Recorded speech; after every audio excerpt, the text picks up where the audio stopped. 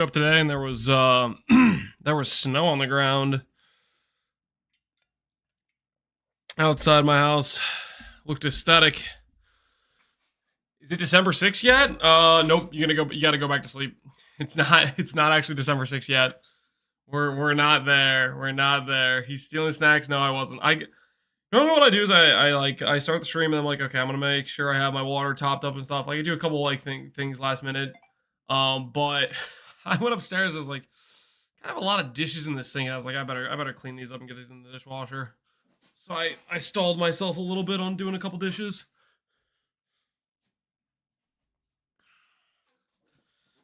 Can't stop thinking about the game, but I need to do homework for college.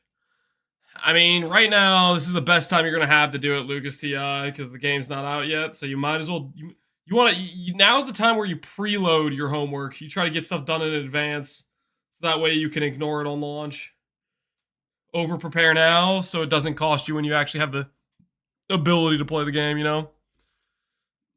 Dishwasher's a game changer. Well, I have a dishwasher. It's just a matter of like rinsing off the dishes and getting them actually like put on the rack, type of thing. Is what I was doing.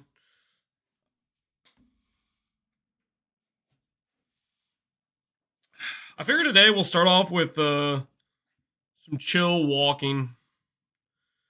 We slacked the last stream or two, not getting any walking in, so I think we can do better today. We can do better today is what I was thinking. So I was gonna raise it up.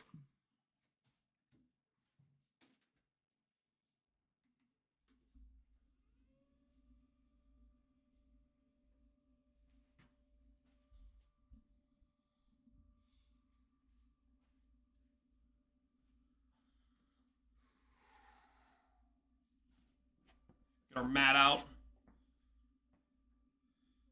Definitely a part of me that's kind of regretting doing the carpet down here, but I think it's helpful for like echo and noise absorption. There's another part of me that's just like wouldn't have to use this mat if I just had a hardwood floor.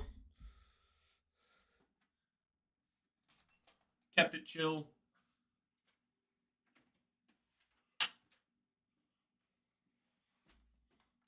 Lance, where did you get your walking pad? My wife has been wanting one for a while. Exclamation point treadmill is the link to the one I got. I'm not sure it's the best walking pad, but that's the one I got. Basically, I just got the cheapest one that had some okay reviews on Amazon. I'm not sure that's the best approach, but it's been working decently enough. I'm not convinced it's the highest quality, but it's done okay for me so far.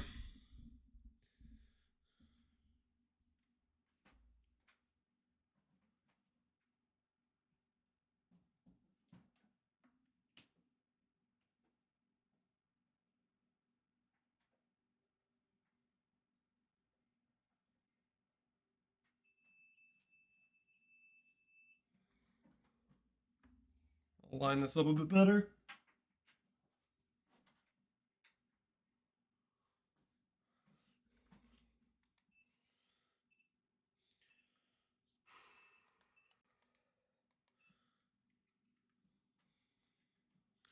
Okay, so what I decided I want to do first today, well, what I want to do today is I mainly want to look through some of the earlier playtests of the earlier acts. And I wanted to get a bit of a write-out of the act progression. Like, you know, wake up on the beach, Twilight Strand, whatever they call it, and then boom, we kill the new Hillock or whatever, right? And then be like, okay, the next zone, you talk to this person and this person, and then the next zone, you go kill this guy, you know, stuff like that. So that way I have a general idea of the act progression. I don't really want to be like trying to figure out where I'm supposed to go on the launch, you know what I mean? At least not for the... I think this playthrough from Havoc it has basically the first two acts. Granted, some stuff's going to be changed, but between this playthrough and then some of the playthroughs on the November 8 playtest, we should have a pretty good idea of the progression. So I was going to write down the progression while we watch this gameplay footage. That's the bloated Miller for you, sir. The bloated Miller. Okay, we'll write that down. Bloated Miller. Today I learned that's what he's called. Bloated Miller.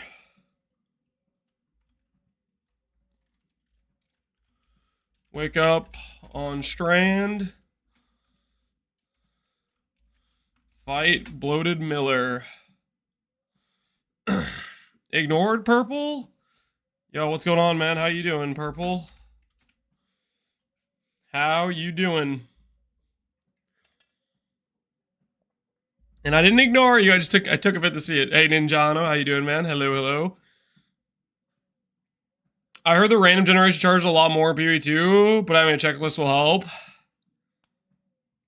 I mean the random generation I think is like it's on up like a per league basis type of thing. But I don't think it's gonna change like the order of like bosses you fight, for example. I mean in terms of Bloated Miller is always gonna be the dude you fight at level 1, right? And that like that witch, I don't know what that I don't know what it's called, but there's like this ice witch lady in one of the first zones. That's probably always gonna be your like hail rake fight, or your, you know, one of the first things you fight early on. Even if they change maybe some of the positioning of the zones. The zone that contains the witch is always probably going to have the same name, I would imagine. Something Crone. Yeah, like Carry-On Crone or something like that. Bloated Miller's the new Hillock? Yeah, the new Hillock. Alright, anyways. Let's go ahead and get this thing started. Pause the background music. Let's take a little look-see.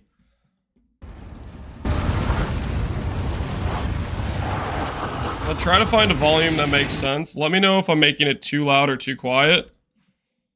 At any point, just tell me if like the gameplay is too much one way or another. This is Path of Exile 2 Monk Warrior Couch Co-op Duo gameplay from the June playtest event. Overall, it was very fun to play, and the balance felt really good. Some highlights that stood out for me are first, the bell. Have they revealed any blood-themed skills? The closest they've showed is a physical bone spike projectile skill.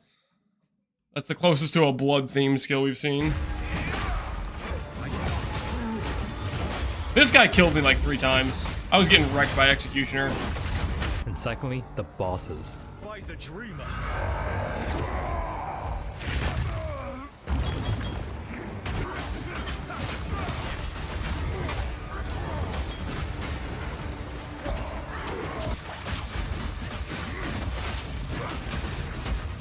Torgal the Defiler was a very fun fight, and definitely gave us some trouble and Shock? suspense. She'll see. Shock seems really good in PoE too. I might end up having the shock node, the double shock node in my Stormweaver character. 2 shocks. Yeah, double shock just seems pretty strong. Because I don't know, I haven't seen too many sources of increased damage taken, so going from 1 shock to 2 shocks still seems like a pretty solid damage upgrade. Ooh, I'm ready. See when you watch it. Now, of course, there are some areas that I believe need improvement, such as mana, or how easy it is to stagger some bosses in group play. And I'll expand on them in a first impressions video at a later time. Until then, enjoy the rest of this video. Thanks for watching, and as always, have a great day, Exiles. I will enjoy watching.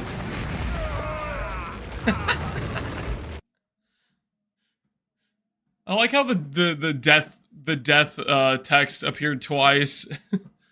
Fury Strike, Slade, Murder, Killer, Slade.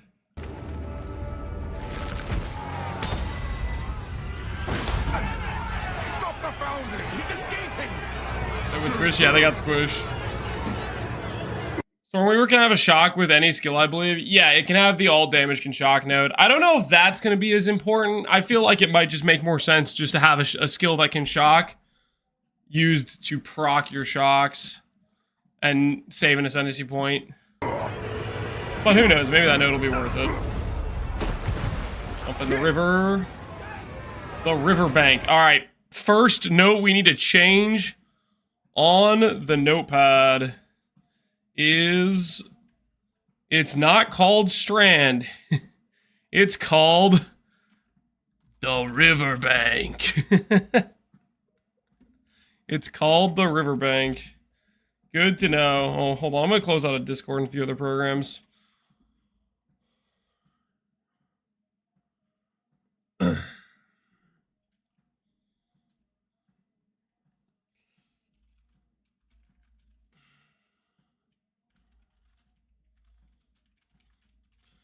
Hog's asking me for like a headshot picture for parody video. So that'll be, we'll try to get him a decent photo. Alright, anyways. Let's continue. Whoa, whoa, what the hell, Havoc? What is this? My whole plan! You skipped to like the middle of Act 1! What is this? Act 1? This is not just, he skipped the town, he skipped some of the first few bosses, they already have like 72 skills? Maybe we can't watch this playthrough. It's not giving us, okay, I'm gonna have to find, we could do this playthrough from this point onward, but I need to get context first. I need to go look at a different playthrough to get context. Sir, why are we fishing for Garfield and RF? It's based on a build I made in Crucible League that I was calling Gigar. I was calling it Giga RF, and then people kept calling it Gigarf. And then eventually that artwork became a thing with 2binge making it. Alright, we need to find... let's do the Badge Hero. Let's do the Badge Hero one. This one we degenerately looked at just for the passive tree. But I think it'll work for us just to look at it for actual progression, because it's straight from the start all the way through, right? Isn't this gonna ruin the fun of your first playthrough? No. No, it won't at all. I did a playtest in June, right? I already did all of Act 1 beforehand. And even if I hadn't done all of Act 1, I still would want to do this. So not ruin my playthrough. Having a good idea of where to go and not having to double check, like, reading... How do I put this? I don't want to spend a lot of time trying to figure out what way to go in the acts and what's the better way to progress. Like, I don't want to be a level 5 character going and fighting the level 10 boss when there's some progression I could do in an earlier zone, because I just haven't, you know, freaking prepared myself a little bit. Good evening, all. Hey, Manic Monkey, how you doing, dude? You'll get enjoyment out of it in different ways, yeah. Absolutely. Man, YouTube's bitrate is so scuffed. Well, I must say, it hurts me, Foundling, to see you like this. Quickly, he's escaping! Stop the Foundling!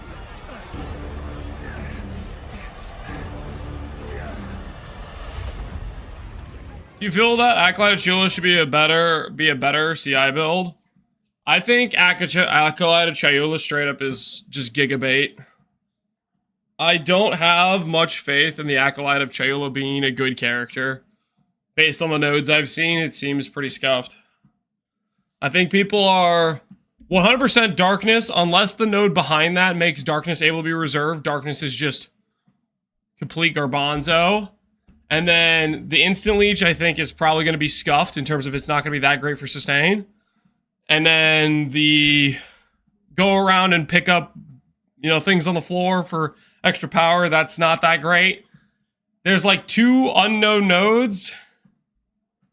And I just don't see how that... Unless those unknown nodes are really good, I just don't have to see how they're saving it, you know? I think it will be, since it's unreserved darkness. Well, they said specifically when the darkness takes damage, it gets reserved for 10 seconds. So that's like... There's already that wording in place that it's getting reserved by damage you take. So, like, I don't know. That's the only chance for darkness to be good, is if the node behind it lets you reserve it for auras. That can maybe mean it's actually legitimate, because then it actually allows you to get more auras, in which case it might be giga strong. But I'm just not... I'm having a lack of faith in it. Instant mana leech is still way better than normal leech, right? The context of what I've seen of leech is it's based on, like, physical attack damage, and the monk has a lot of, like, cold, lightning, elemental synergistic skills. I'm not sure I've seen too much leech on the tree, and the clip I saw of them fighting Zesh, their leech was, like, just a very small amount. My concern is, you grab these things that say instantaneous leech, but if you don't have the tree support to back it up to make that leech actually a meaningful amount, then you're just, like, you're just screwed. Like, it's just, you grab some Ascendancy nodes that aren't actually that really great at sustaining. Because, like, if you think about it in PoE 1 terms, that instant leech sounds pretty good, but this isn't PoE 1. We don't necessarily have the same access points to leech that we do in PoE 1. You know, I have not seen anything convincing that that leech is going to be very good, unless you have, like, a very strong build type of thing. Do you think there's thoughts on Monk being a good tanky character? I don't believe in Chonk. Invoker might have some potential. The Meditate's kind of a strong node. It's a little bit weird, a little bit wacky, but it could have potential.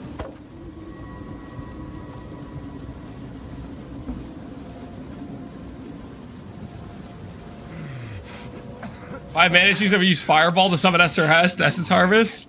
I don't know if that's cooked. No, I don't think that's cooked at all. We literally were talking about that yesterday. That's something we might be doing ourselves. This guy was playing on controller, so they had the playtest. They probably had the option to use controller or mouse and keyboard. Yeah, mess him up. Mess him up. Lance is still doubting the Chonk. I am absolutely doubting the Chonk. I do not have faith in Chonk.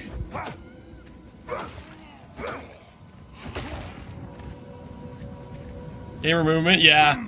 Oh, when we were doing the playtest, it was just hilarious. You could literally go one direction while spinning your character. It just looked hilarious. It was a lot of fun. Me and Yosis were doing that all the time, just constantly spinning while we were going places. Because you can literally walk forward and spin at the same time.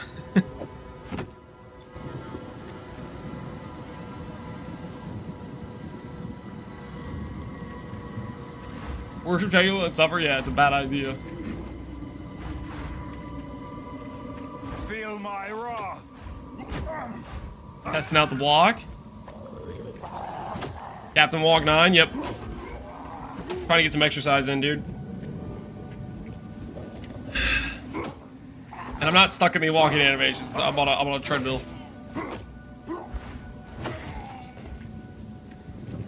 I'm gonna clear with Resonating Shield and Magma Barrier. I'm gonna be unkillable. Maybe. Rolling Slam, first ability.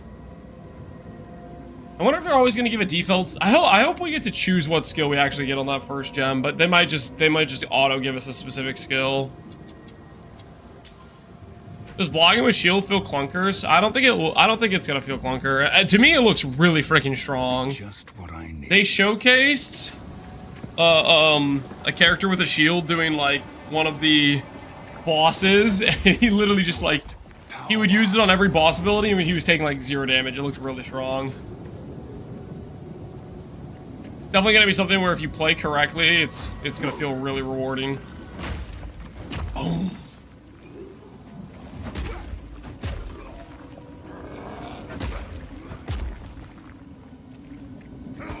Question for a long time PvE player, do you prefer click to move or WASDA? I have not gotten to play WASDA. The playtest I did was a couch co-op controller playtest. So I did not get to play WASDA. But that being said, controller was fun. I'm imagining WASDA is going to be the meta for a lot of characters. Any character that needs to like move and shoot in a different direction at the same time, I think you're going to be playing WASDA. But there's gonna be other builds that I think click to move makes sense, like less button intensive builds like Summoner and stuff is probably gonna be a WASDA angle. Or not a WASDA, sorry, a click to move. Ultimately you could do either and you'll probably be fine. I think I'm gonna end up playing WASDA. I think Wazda will be nicer on my wrist because of not left clicking to go everywhere.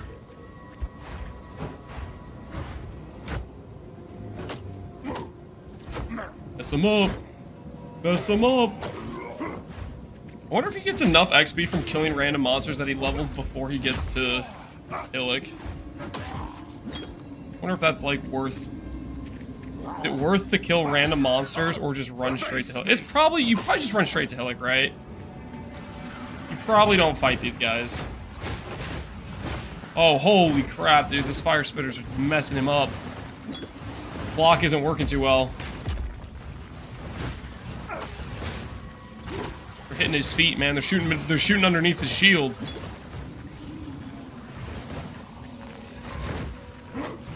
Have I looked at strength, Dream Cores? Yes, we looked at it yesterday. We looked at Dream Cores video yesterday. Yeah, dude, those things are nasty.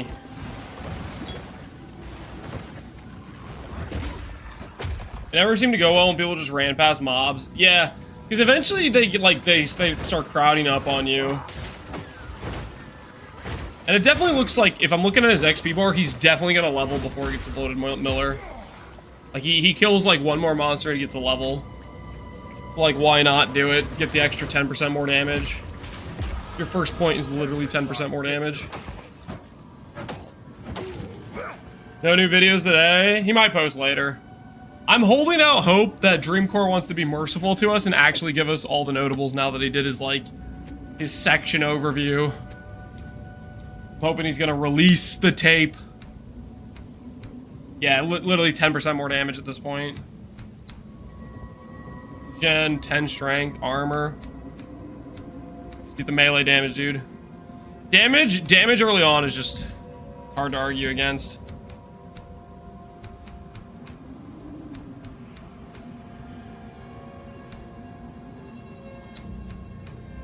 Is that no just straight up?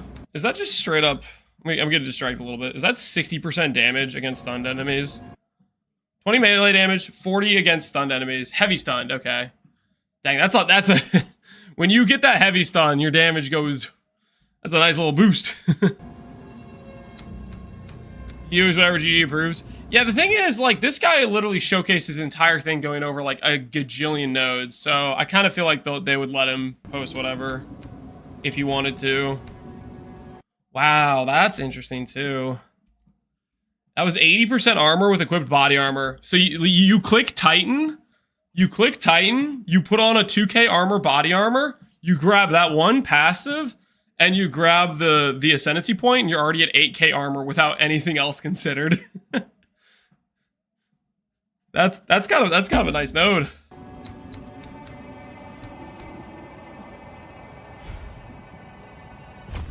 Do you think you'll be able to support any hybrid arbor types like Energy Blade, Strike spells? I think with the weapon swap, supporting multiple different archetypes is definitely going to be a thing. But it's going to be stuff we're going to have to figure out. I think it's going to maybe be a lot more possible than it is in PoE 1 with the weapon swap passives. If I wasn't going Sork, I'd go Titan for sure. Just seems solid. Yeah, Titan I think is just going to be a good time. Just a chunky dude, slamming, just going, ooh, ooh, ooh. The ascendancy that has like the aftershock thing, the double armor ascendancy. It's just some solid stuff. 20% more life node. Just all some like pretty generically strong stuff. Do you think you'll get promoted to major for PoE 2? Probably not. I want to stay a captain.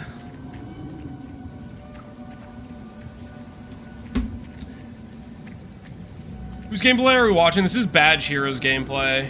Or Bad Hira, Jira. I don't know how to say his name, guys. I don't know how to say his name. It's this guy, Bad Hira. People keep telling me he's a WoW guy.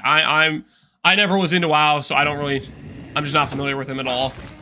But he released some raw footage. Bajira. Is that how you say it? Bajira? Bazira? Bajira. Okay, Bajira. Yeah. This is of the people that went to the play test, the most recent one, this guy is my favorite person because he just gave us everything. He's like, here's just all the raw footage, you know, just here, you do what you do. He didn't. I appreciate him because I could just, you know, we could actually look at everything he did. Granted, okay, I know it's like better for the YouTube algorithm, and it's like more easy to just watch like the videos that are like, here's my 10 highlights or whatever. But I value this too, because then it allows us to actually like have some full view experience of it. Subtracted wanted to put his out, but Gigi said no. Wait, really? What if what if this Bajira guy didn't get permission and he uploaded it anyways, and he just like isn't checking his email, and Gigi's like, yo man, you need to take that down. He just hasn't checked his email. What if he wasn't supposed to just give the whole uncut footage?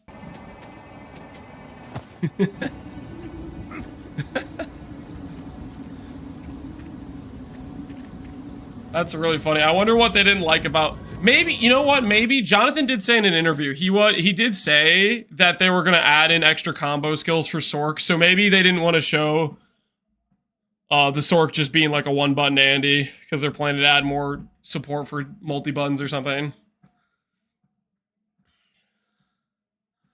So Dragon was allowed to stream his full playthrough, but he had to skip one part. Okay. Something unfinished, something I need to change. You guys are not milking it like Dreamcore is. I'm not mad at Dreamcore for milking it. The other thing is Dreamcore might also have had the same condition that he might also have some limitation of what they wanted him to show versus what they wanted him not to show. Because you have to admit, Dreamcore also took the time to look over all the passives when he could have just played the game, right? He had the opportunity to just play the game. He sacrificed a little bit, you know, 30 minutes, however long it took him to hover every node. So, Bloated Miller. We can definitely level before we get to Bloated Miller.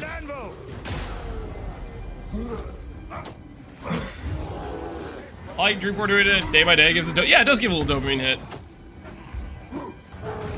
It's like what's the word?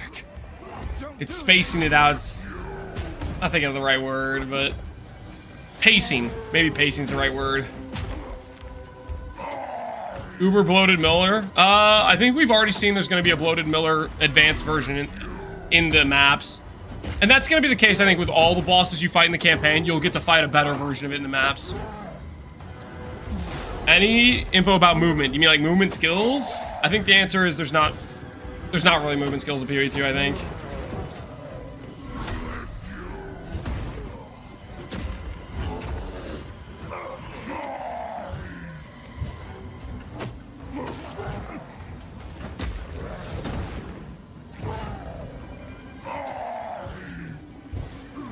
This seems so chill as a warrior. You have a shield, this fight seems free. I think it's gonna be the way with a lot of like boss fights. Like he literally just he only has to dodge the ability that like turns red or whatever. Everything else he's just like shield, shield, block, block, block. Like that's like min-maxing his ability to do DPS uptime because he's ready to go to hit right after the attack comes in. Just equip a shield on Sork. I think that's what I'm gonna try to do. I think initially I probably can't. Initially I'm gonna need like the skill that comes attached to the staff or the what's it called? Just there's a lot of plus levels early on, like on a staff. I might need the damage early, but late game I think shield plus scepter is gonna be the way to go. People are sleeping on shields. Shields seem OP as heck to me. They seem OP as heck. Got a transmute early. Mana recovery from flask and gives a charm slot. Interesting. ES gloves, ES helmet. Transmute. He's gonna transmute his club. Don't transmute the club. Come on, transmute like a better base or something, please. Please come inside. Shield has a stun threshold. Do we even know if there are int shields? They have not showed us any int shields really, but I'm pretty confident there are. Like for example, if you look at the most recent, like they showcase, oh, here's an aura from, here's the discipline and the malice, the scepter showcase. they're running around with the scepter in their hand, right? And then they also have like this antler looking thing in their other hand that's not like a wand. So I'd imagine that's like the, you know, the spirit shield, the titanium spirit shield type of thing. They haven't really freaking. Wait, no, they have told us. There's foci. What are those? Isn't that a focus? What the hell is a focus? Okay, guys. What's a focus? Spellcaster offhand. It's an offhand for a wand. I guess we'll see what's on that, but I think if that's the offhand is freaking the focus, I think I'm gonna use like a strength ES hybrid shield, you know. I think shield seems too strong to ignore. Where have you been, lad? I've been worried sick. I looked for you everywhere after those soldiers came for you, but where have you been, when I lad? found neither hide nor hair, Wait, is I had to believe Bajira a lore guy? It's a good thing you managed to escape. He's actually listening to the whole thing. We could sorely use The lore your playthrough? strength in these dark times. Uncut skill gem. Eat your first one in town. Okay, that's good to know. Ba, ba, ba, ba, ba, ba, ba, ba.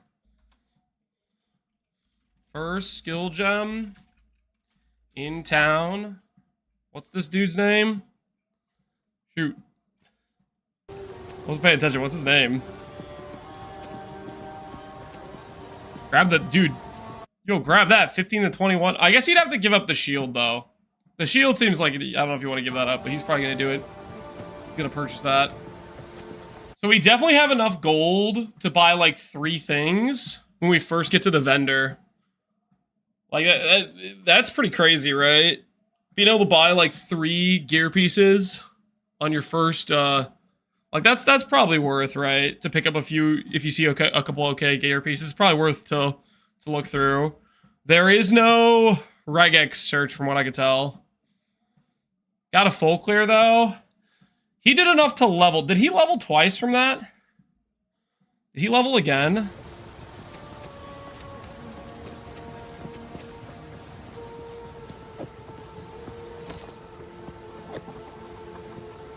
So he is gonna go for the 2-hand.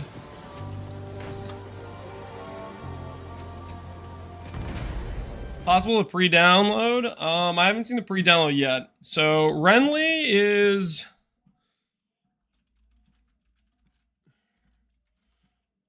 regular gear vendor. He's the regular gear vendor. I'm betting there's a vendor for like mage gear. Yeah, there's a vendor for mage gear probably, I would think. Let's see if he talks to that one too. Must die for what he has done to us.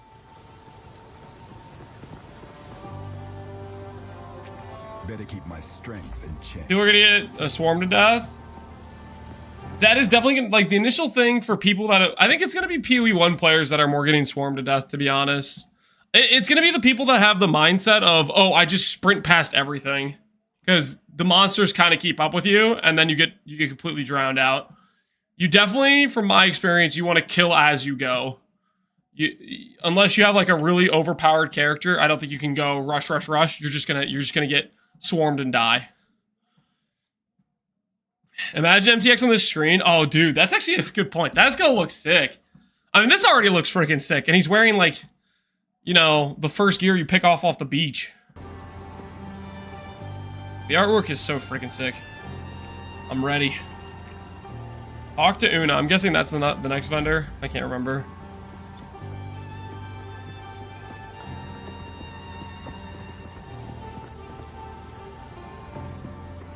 I just bought my first 1440p monitor. I didn't expect it to be this different. It's great, but so different. Same. Well, I didn't buy it. I got it for my birthday. So I set that up, and I'm still trying to figure out the color settings and stuff for it to make it look decent.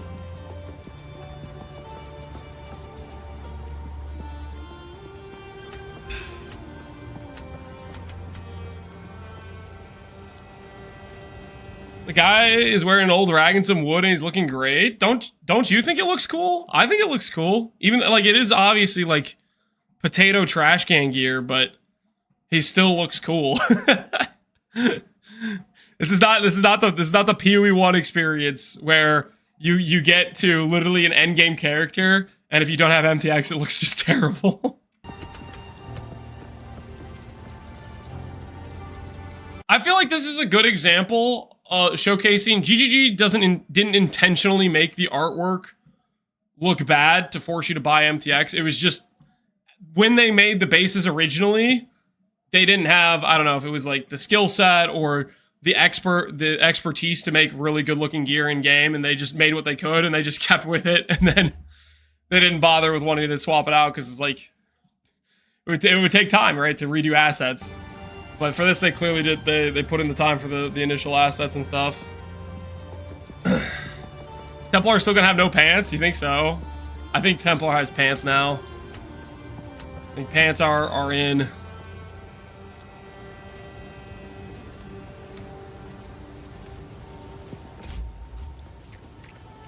All right, talk to the. I want to see which one's the caster vendor, just so I know. The Una.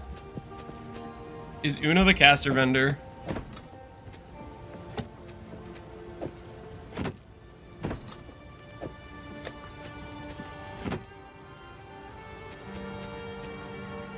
Dude wants his main hand to be the two-hand mace. He wants the damage.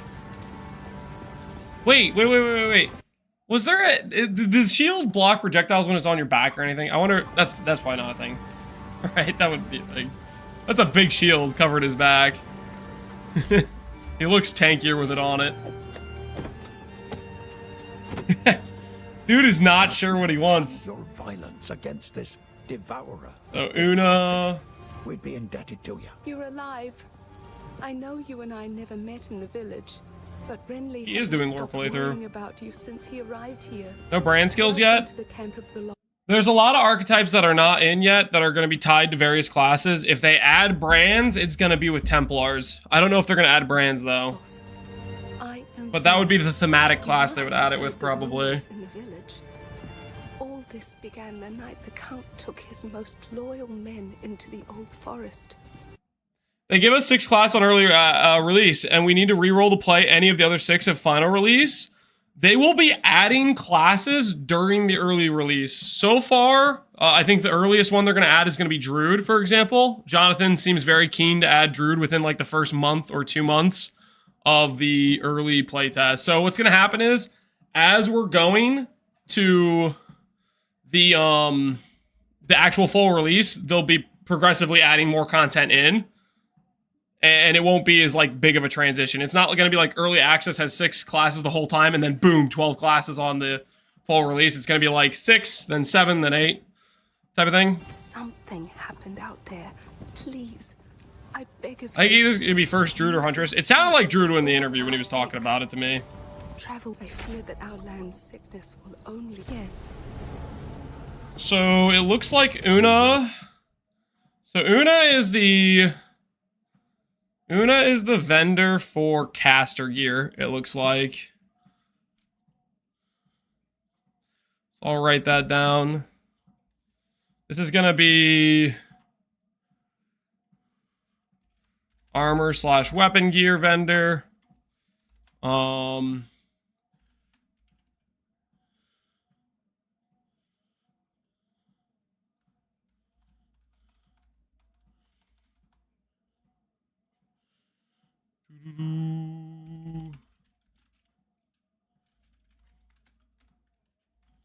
Renly.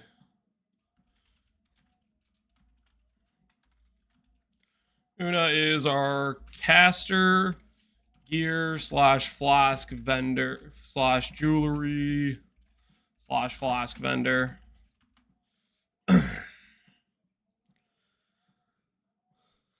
Hey, Connor, how are you doing? Act 1 Una, Act 2 DOS, Act 3 Tross? You think so? Survive this. Okay, hold on. I'm kind of curious how good the gear is. He's going to look when he checks the vendor. We will survive this. Okay, whoa there, buddy. Going a little fast. +1 fire. It's a wand and has 34 fire damage. Oh, baby. Oh, I'd buy that so fast. I'd be like, cha-ching. I'd go grab a shield. All of a sudden, I'd be logging in. Yo, I am a wonder now. I'm so excited for an effing blue wand. Yeah, dude, that looks good. It can't just be coincidence we're seeing this many gem levels. I feel like they definitely made the early loot like consistently give you like semi-decent rolls. Or they just made the like... It could also be the freaking chance to roll good mods is not too bad. Ooh, 18 cast speed. That's kind of a lot. That's a lot of cast speed too. Lightning bolt. The early skill gems like attached to the staves seem pretty good too. Scrolls are cheap as well. Interesting.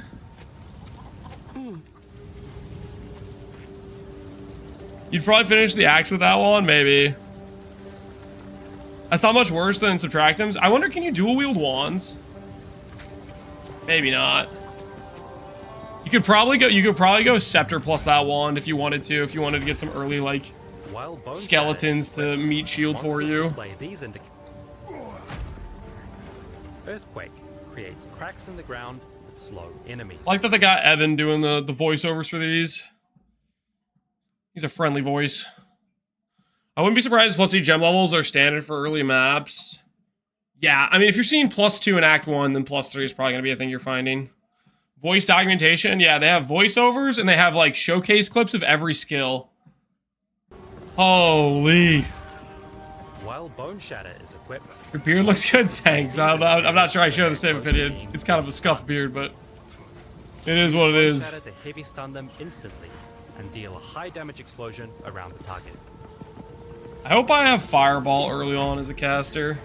Earthquake creates cracks in the ground that slow enemies. After a few seconds, it explodes, dealing a large amount of damage. Using the skill again before the explosion will not create a new earthquake. Yeah, same as current earthquake. You can't use it multiple times in a row. Bone Shatter is equipped. Monsters display these indicators. I'm disappointed it's not Chris doing the voiceovers. I mean, use Bone Shatter to heavy stun them instantly and deal. Do you think it's gonna be like every like? I think it's fine to have, you know, like. There's only so much one person can do, right? There's a reason they hire additional employees, is so that way they can cover more ground.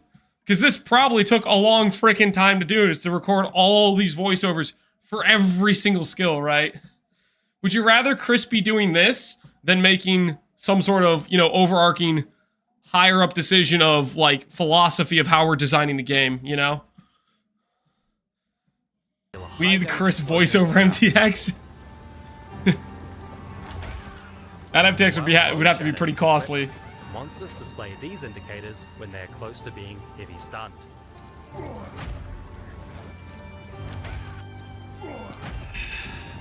Earthquake creates cracks in the Do we ground. know if there will be chase items like Headhunter? Yes. Calandra's touches for sure, or not Calandra, sorry. HH, I think they've already confirmed they want chase items, T0s, 100%. And then I'm pretty confident Mirror of Calandra's in the game. It's literally the logo. It's the highest chase item like thing is mirroring an item. There's no shot it's not in the game. That is... I would eat my shoe if Mirror of Calandra wasn't in the game.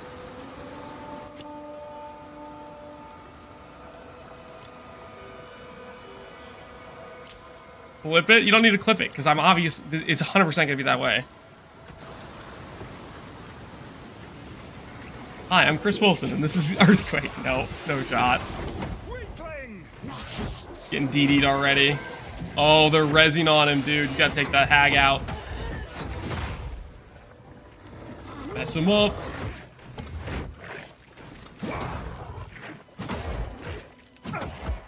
Ooh. One-shotting. This zone is clear fell. And this is where you get the carrion crone or whatever. I expect a mirror by Act 4, no shot. It's gonna be 10,000 hours per mirror type of thing.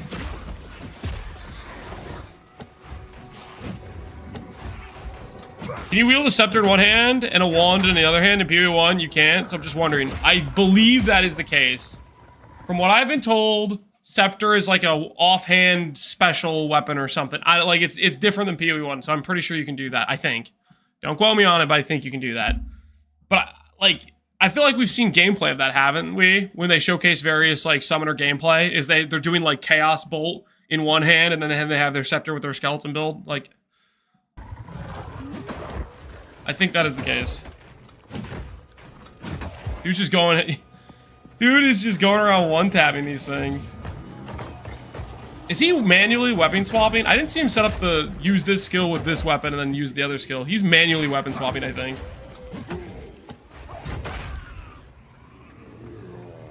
What's up, y'all? Hey, Nosferatu, how you doing, dude? Forged by flame.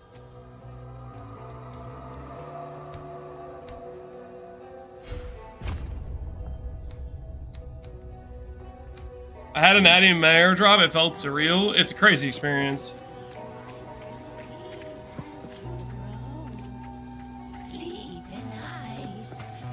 Alright, let's see how he does on the carry on crone. Let's add it to the text, though. Let's add it to the text. Clear fell. Carry on crone. Boss. Fight.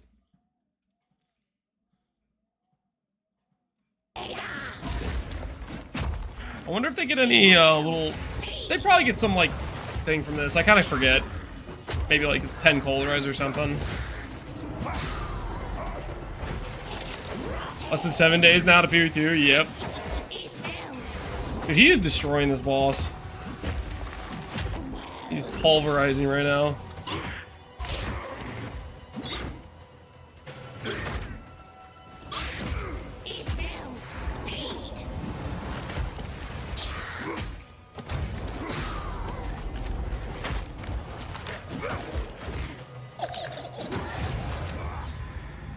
Yeah. So you get the 10 cold res.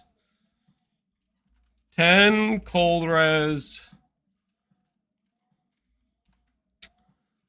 Plus 10 cold res for fighting this boss.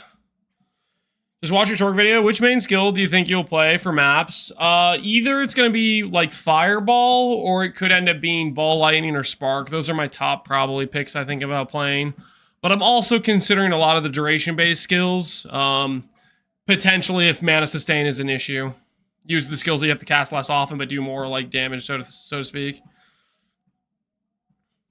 Seems to have 1k HP. Oh, I wasn't even looking, but yeah, I could see that. Just not too much HP. Type skills work with either one hand or two hand mace. Correct. Yep, you can use either or. To me, shield seems really strong, so I think I'd play one hand plus shield, honestly. One hand, the shield's just crazy strong to block.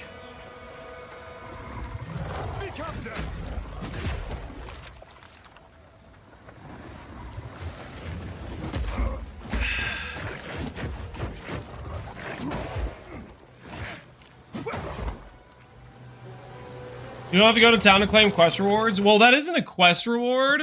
That's just I don't know how to describe it. A lot of these like boss fights that are in random zones, they give you like random little passive stat boosts, and those things you can just click right away and get the benefit. But there's still like quest rewards for the various quests you're on. Like that's kind of a separate thing.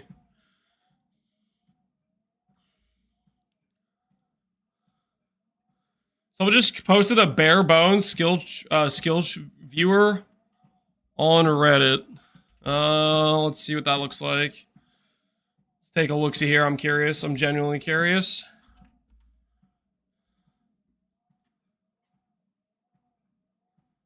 So this just has basically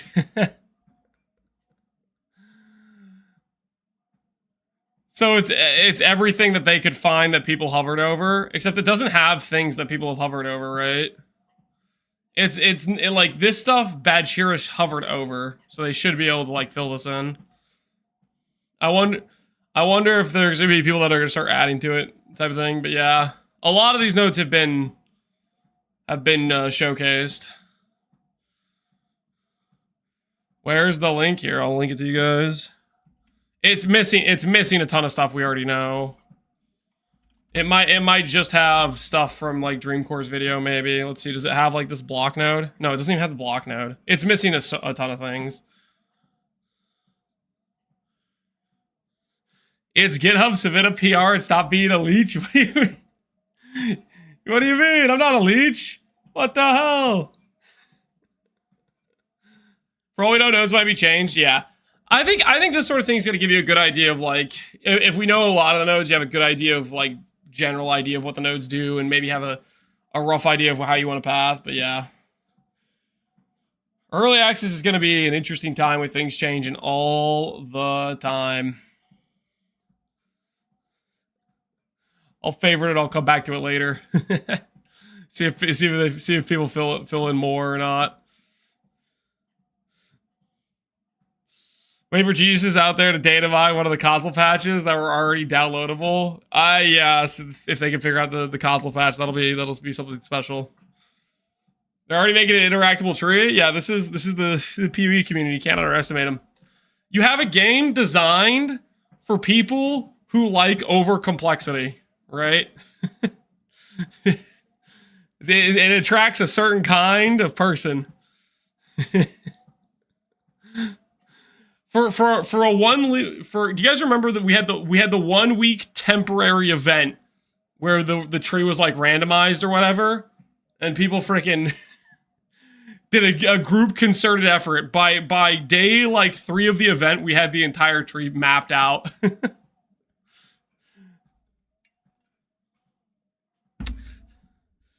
We will create if it's not created. Yep. Local Identity said they're not going to launch PvE 2 until after a while. I hope that's true. The one danger of doing that is there's going to be people that will try to fulfill the role of POB if there's a void. I think that's the one risk. And then that's going to be the case where maybe there's like 2 different POBs or something like that type of thing. But hopefully that's not the case. Hopefully people just chill and wait for the time to pass, you know? There's going to be a void and people will fill it. Yeah, that's kind of what I think will happen, right? A lot of hyper-fixated people. Well, it's not just about hyper-fixation. It's honestly like there's a monetary incentive, right? There's a big monetary incentive to be the one who has the tool, you know, in terms of like we're very lucky that POB and the people doing POB are not trying to monetize it with a bunch of ads or stuff like that, in terms of like it's a super legit tool that is just uncluttered by that sort of stuff. But there's going to be people who will want to monetize it, see that there's a void and try to fill that void, and you know what I mean?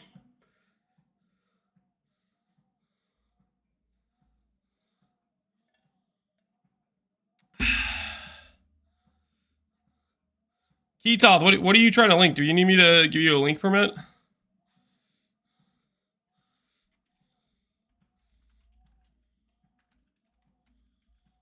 I don't know what you're trying to link. They tried to paywall it, the GG would kill it, but yes, ads free is a blessing. Yeah, I don't think people will be able to get away with like a paywall system, but that's the thing though. There's still gonna be a monetary incentive to have it, to be the one who has the tool. I'm gonna make my own POB tool too, but all it will tell you is your EHP number. And you know what? People will. That's kind of almost what people use POB for right now. Oh, it's the Reddit comment from Local Identity. We'll be making POB for POE 2. It'll take a while to get a basic version working, as well as we'll need to figure out all the new game files or structures, and can then be adding all the mechanics to it. POB for POE 2 will most likely be a new client, as trying to keep the code base on one app is going to be a pain with how different the systems in the game are. Fair enough. I also believe that as POE 2 is a new game, it would be detrimental to the community if we released a version of POB after only a couple weeks into the game's life. We only get one chance to explore the game for the first time. I mean, it could also be that he doesn't even think it's even possible for them to get it done in a couple weeks, right?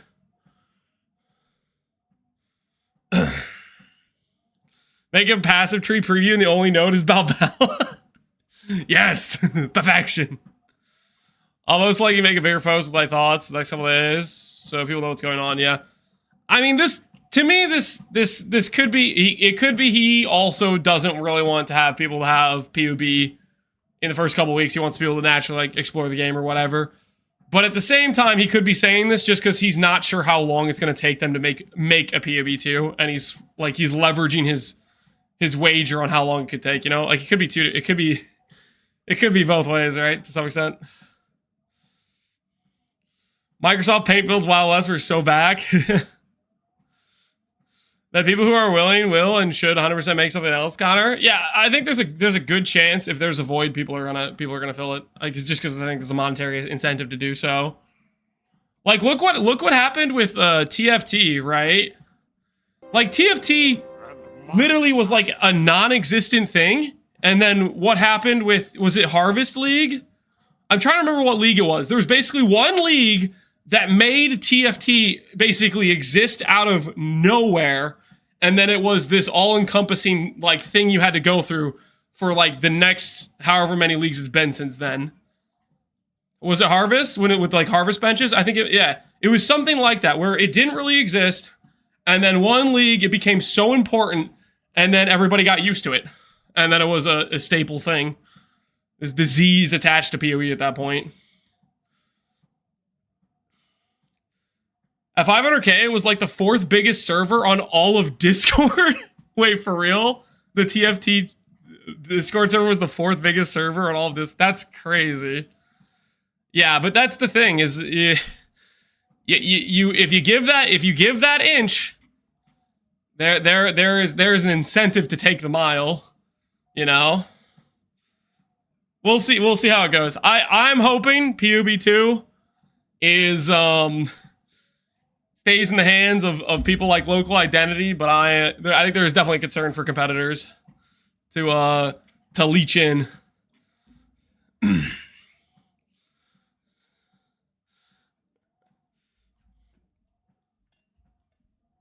There was one server that had 1.1 mil and then a bunch that had around 500k. That's pretty crazy.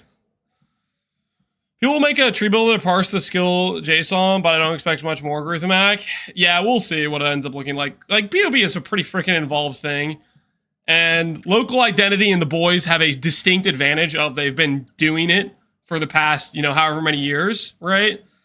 Whereas somebody that's maybe not done anything with POB before, going in fresh is maybe not necessarily going to understand what all is important to the POE player base.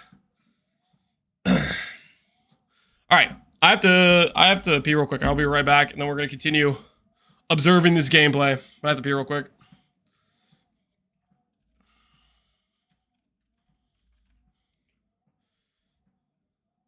That tree linked earlier had 0 notes filled in. That's what I was saying, Connor. It's missing like, I saw like 2 notes filled in. It was missing a ton of notes that have already been revealed. That's something that I bet by tomorrow, I bet it'll be filled in with the stuff that it's missing that we know about, if I'm going to guess. All right, I'll be right back.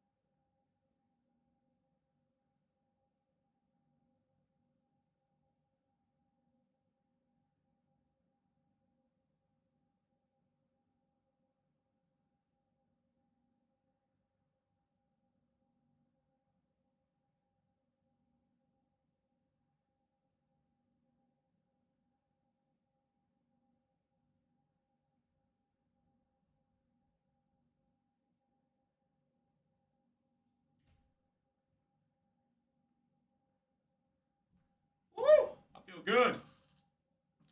Infernal Fireball! Dude, the Fireball skill looks so fun.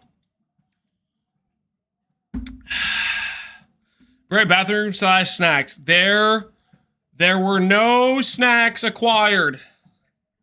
Nothing, okay? That's just a this is just a set of washed hands right there. No snacks. No snacks at all. Archmage looks too good to pass up. Same, I agree with you, dude. Archmage and log in.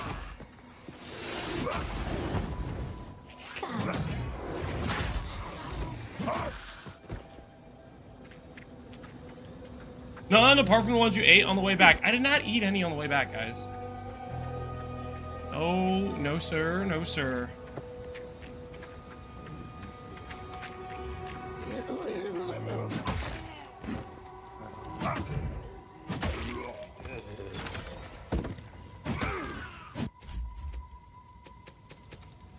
Uncut skill gem.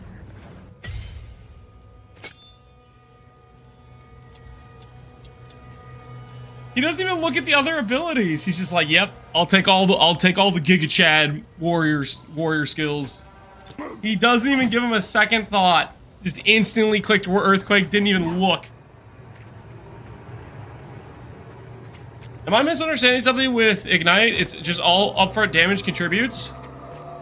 All upfront fire damage, I believe. But yeah, pretty much. Like it works with crit. It works with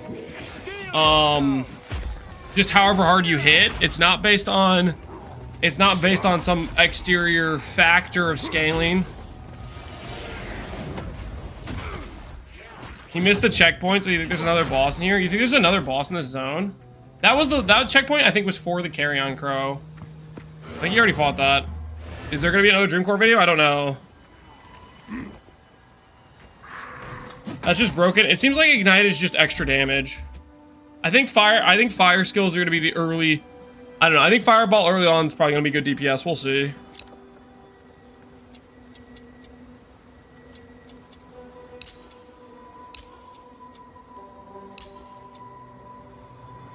You putting the skill in just twice? Swapping the keybinds, fair enough. Did anyone else from the playtest do a no commentary full video? I'm gonna look for more people, but this is the main one I know that did a no commentary full gameplay is Bajiro.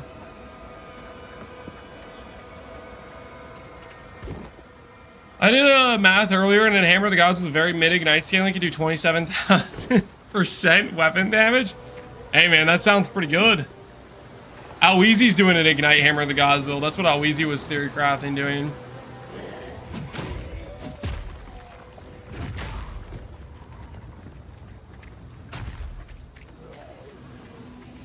Infernalist had Shaper of Flames logically. It does, Dork Messiah. That's what the node is. All damage contributes to Ignite. It literally has that behind the Infernal Flame node. Nagulian has a full playthrough too. Okay, we'll check out Nagulian's next then. We can check out Noogies. Mud Burrow. Was this the next zone? Shoot, I kind of got distracted. This was the next zone, right? Let's see how he does with Mud Burrow. Shoot, what was this place called? Oh no, I wasn't paying good attention.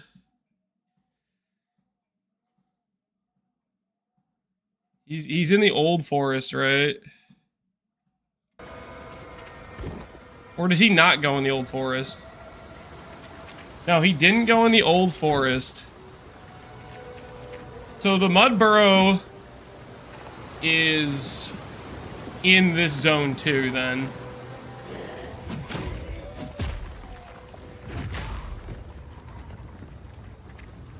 Correct, Connor. I think that is the correct way to look at that. Whose playtest is this? This is Bajira's. This is his playtest for November 8. There was a November 8 playtest, and this is what it's from. Okay, so in the same area that has Carrion Crone, there is Clearfell, Mud Burrow, Devourer, boss fight. Let's see what he gets from this.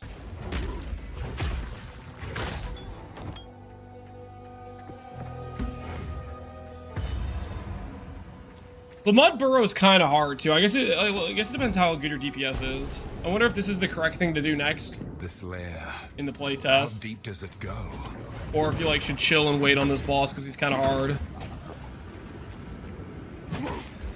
We haven't seen phase immune bosses. I don't think there's too many of them. There are bosses that have phases though, Connor. Like the Count, for example, has a phase where he goes into like the mist.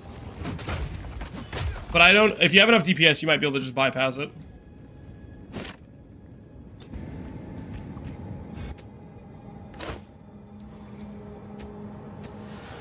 Get better gear. You know, you just like fight more monsters, get more drops, stuff like that.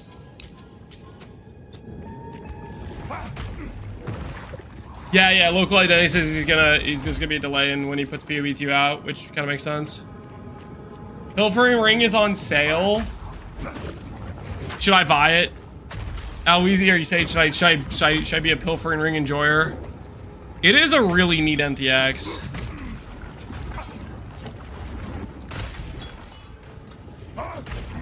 What's it cost? What's it cost? Lightning Rod looks good with the LA chain though for bows. Yeah, you get a lot of overlapping damage with. It seems like you can do a lot of shotgunning overlapping damage with bow stuff. 95 points. That's not terrible. You might think about it. Last time I opened up PoE though, I got crashed out. I guess I could buy it on the PoE site too. It's one of the best buys after the stash tab. You think so?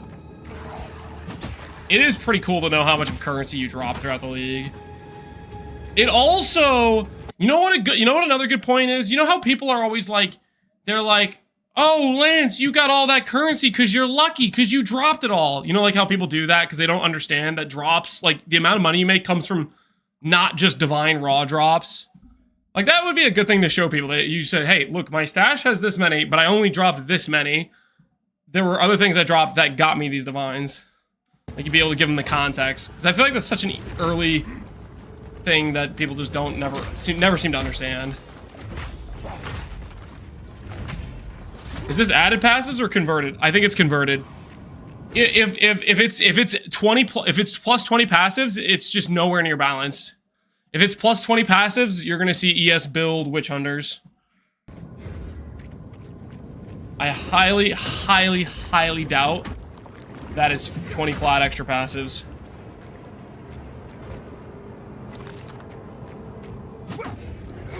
Settlers boats? Yeah, stuff like Settlers wouldn't appear.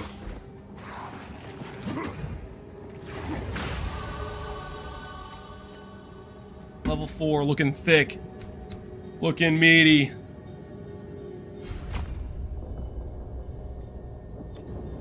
I dropped 10 raw div in Settlers. I had over 300 at one point. Yeah, it's... Unless you're playing Sanctum, your raw divs come from other loot type of thing. Here's a new preview of my in-development POB2 build planner, Lance of Building.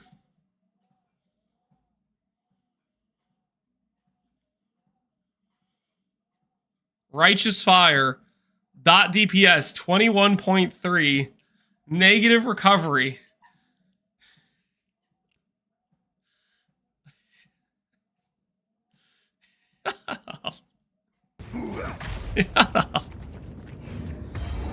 No Valhalla? We don't know yet. There might be Valhalla. Although it doesn't look like he has any flasks active, so it's probably not Valhalla. It's freaking misplayed. Looks legit. It's not legit, guys. This is Gruzabag memeing. Okay, so the base level monsters in the burrow seem appropriate for a level 3 character. So maybe the play is the full clear here.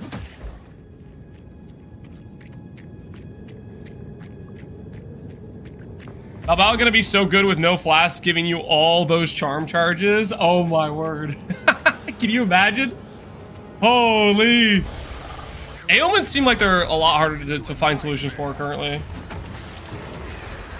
Oh, this boss doesn't really have that much HP. He did 83 damage and the boss is already like...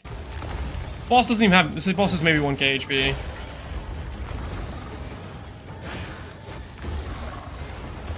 So it's probably appropriate to do Devourer at this time. I would bet the next zones are maybe scaled up more. My axe. Yo, Grand Tier Run Sympath. Appreciate the sub, man. How you doing?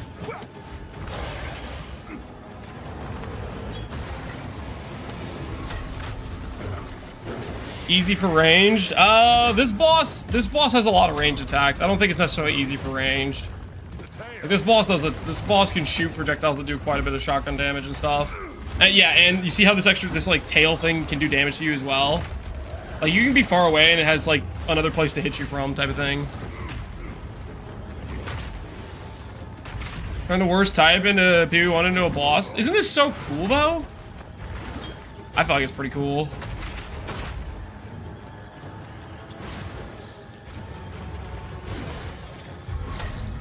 The crab backpack's on sale as well. I think I might hold out. I don't know. Pilfering Ring is really cool. I might be tempted to do that, but other than that, I think I might hold out. This in maps will be wild. Well, this isn't gonna be like a rare monster mob. This can be probably a map boss, scaled up and stuff, but it's not gonna be a rare monster type. He's defeating this pretty easily though, to be honest. He's not having too much trouble, I think. Yo, easy kill. A horrific task. So Devourer has a Renly reward.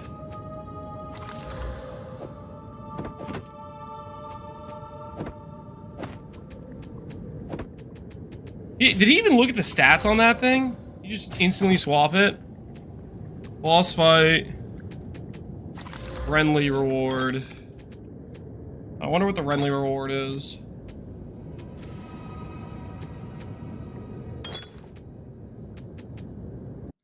This makes me question WTF happened on Subtractim's Merc character against this boss. I think honestly Warrior is just, it's just better early. Like, shields are OP, so he has a really easy time mitigating damage. Like, if you League start a Merc, unironically, you should grab a shield and a melee weapon and click the melee skills. There's nothing stopping you from doing that. Merc has generic attack damage to start out with. Literally, the early crossbow sucks, I think. I think until you get grenades, crossbow is just scuffed. So I think if you're playing a Merc, the play is you start out with some melee skills, a shield setup, and then you swap to crossbow when you get like a grenade.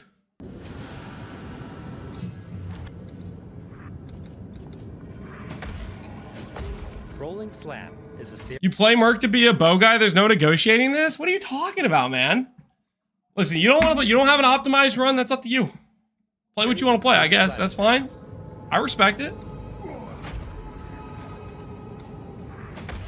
Dude, look at the other skills. Is a series of 2 slams. Scroll through the other skills, please. The first slam. Optimized run wouldn't pick Merc. You're correct. They'd pick Sork.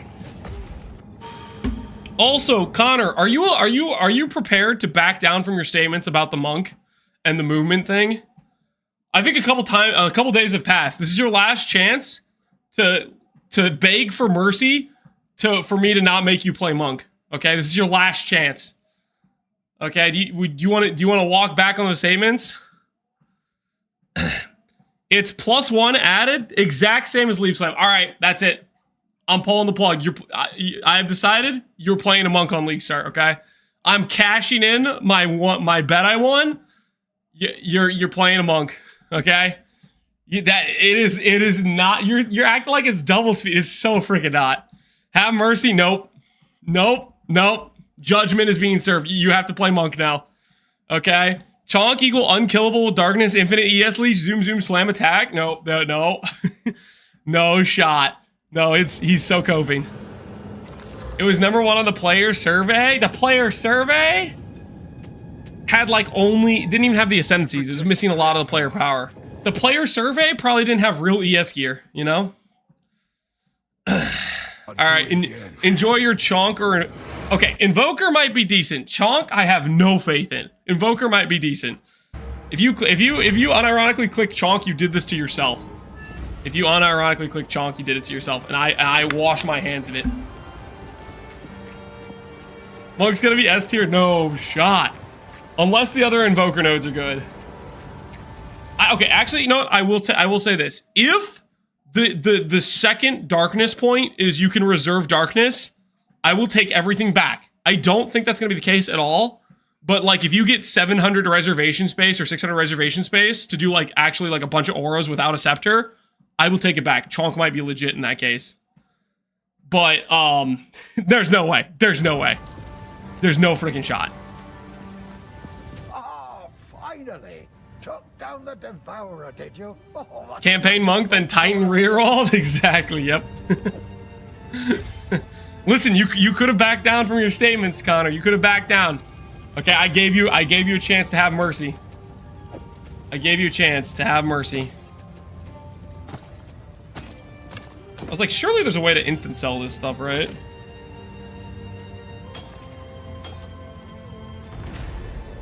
If you find a pint out there, It's better than running? Maybe slightly. I'm not convinced. Maybe he didn't even have good movement speed, you know?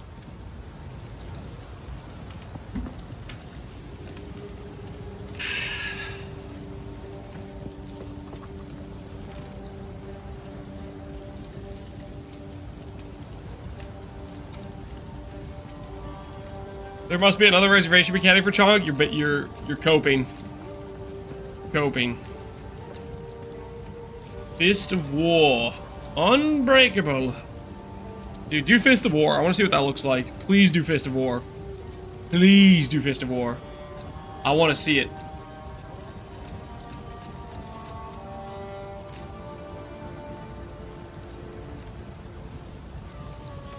We've been waiting years for this, and we're 1 week away. That's right, we're close.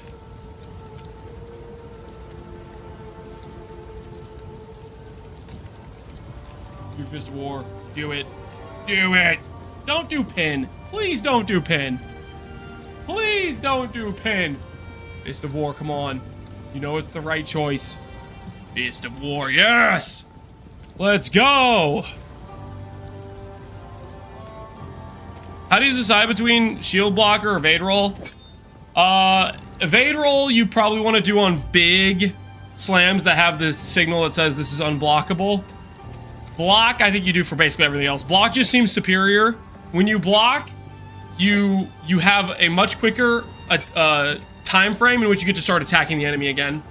Whereas the roll has kind of like an animation to it, where you have to like wait for the animation to finish to why is he putting this portal down? Just an inch away from... that's gotta be a misclick, right? Roll on AoE and red text? Exactly, exactly. I'm gonna throw this out there, but Flicker Strike doesn't require power charges. What does it require?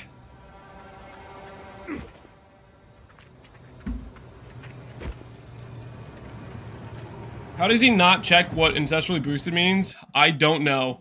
Shoot, I forgot to pay attention. What was the reward? It was a support gem, right? It was a support gem. I think that's what it was. Redley reward, first support gem. Controlled destruction, 40% more, or faster casting. Probably what we want to do one of those is what I would probably do. The Old Forest is next.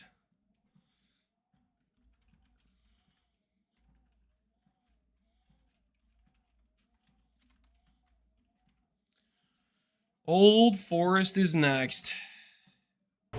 Oops, wrong playtest. I'm gonna close out of this one for right now. We can open it up later.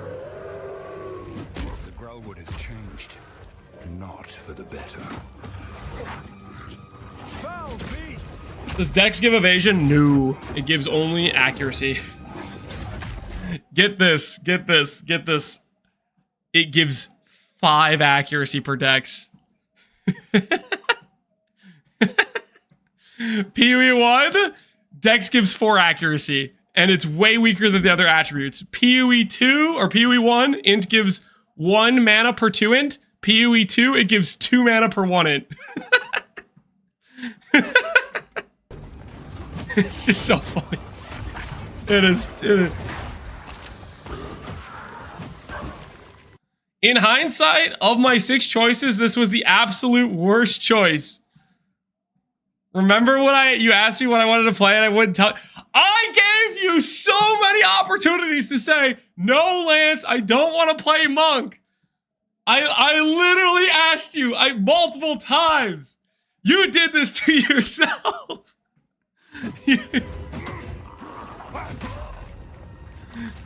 If I said Monk was the last choice, it was gonna be auto Monk. I literally said you need to. I gave you a choice. I said you can back down from this whole leap slam gives double speed thing, and you're like, nope.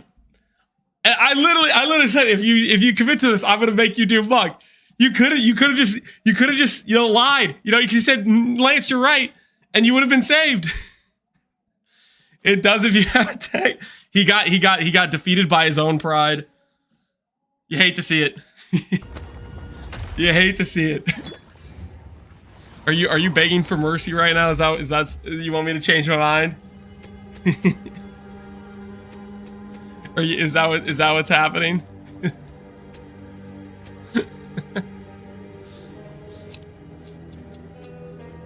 Monk and Merc are like new classes. The other seems like playing PoE 1. I would disagree. Mainly because the tree. The tree is entirely different. The ascendancies are entirely different. The skills work differently. I think no matter what you do, it's going to be different than playing PoE 1. It's just the rules of engagement, how enemies behave, stuff like that. It's completely different. I have a Titan plan, a Sorg plan, an Infernalist plan, and kind of a Ranger plan. Are you begging for mercy? Are you begging for mercy? Is that what I'm hearing? Do we give Connor mercy and let him play a not terrible class? I mean, Monk might be fine. It might not be that bad. Give him mercy. I'm not gonna tell him to play Sork because I don't want competition with somebody who's actually good at making builds playing Sork. So I don't want to give him Sork because Connor actually can make builds without having POB to hold his hand. I don't need that competition.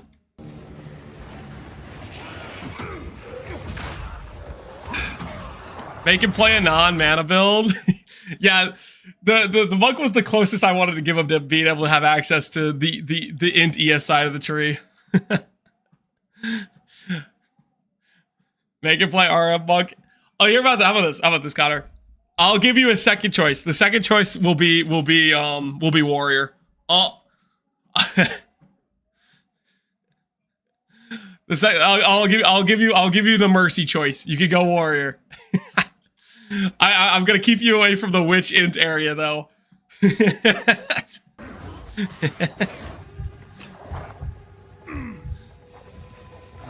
I'm an Igna Titan now. Yeah, right on. Hell yeah. Wait, did he run away? Bajira, what the hell was that? It was just one wolf. Get back in there and destroy it. Did Connor lose a bet? Yes. Okay, for context, Connor and I made a bet during Gauntlet. The bet was who would get farther. He got to, you got through like to yellow maps. What part did you die in, Connor?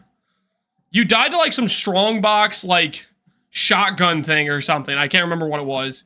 He died somewhere in yellow maps. I got to doing an Uber, but then I forgot to fix my mana. Oh my word. I'm so mad at myself for that.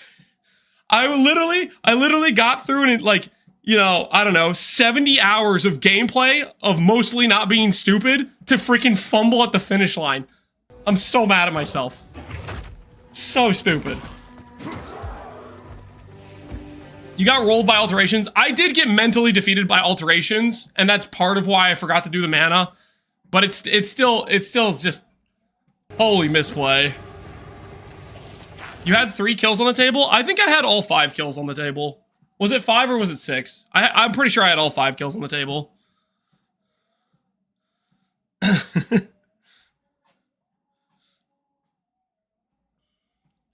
Karn got defeated harder, had 7 Quant feared. Did Karn not have like a gajillion chaos? Like, why didn't he just chaos it?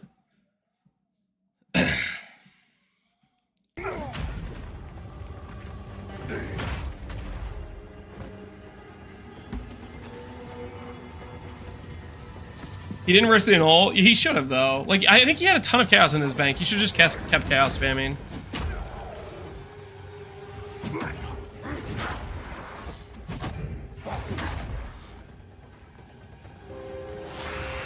My axe, yo, Ian the phone. Appreciate the sub, man. Thanks for the support.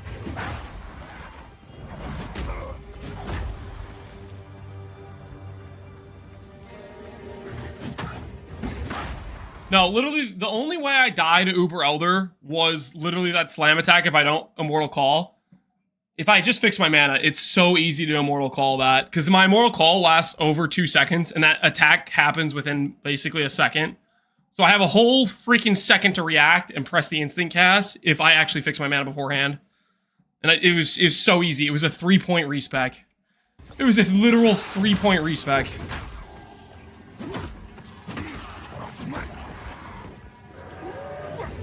Sorcery Ward is kind of interesting to me. Imagine if you get like 100,000 armor. That's kind of what I was thinking too, Connor. I'm wondering how limited or how... Is it you have to have both evasion and armor? Or is it just half of the highest? I didn't look at it too closely. But yeah, Sorcery Ward seemed kind of like it could be legit. People were smack talking it, but I was like, man, that seems like it could be solid. Either, I think. Okay, yeah, that seems pretty solid to me. If it's like Perseverance where you have to get both, then it's a lot more limited. But if you can just scale up one, it's pretty good. Treadmill Gaming? Correct, Matt Oshia. We were Treadmill Gaming. We're just walking our way to freedom right now. Steel yourself. Timer works on its own. I don't know if I think when I read it sounded like it was something where the timer gets reset if you ever get hit, basically. Or ever take damage.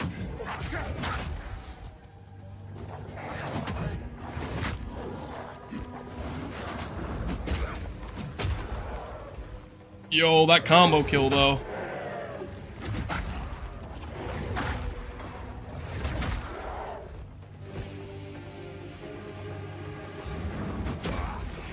I think early acts were limited to 3 until we get better jewelry orbs.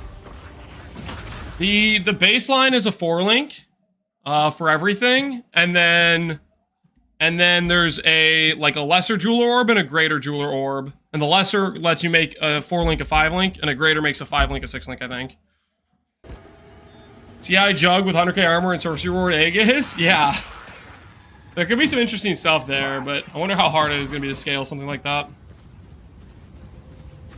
4-link? Yeah, not 3 links. Literally, you have 4-link availability. Auto 4-link? Yeah, it's sick. It's super sick. You just gotta get the support gems right. That's pretty doable. Get the auto support gem from Renly after killing the Devourer.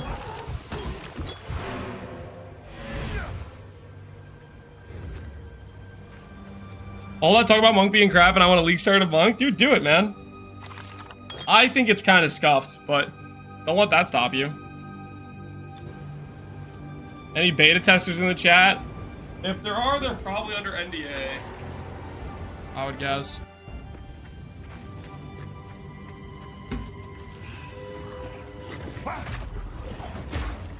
Old Forest, search for the Count's activities.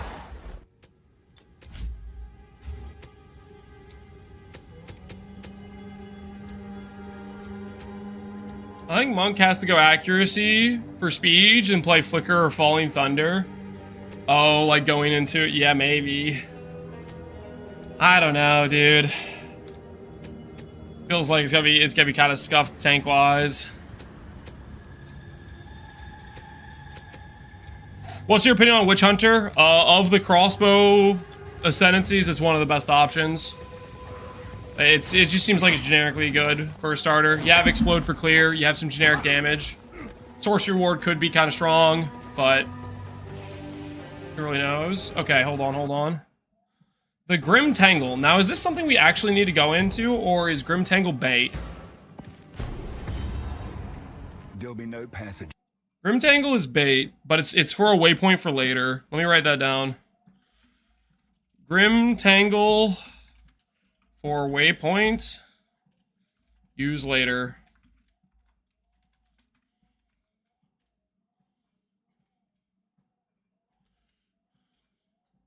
Here, for now.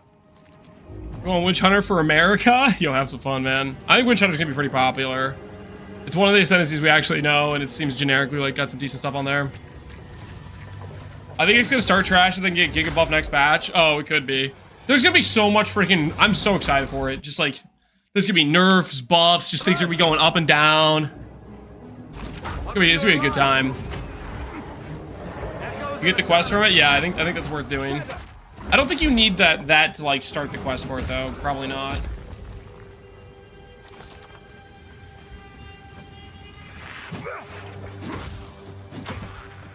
Lance is starting Deadeye.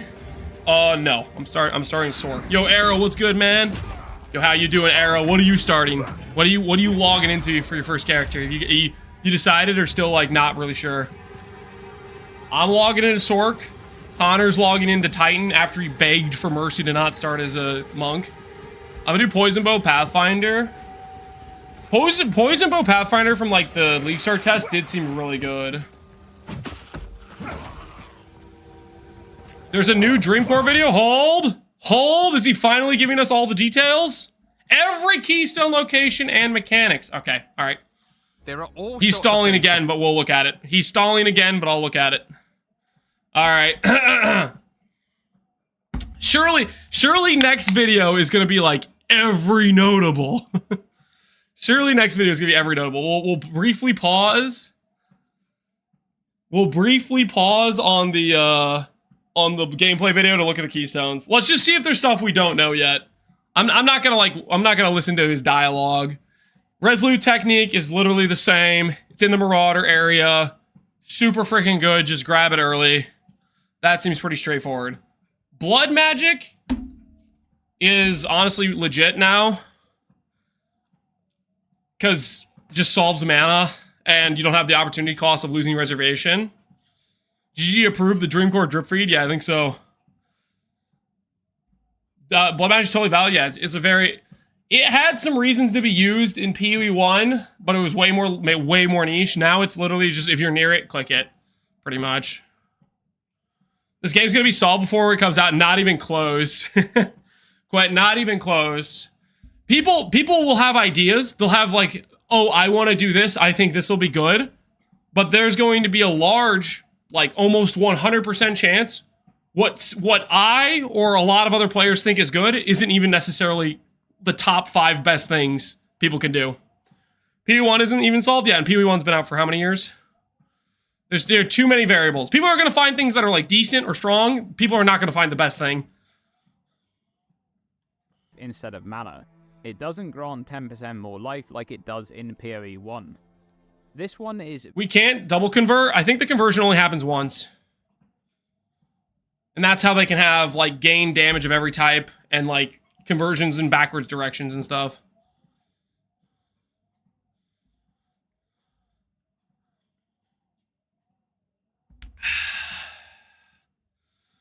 At least I solved Merc, so I wouldn't feel bad. Early Merc? Yeah, if you have an idea of what your early pathing is going to be, that's definitely going to help for sure.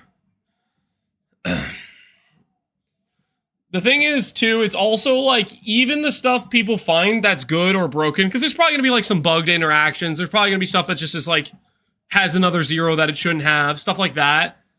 Stuff is going to be nerfed and freaking buffed all over the place, and the meta's going to keep changing just from stuff like that.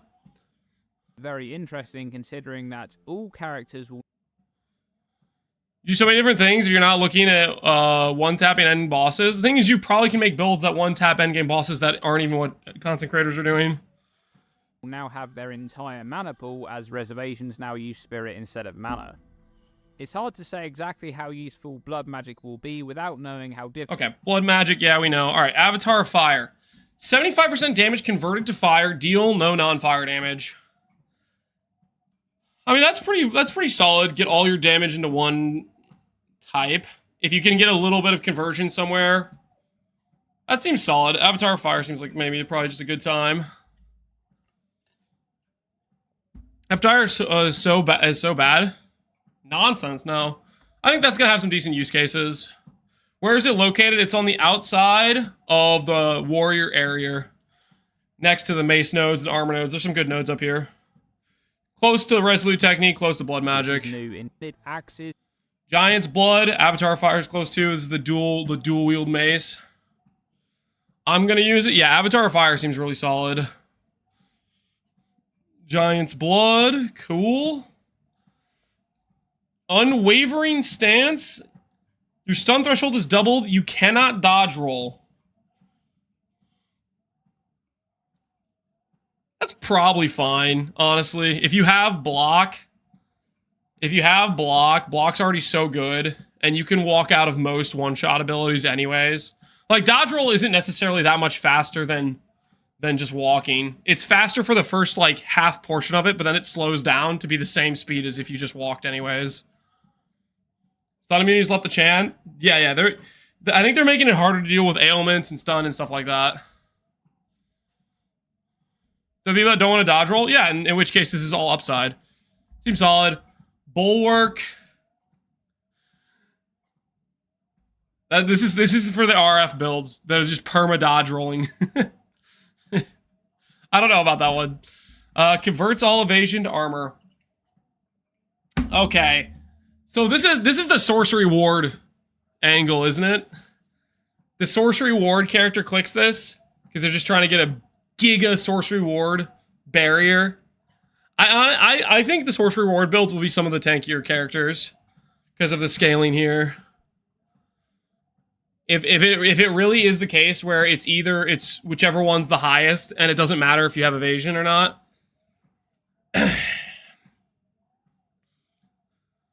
Is Tempered by War still there? I have not seen Tempered by War yet. But Sorcery Ward, Witch Hunter, I think is going to be quite good. Glancing Blows seems solid. It bricks your active block, but other than that, it's good for on-block mechanics. Cannot use Charms. Freaking never going to click that in my life. Valpact, also probably not going to click. No, this is a decent click, I guess. It depends how necessary. I don't know. I like the idea of getting the character to the point where you don't need a flask. I'm kind of a flask hater.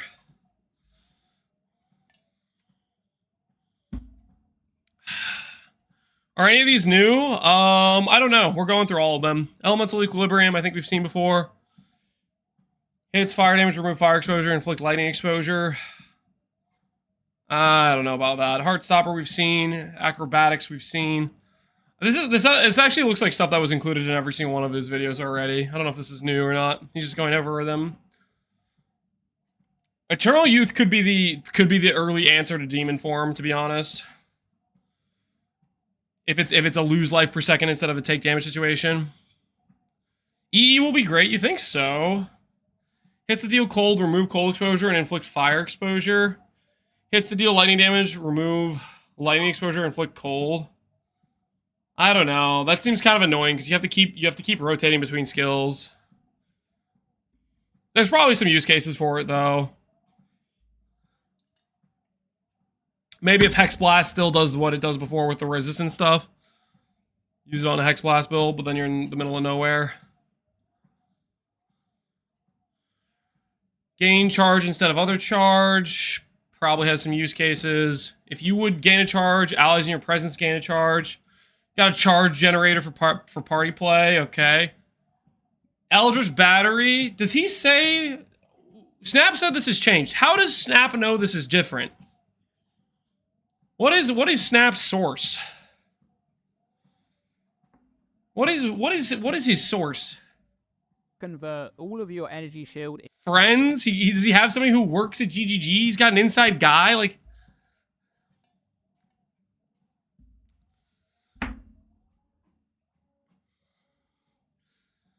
His uncle? Is he like pen pals with Mark?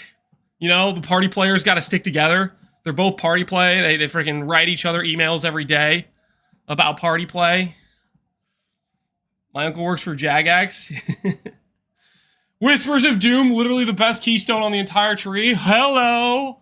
I'm clicking that 10 times out of 10. Blasphemy curses are so gonna get nerfed, but I'm gonna use them before they get nerfed. Oh my word, it's so free.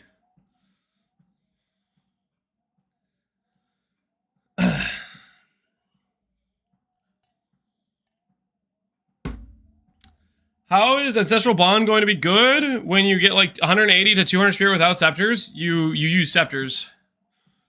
Blasphemy plus temp change plus encumbrance plus 25 ignite effect. You're logging in, Connor. You're logging in. I respect it. Mind over matter. Dude, please.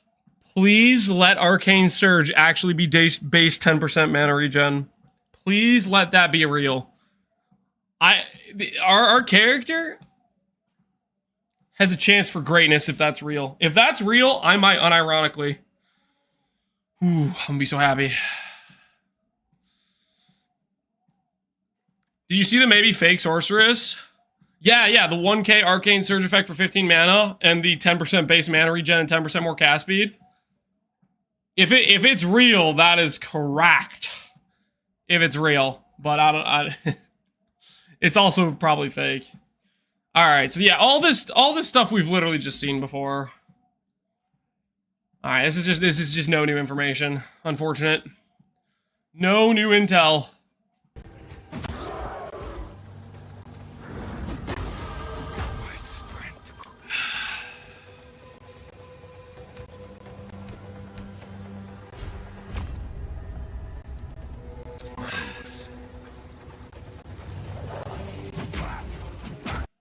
Ancestral Bond's different in PoE2 DB. Probably isn't updated.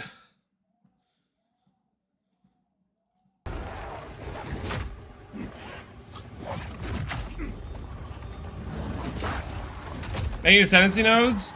Dreamcore doesn't have access to Ascendancy nodes. He had access to looking at the regular base tree. The only way he would have had access to Ascendancy nodes is if he literally ascended during his playthrough. But I don't think they had it in the playthrough for that to be doable.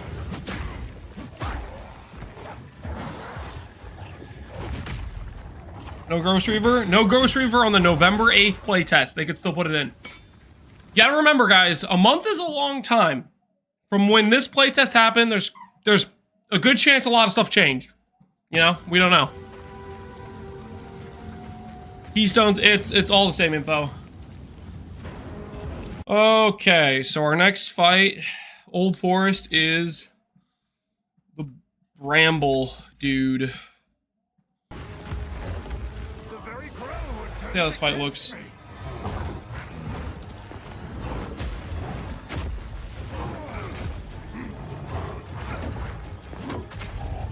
Doesn't look like it should be too hard.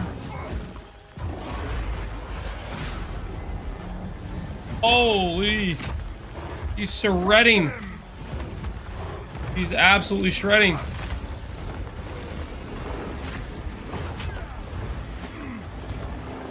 I was like briefly checking out Ventura's stream earlier and he was watching a witch do this. And the witch was struggling hard. He's just face up, just bah, ha, ha. The early warrior gameplay just looks like it's just so free. It's just so free. What was that thing called actually? I need to back up. Jurung the Bramblegast. I'm just gonna call him Bramblegast, okay? Bramblegast. Boss? What does this guy give? He unlocks the Tangle Ray. What else does he do though? Gives a skill gem. This can't go on.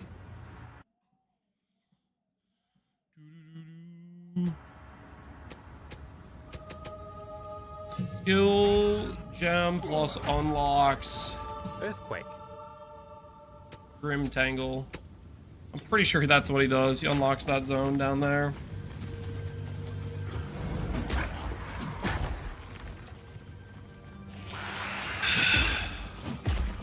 They say that they overjuiced the warrior template. Maybe it's overtuned, yeah. How far is Monk from the int nodes? Not very far. I will say this though, just so you know, Leech, as far as I'm pretty confident Leech is not gonna be available. You're not gonna be able to leech mana for spells. So Archmage is spell specific. If you're thinking Monk for the instant leech, the synergy isn't there. If you're thinking Chonk.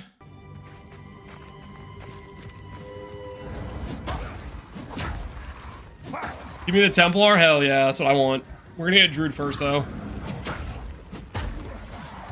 I'm thinking Invoker. Invoker has a melee skill that gets proc on crit. It's not a spell, so keep that in mind. Chonk is bait. Chonk is absolutely bait.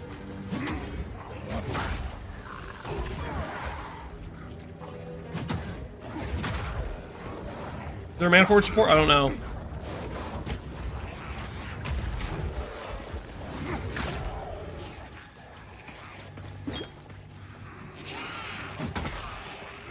Connor knows what he did. What do you mean Connor knows what he did? Harishi did it. It was a two-man job.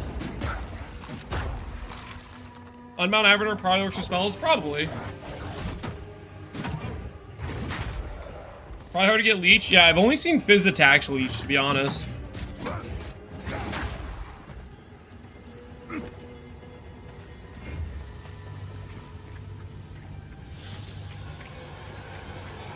What would you like them to do with Templar? I hope we get a Paladin class. Something that is much more holy warrior theme type of thing.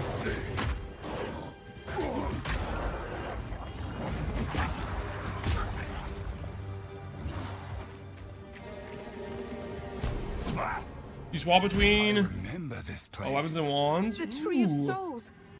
So this zone also has the Hooded one. Old Forest. Hooded one. Hooded one. Waypoint. Summon. Una. Look, those blue eyes.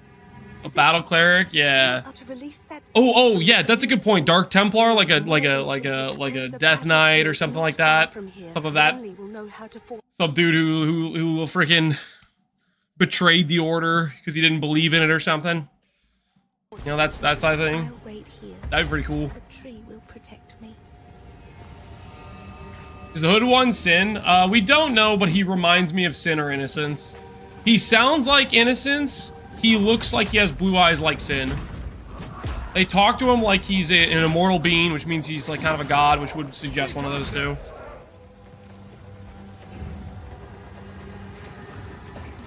They hung him up there? Yeah, that was the opening cutscene. He has the beast, so it's most likely Sin. Yeah. To me, that's what I think too. It's the most likely is it Sin.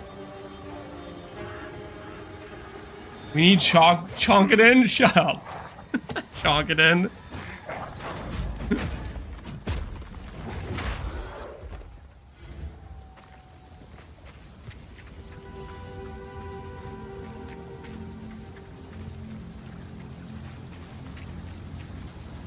Chonkadin.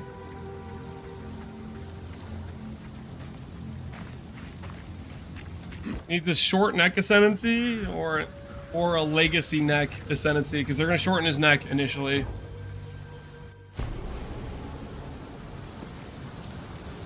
Old Forest, and this is the Red Veil. But I still respect their valor.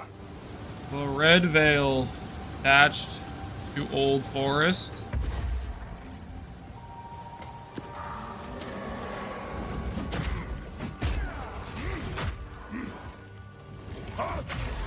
Like that.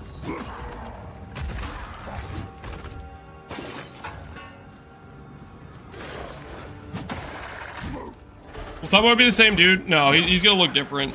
Most of them are gonna look different. Templar, from what we've seen from the artwork, looks like Rise QT.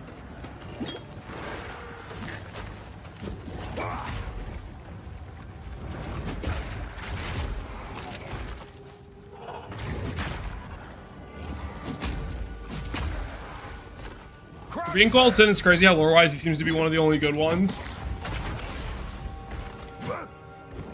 He kinda is. He's on our side. But maybe we're the bad guys. You know? Are we the baddies?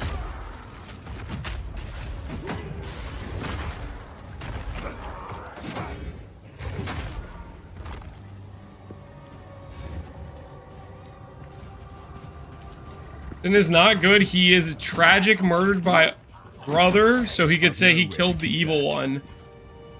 Wait, what?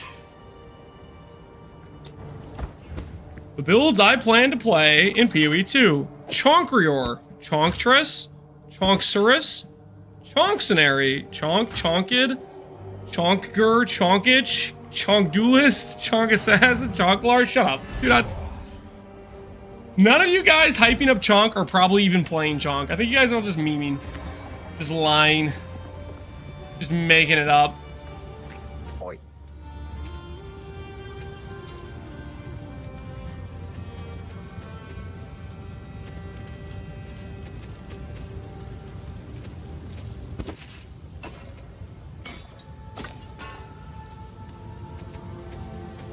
Till next time. Count Chonkular looks S tier. Shut up.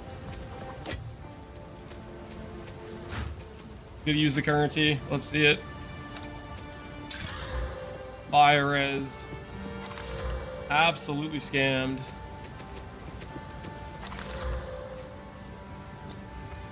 How's the clearing? Seems like you get a lot of gold from just fighting enemies. And then selling a lot of the gear does not give much gold. I think it's a, like, think about what you pick up type of thing. +2 to melee skills. Considering it, he's thinking about it. Damage number is higher. Does he click? It's a slower attack speed. Does he click?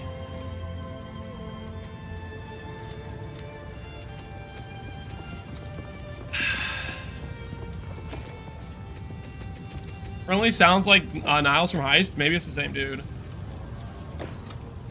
Damage upgrade acquired.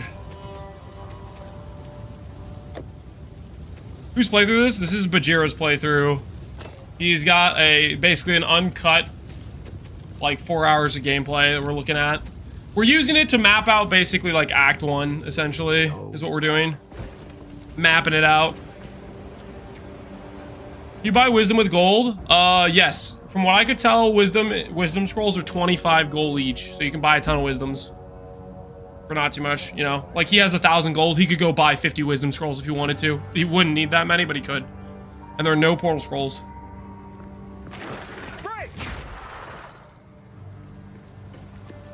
The Sorcerer endgame reveal video Strongbox demo looks like she has perma arcane surge, possibly supporting the league stuff showed in the other day. All right, let me look at it.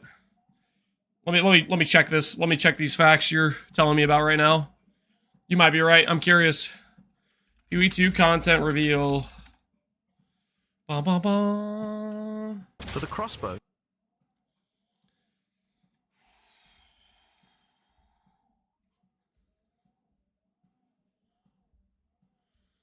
Okay, it's in the endgame showcase probably.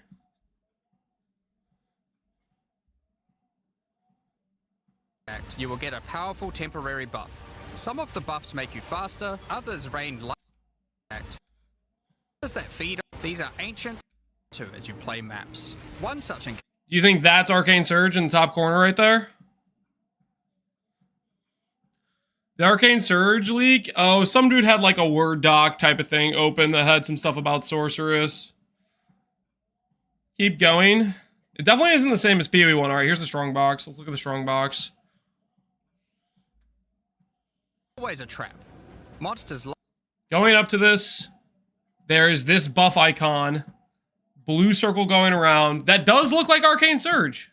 lie and wait to Let's look at the mana sustain. Open it. And the boxes often have mechanisms to unleash powerful spells or dangerous Look at the mana sustain. There are different types of strong boxes containing different Take a look. items. Look at the mana bar. You can even use your currency items Look at to the mana craft them bar. on the fly, so you can optimize the contents. But be careful of opening one. Oh, that sustain looks pretty good. That sustain looks kind of fast. Yo, it might be base 10%. That sustain looks pretty fast to me. That looks pretty fast. And it does kind of look like it might be 5% of her mana being spent. So you can optimize the contents. But be careful of opening one you can't handle.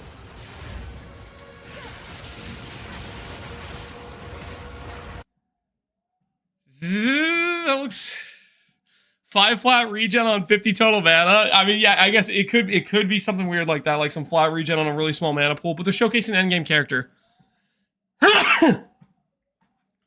That is some good sustain. Sometimes you'll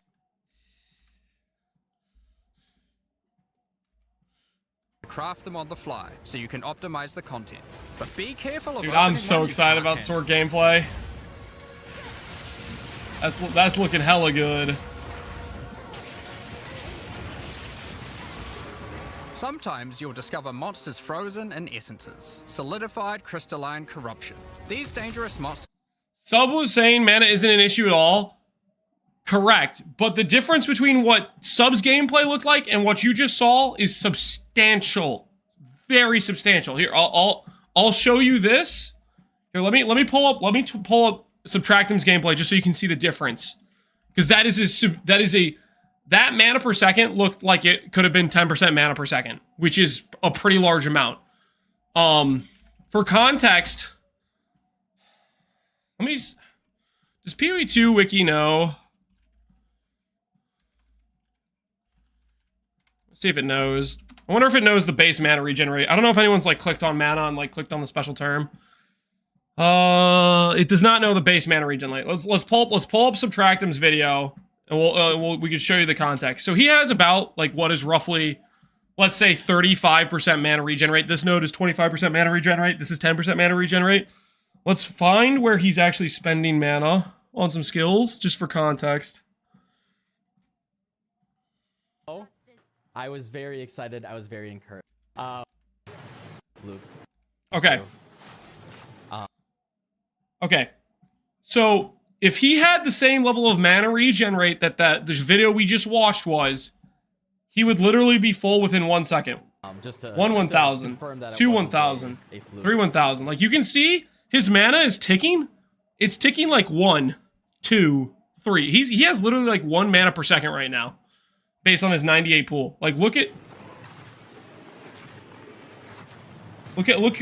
how fast it's ticking. Maybe he has 2 mana per second. Okay? Mana regen, for context, in PoE1 is base 1% of your mana per second, and then you get a bunch of sources that say regen rate throughout your tree, gear, whatever.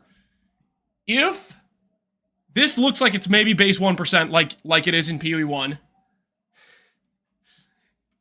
you do not get to this level of sustain unless you're getting substantial base percent increase. Careful of opening one you can't handle. You just don't.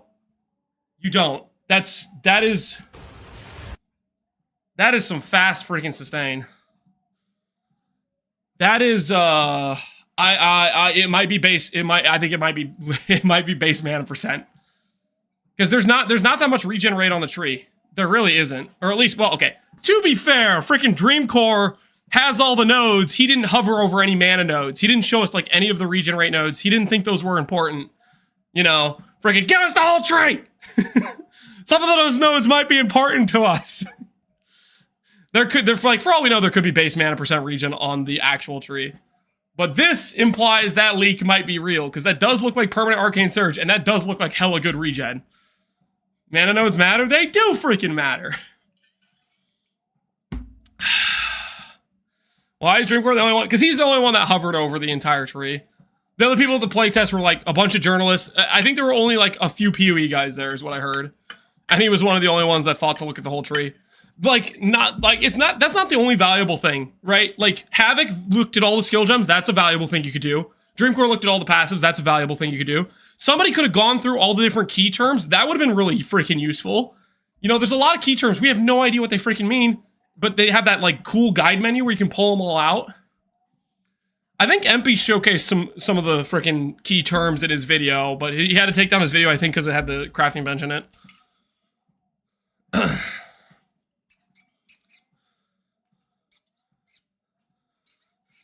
Haven't posted a nice video. Dreamcore's just posting torture.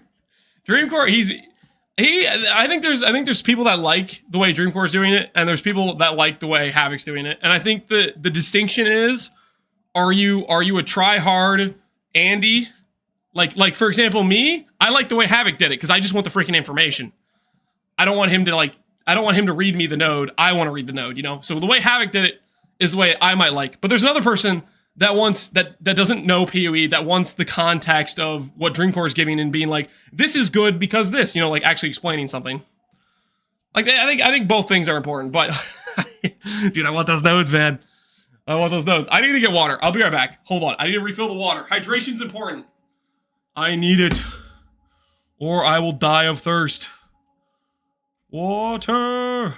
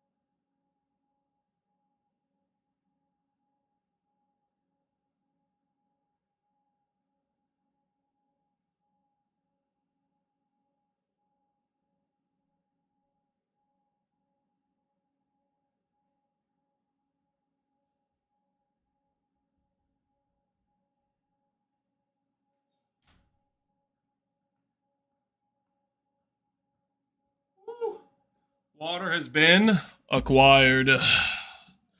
I will not die of dehydration now. Video's Arcane Surge for sure. It looks like it. It really looks like it. Man, I'm so hyped right now.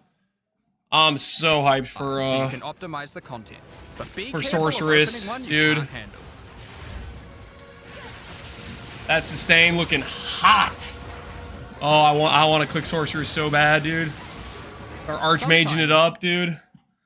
Oh, it's gonna be a good time. It's gonna be a good time.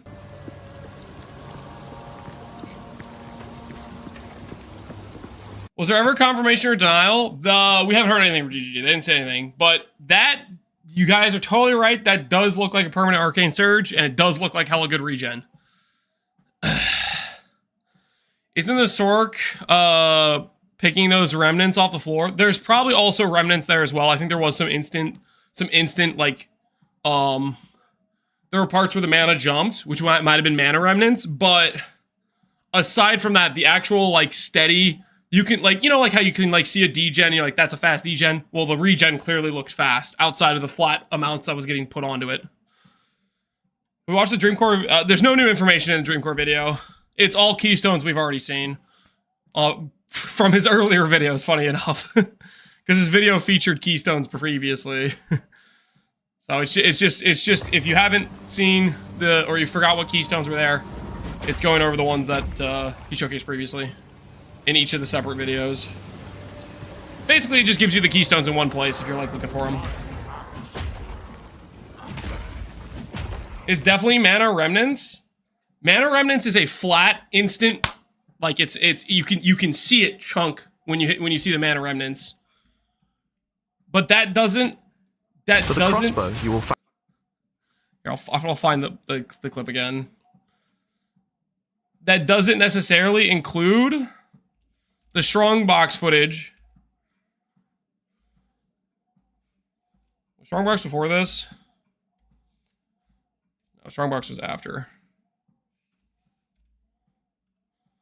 Okay. Well, hold on.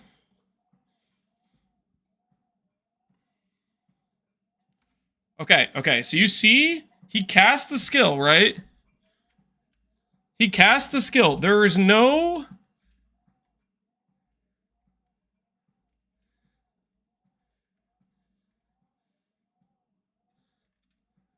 There is no remnant next to him, okay? His mana just got chunked for 5%. It looks like he has Archmage on. It looks like that's maybe something he has a reservation for, potentially. He casts the skill. He spends like 5% of his mana. Within the time it takes from him to walk from here to here, he is full mana again. I literally had to go back like 10 frames and he was back to... You know what I mean? Like...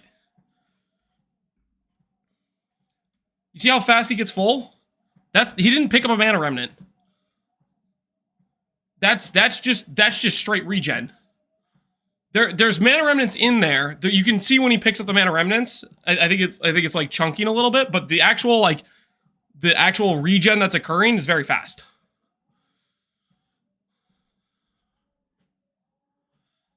Do you think it's a coincidence that the Sorks are crushing bosses while the chunks are getting deleted? No, man. That's just the future. They might have, I mean, the thing is that they didn't really showcase hard bosses, right? They just showed just general map bosses with the Sork, right?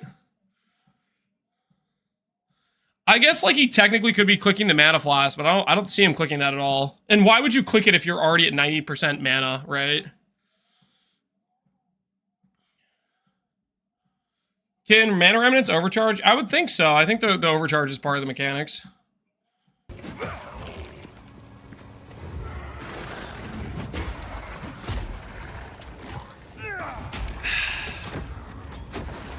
We've posted all Keystone video. Yep. It's information. If you've already seen the other Dreamcore videos, then it's Keystones you've already seen. But if you haven't seen all the Keystones yet, then it'll be a good video for you if you want to get a little review of it.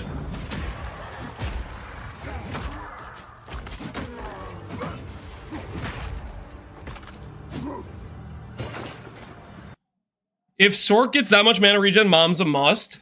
You have to remember, Mom comes with the 50% less recovery rate, but I gotta be honest, if it's that base regen rate they showed us, and you can do Arcane Surge Effect, if that's real, Mom's gonna be looking nice. Mom is gonna be looking hot. I mean, even with the 50% less sustain.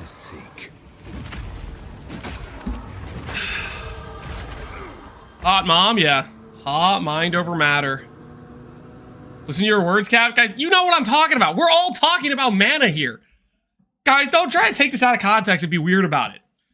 Everybody knows what we're talking about. Your mom is looking hot and nice. Hey, how about you keep your eyes to yourself, buddy? Obelisk of Rust. Let's see what this dude gives. He's gonna give us some passive benefit. Maybe it's like Fire Res or Life or something. I bet it's Fire Res.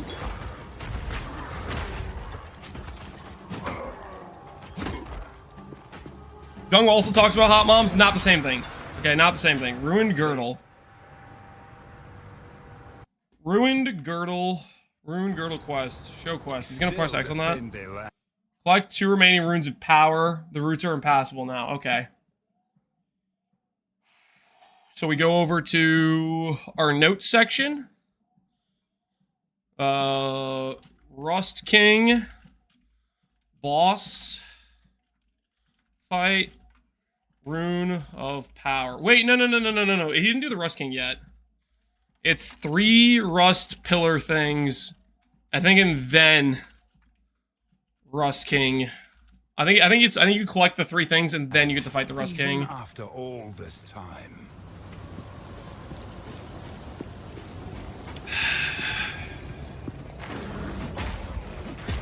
See what else we got in here. We talking about PoE? Yes, abso-freaking-lutely we're talking about PoE, man. What do you think we're talking about?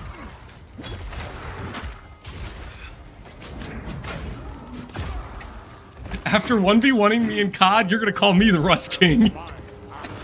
No, I'm freaking not, because you're gonna lose, Gruthamac. If we had an Xbox 360 right now, and we could play freaking 1v1 right now, I would annihilate you. You could try hard, and I would beat you with literally just intervention quick scoping. 360 no scopes? Yeah, I can do that. Easy.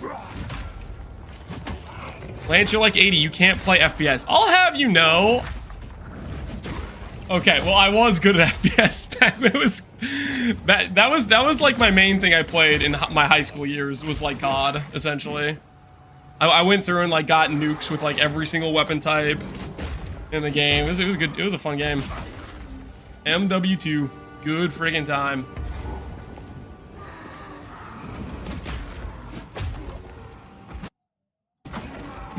Demonic Form says take more damage over time. Based on the footage I saw from the Open Worlds game showcase, it looked like it was a lose life per second that scales up over time. Not necessarily that you actually take increased damage. It looked like a drain that starts occurring the second you transform, and it becomes a larger drain over time. And it's not a take damage because it went straight past your ES. Is the impression I got. Are there two-handed with scepters for minions? Nope, scepter's just a one-hand weapon. And you use it with either like a shield thing called the focus, or you use like a wand, I think. Have we seen the new Dreamcore video? It's all redundant information. It's all keystones we've already seen. Funnily enough, from the other Dreamcore videos. But it's just basically there if you want to see a condensed list of all altogether. A ramping life dot? Exactly, yeah.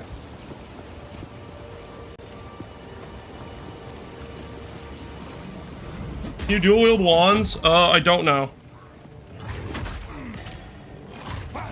Lance is missing all of our subs? Wait, am I really?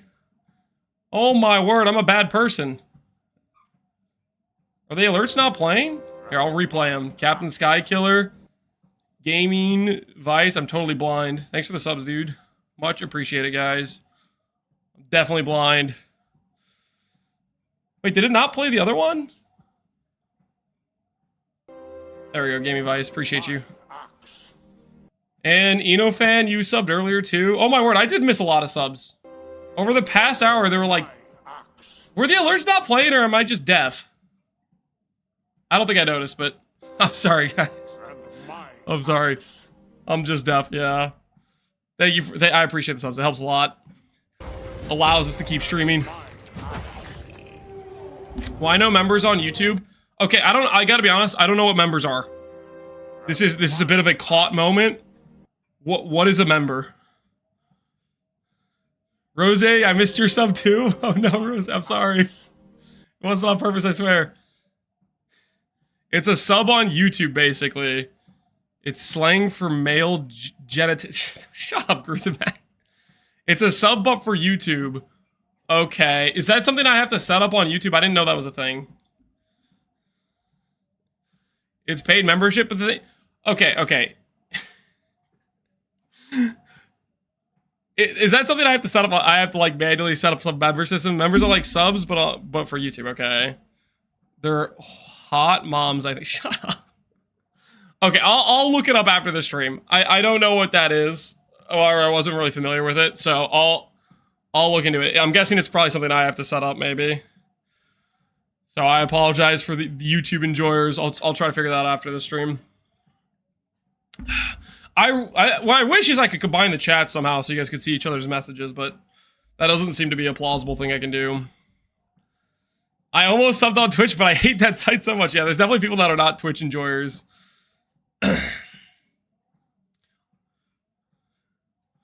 You can with a restream, but it kind of sucks. I'm not doing restream. I'm basically uploading basically 2 sets of data to both sites essentially right now. Did they release early access? Early access is this December 6th. It's basically a week from now. Very soon.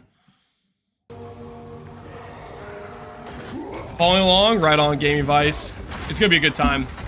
Looking at that showcase of the mana sustain, dude, it's gonna be it's gonna be good. I'm so stoked.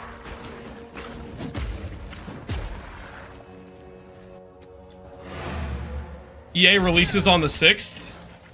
Correct, yeah, the 6th. I don't know if I can make it a week, dude. Yeah, we have to stall for a while, man. A week's a long time. So this guy hasn't found the Rust King. It's a pretty big zone. What video are we looking at? This is Bajira's playthrough is what we're looking at. And before 24 hours downtime because the servers are on fire. Yeah, the servers are definitely gonna be on fire. There's definitely a lot of people that are hyped about this, I think. All right, so checkpoints basically signal when you're old, when you're close to everything. All right, so the 3rd obelisk gives you the Rust King.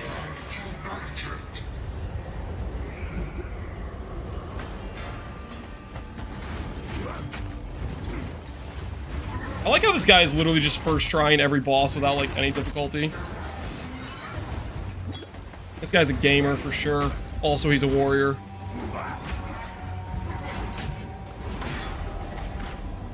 Is there a mini-map your head's blocking? Yes, there is here. Do you want me... would you rather me put the webcam somewhere else on stream? We could go, like, above the life bar, if you guys think that's a better place to put it. If you guys want to see the mini-map.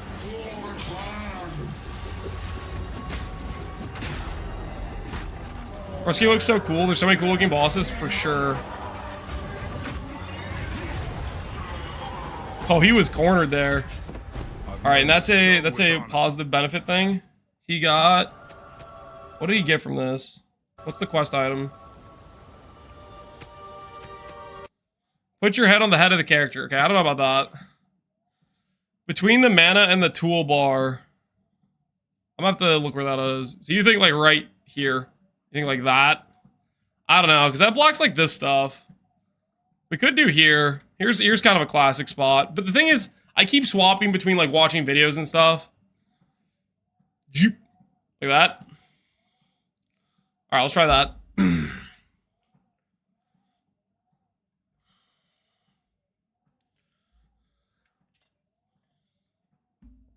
Put yourself in the head of the equipment slot. He's not going to be on this screen all the time. I would have to make like a separate screen capture so I could quickly swap between the two, and I'm not doing that. That's way too much effort. That's way too much effort. All melee skills, quarterstaff. Twig focus. This is totally just an energy shield. Why are people telling me there's not energy shield shields? I guess this doesn't have block. Maybe that's the reasoning, right? But it totally is like a titanium spirit shield. It has ES on it. I think realistically we do maybe a hybrid armor ES shield is what I'm thinking. Okay, are not shields. Oh, they're kind of shields. They're shields that can't block. Okay, they look like spirit shields from PoE1 to me. Okay, they're offhands. Yeah, a shield's an offhand too. This is a...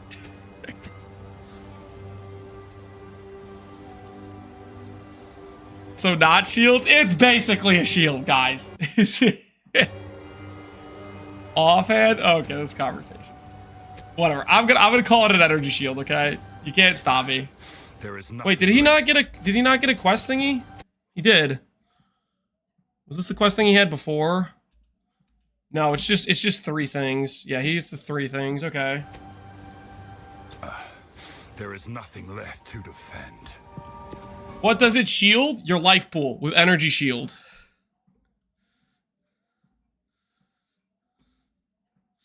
All right, so 3 Rust Pillars, Rust King boss fight. And I think that's all they do in here. I think this is just a dead end zone. I don't think there's anything else in here, right? like the entrance. The waypoint's by the entrance. So I think what I'm going to do is waypoint by entrance of zone. I think when there's zones like this, dead end zone. I think this is a dead end zone. I think when there's entrances like this, I think it's worth to like pop in, get the waypoint, and then go back out, right? So you don't have to backtrack for it. Probably the play. Okay.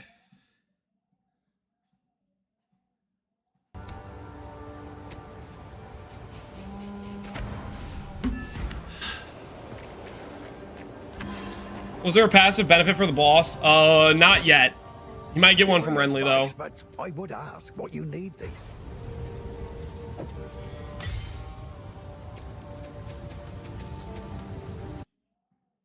He did not get anything from Renly. He got runed spikes.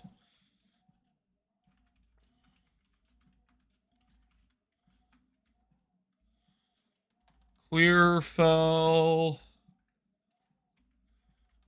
I don't know if it's called Clearfell. Is it called Clearfell the town? Clearfell town. I'm just going to call it Act 1 town is what I'm going to call it. Act 1 town. Renly.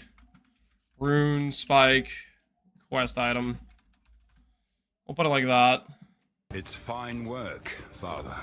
I still have much to learn. Is Decaying Hex true? It's what Havoc hovered over on November 8th, so there's a good chance it's going to be in there in the future for the early access. Dude, you got it. You gotta freaking get a new one hand, man. He's using the one hand a lot. He needs to upgrade that. All right, I guess he's. Whoa, hold on. Hold the phone. Hold the phone. Is quality multiplicative? Hold. Okay, what was this before? This was 19 to 26 before, right? This was 19 to 26 before, I believe.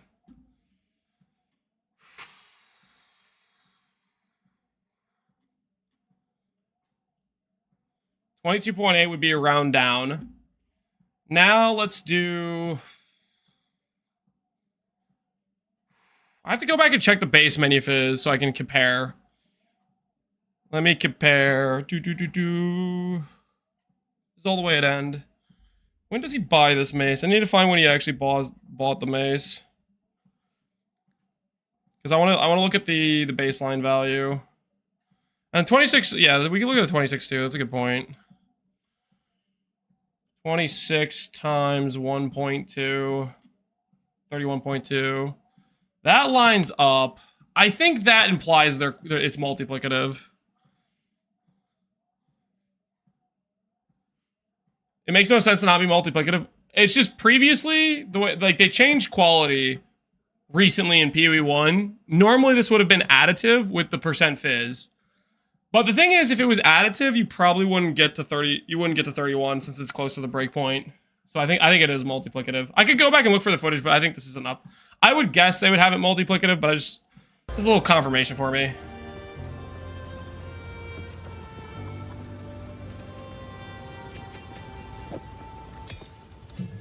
We know his dad is the Smith from the poster. Yeah. He's like, hey, son. You were missing. Those posters are funny. To deal more damage. Look out for this symbol on enemy life bars. You guys know how far we've walked? Infernal Cry. Any guessers in chat? That makes them explode when they die. Shield charge is best used for. We've been walking a decent amount today. 7.2 now. This skill does no, more I damage wish. And thus more stun, based on the armor value of your shield. It's a PoE 2 vibe, yeah. 5.5, 6.9, 700 meters. Nope. Per kilometers, nope. We have walked 4.8 miles. 4.08 miles. About just a little bit over 4 miles. Not bad at all. For the Europeans in chat, that's like, what is that? 7 kilometers or something? I don't freaking know the freaking ratio. 1.6, 6.5 kilometers.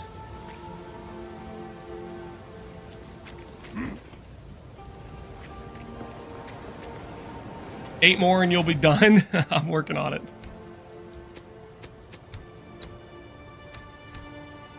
Yeah, so Red Veil is it's like kind of a separate area.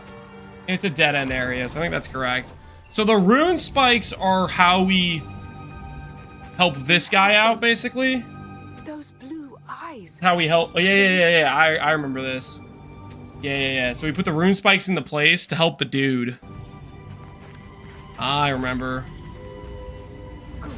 Hooded one needs rune spikes to free him in Old Forest waypoint.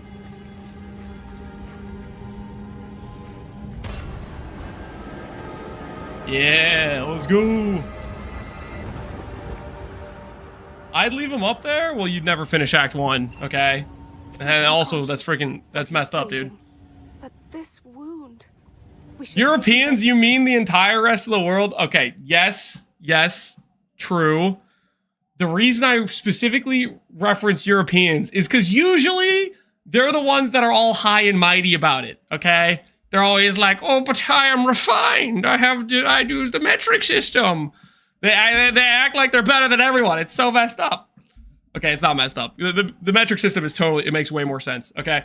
We use the metric system in, like, all of the physics classes I've taken and whatnot, but I just think it's funny, okay? I just think it's funny.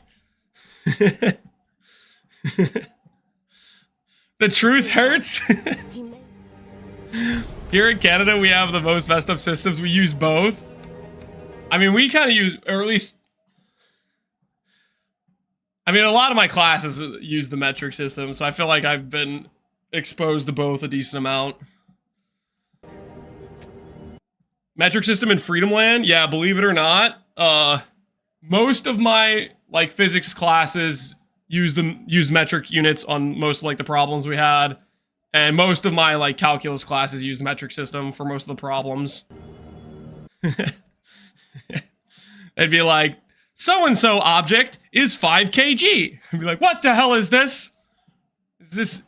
What is this?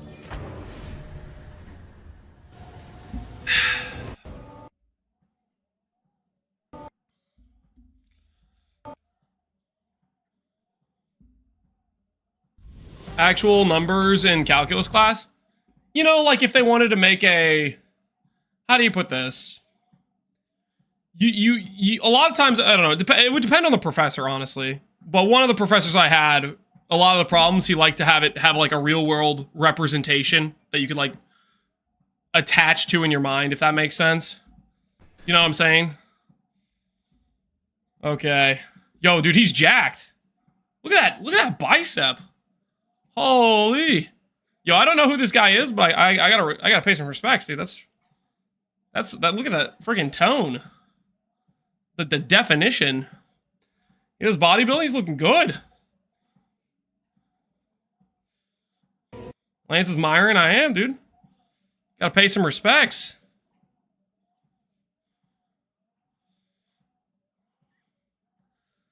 Is a famous WoW warrior player? Guys, I don't have any context for WoW. I didn't play WoW. Okay, wait.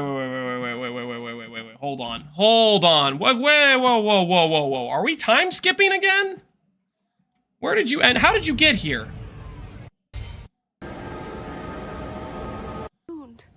We should take him back to Clearfell.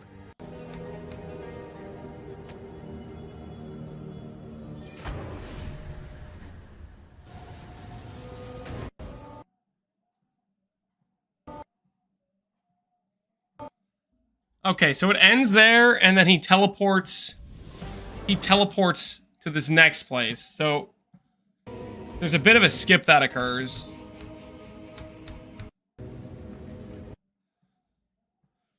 So there's some sort of skip where he ends up in the graveyard. Maybe there's something they didn't want people to showcase that was in the graveyard, maybe. Act 1.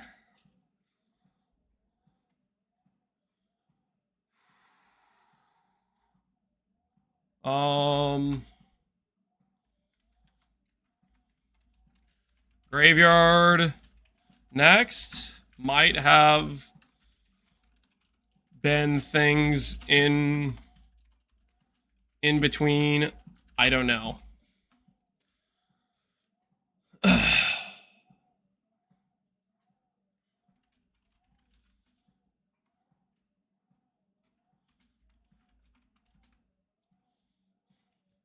If you have percent fizz, then you can either convert or gain as extra. Does it still benefit now?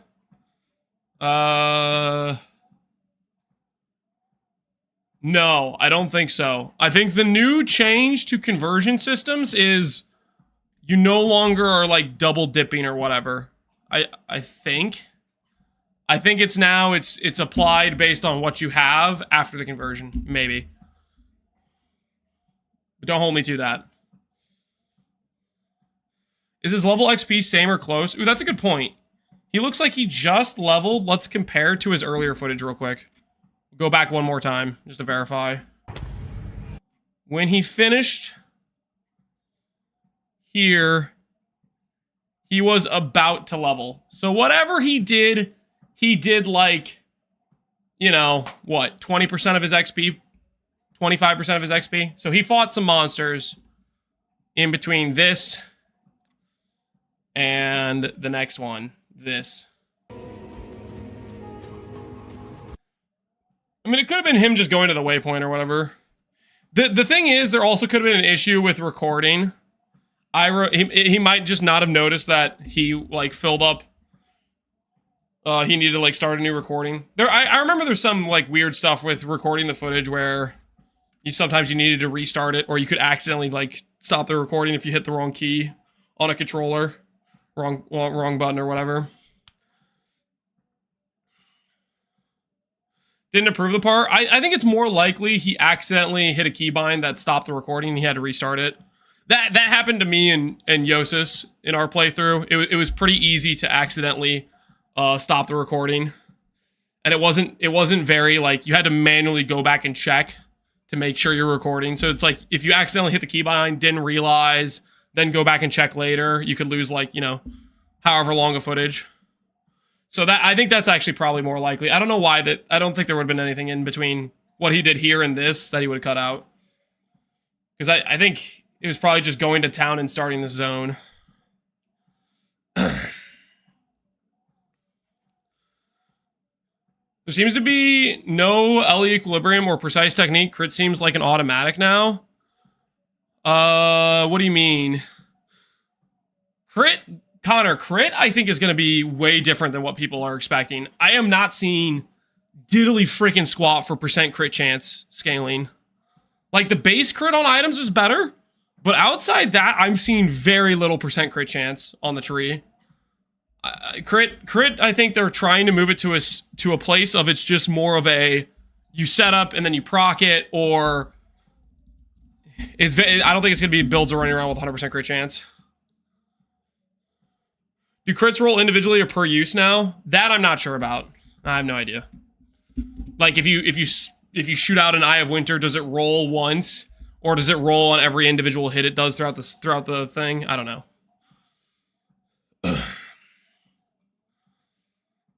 You have wolves that can do critical weakness. Yeah, critical weakness can give you up to like 10 base crit if you stack it all the way up, but that's still, you know, you go from, let's say, 10 crit to 20 base crit. That's still like 20 base crit versus 100. Like, I don't know.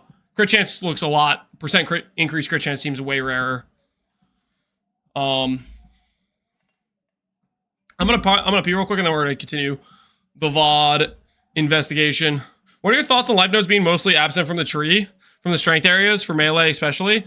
It's not just strength melee areas, it's just not really on the tree. And my thought is, I think ES builds are just gonna be disproportionately stronger. I'm pretty sure I asked Jonathan in the time I got to interview him. I think I asked him, I was like, this doesn't make sense to give ES builds percent ES and not give life builds percent life, because I know, like, they think of them as, oh, their defenses or whatever, but at the end of the day, ES is raw EHP, life is raw EHP. They're pretty much the same. The only differentiation is what you can do recovery rate rise and stuff like that. So I think it's just going to be imbalanced. I think ES builds are just going to be tankier than life-based characters. That's what I think is going to happen. We'll see when we actually play it. They definitely are limiting the access points to recovery for ES, so they're trying to dial back its power that way, which might be enough. I don't think it will be, though. All right, I have to pee real quick. I'll be right back.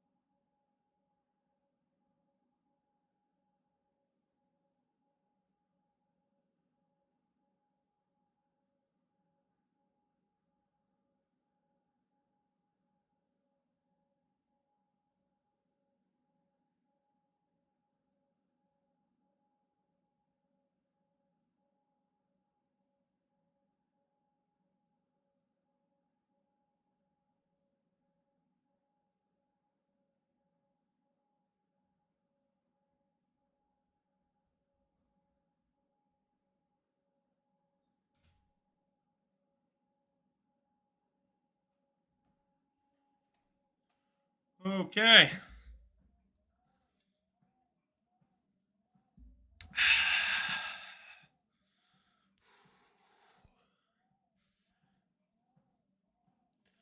Maybe they expect that side to build more into block, utilize ray shield, life on block.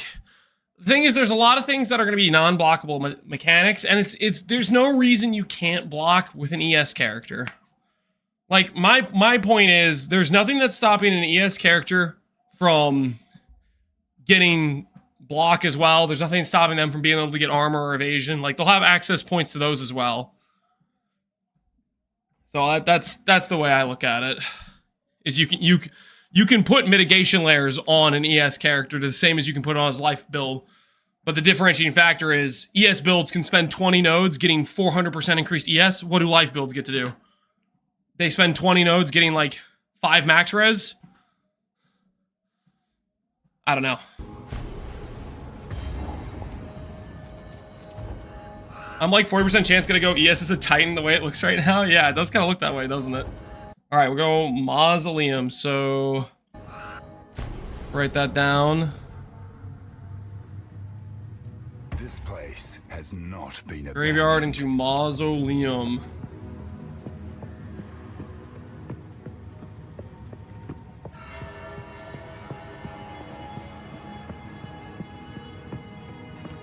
Hybrid looks good. Yeah, I think Hybrid's going to be good as well.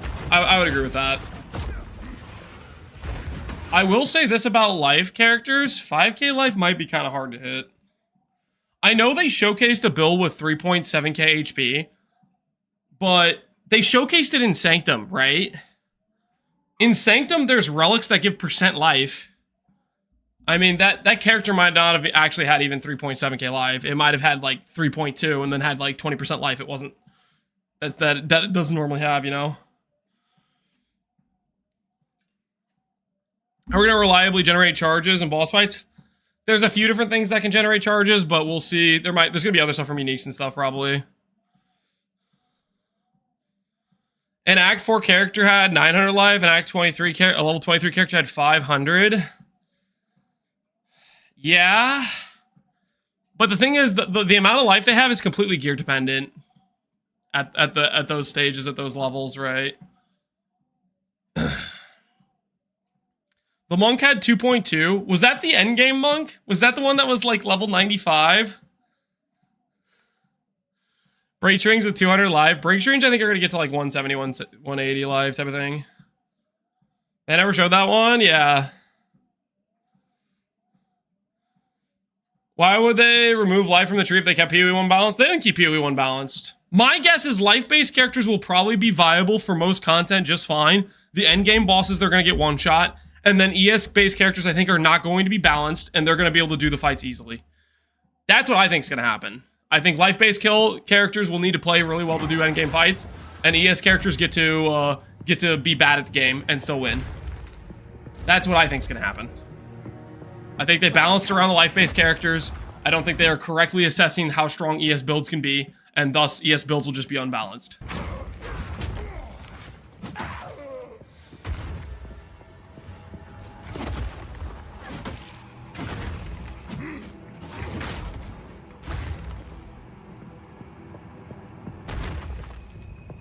Maps are going to be capped at 83. Yeah, you can still get T16 maps. The hardest content is going to be those pinnacle boss fights that have higher tiers, and we don't know how hard they're going to get. ES going to get heavy nerfed? If it's as imbalanced as I think it is, then yeah, probably.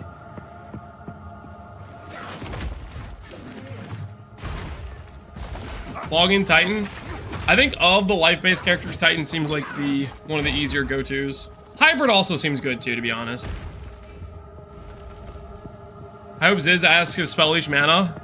I bet 99% odds spells will not be able to leech mana. They can't leech mana in PoE 1. I think they're gonna continue with that philosophy. There's 0% chance. See, Connor's even more confident than I am. He has 0% chance.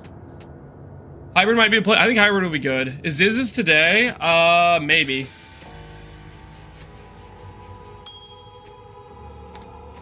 There could be some OP life-based uniques, that's true. Yo, look at that ring. Oh, 50 mana. Ooh. Woo! Just start playing Archmage right now, brother. You're ready. You're ready. Put down the mace. Join us. Join us. Start playing Archmage right now.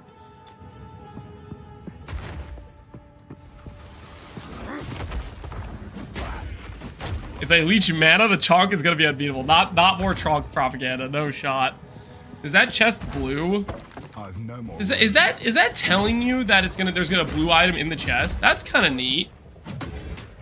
I like that.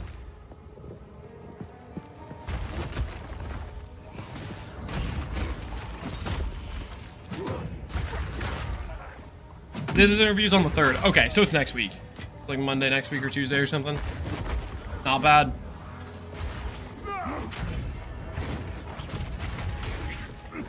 I think it just has better drops. I mean, it was blue and it dropped the magic item. Let's pay attention to see if we see any more chest drops throughout the run. There's a chest drop right there. Let's see if it has a blue drop. Yo, it doesn't have a blue drop. Okay, so it's not guaranteeing you a blue, but maybe it means it's just better than a white chest.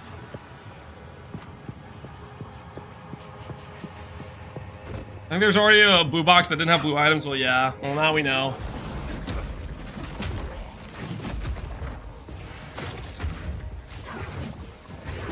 There was a ring shown with 30-something attributes as T9. Do you have a clip of that?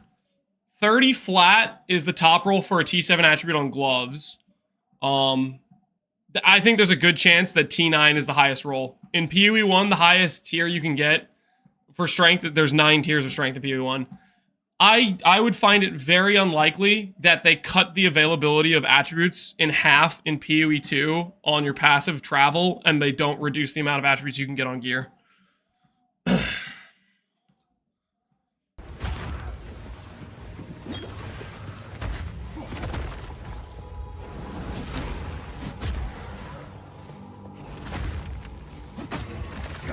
Unique designer codes, Jung, DM, Quinn so far.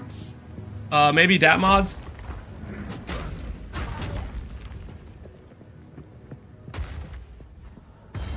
Woody got one. There you go, Woody. Okay, which one is this? Is this Draven or is this the other one? This Draven he's in the mausoleum. Draven is in the mausoleum, okay. Draven. Boss fight. And my axe. And my axe. Appreciate the sub. Thank you very much, Plum Thieves. My axe.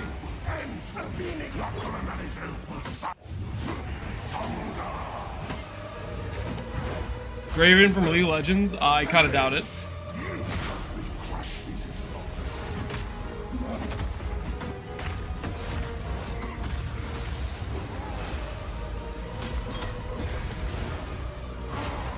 Tyler's about to log into PoE, you think so?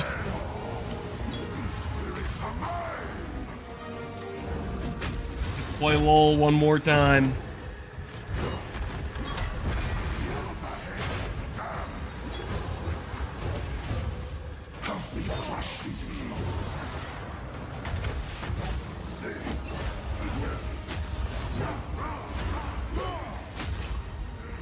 Come on, you got this.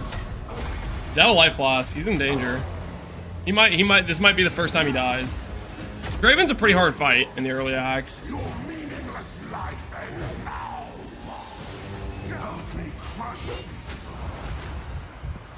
Yeah, he's got no life lost. Can you port anymore? Is that a thing? Nope, he died. Rest in peace.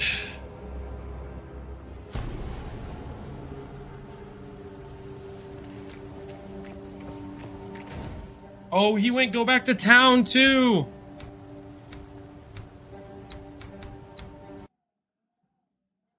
Okay, so now we know that Graveyard is connected to the Great Tangle. So that's the part we missed. That's the part we missed. So we can fix our notes now. We can fix our notes.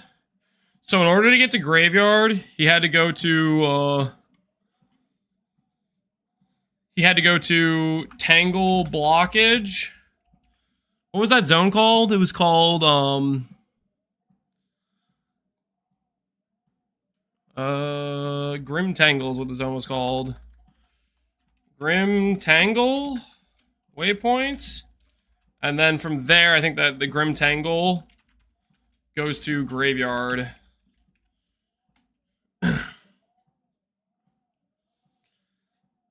You're storing this? Yeah, I'll make a video on it of like the progression, so people have like an idea of the acts if they want to. Like something a little bit more condensed than like this whole, you know, freaking run. I just ordered a new PC for PoE 2. Let's hope they'll actually deliver in a few days. Yeah, hopefully they don't have issues either. I've had crash issues with PoE 1. I'm hoping that those crash issues just don't happen with PoE 2.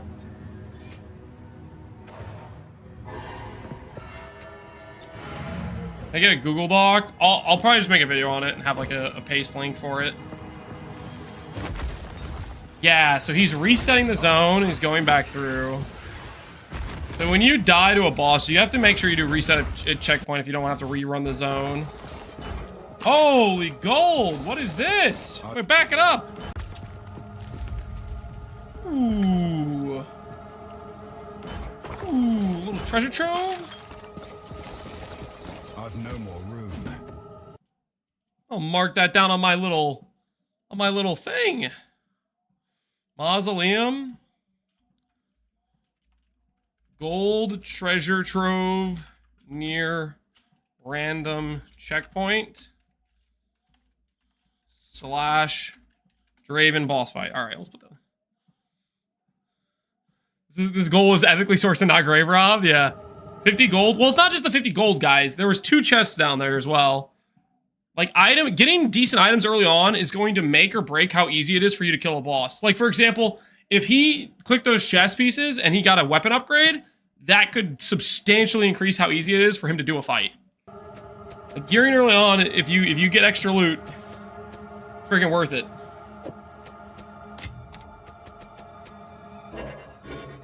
Target's not magic. Yeah, rest in peace. Wait, is that mace a weapon upgrade for him? He keeps hovering over it so fast. Fly. What's he gonna get?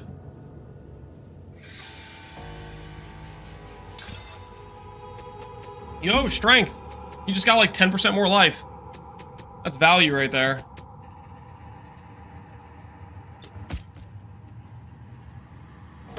There's some treasure in the dead ends too. Yeah, if you go off path. Go ID that. Ooh, good attack speed. Stun build up. Is that better than his current one? That's close. Not quite though. Maybe for the life and the extra speed and not getting stun locked. Main menu console navigation looks annoying. You're just never gonna have a good console navigation, I think. To be honest, I think there's no winning with the controller. It's not a mouse. You know what I mean? If you're trying to min-max, mouse and keyboard is just always going to be better when dealing with a menu system. That's the same for like any game that's ever had some sort of inventory management in a console versus a non-console.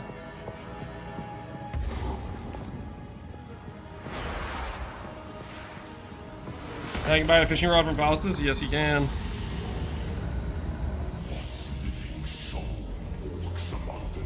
Alright, where were we at? Are we at the 5 mile mark? I'm gonna chill on 5 miles. Yeah, we're about 5 miles.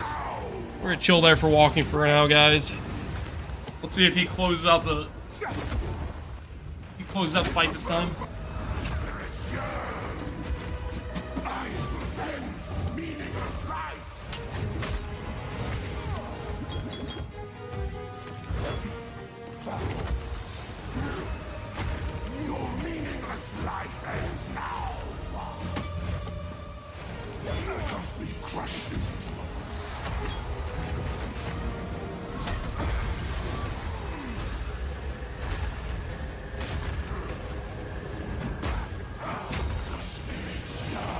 Dead? Did he die?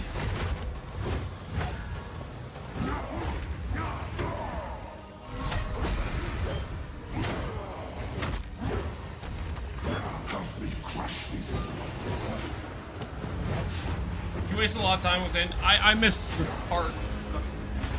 The treadmill back. If he was misplaying, I would. Seems like he's doing better this time. Down a life flask though. He's gonna die again. Danger. Come on, man. Outplay it. Outplay.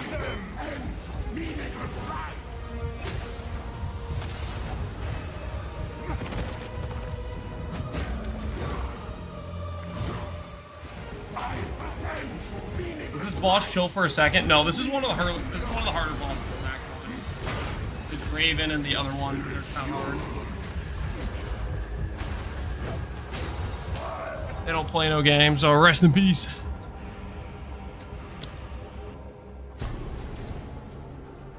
Not waiting for regen. Well, you don't have much regen if you this early on. You haven't spec'd it all, right? Probably.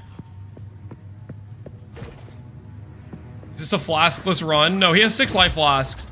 That's another thing. You want to make sure you don't just spam him. That's how you waste all. He might have spammed him early on. I didn't catch the early portion. He also needs to stop clicking the freaking spawn in town, right? He needs to click spawn and checkpoint. He keeps forcing himself to backtrack farther.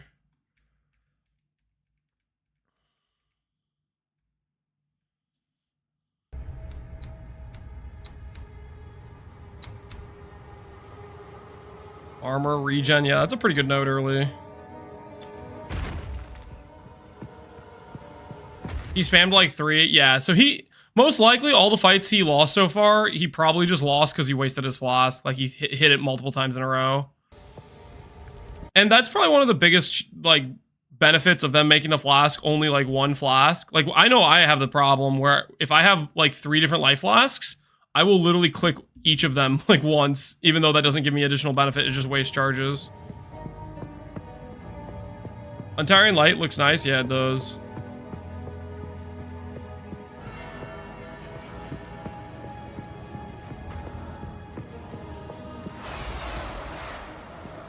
Alright, let's see if he gets it this time. 6 flash charges. I'm gonna pay a little bit more attention to his flash charges. He probably doesn't need to use it when he only has like 10% of his HP gone.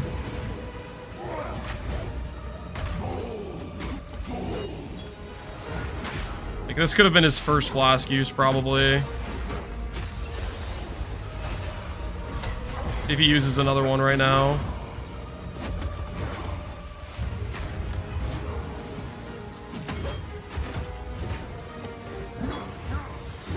He's doing way better at flask management this time.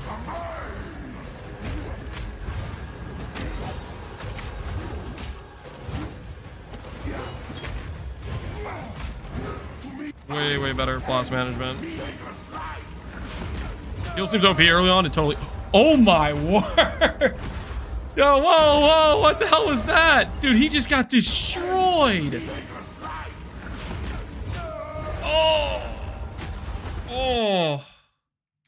He was doing better, man. That thing destroyed him.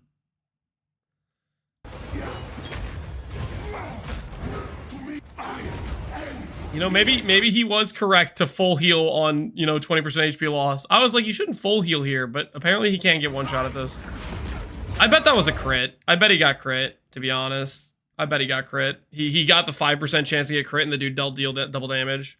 The thing about how they're changing crit is crits from enemies are hit way harder now, too. Alright, did he click the resurrected checkpoint this time? Yes, he did. Took damage, he got shotgunned, maybe? Maybe.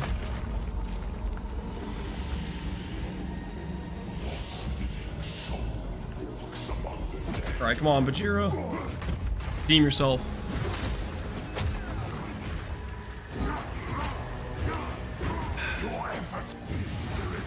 Third time's the charm. I think this is actually 4th. I think this is the 4th time he's fought this boss.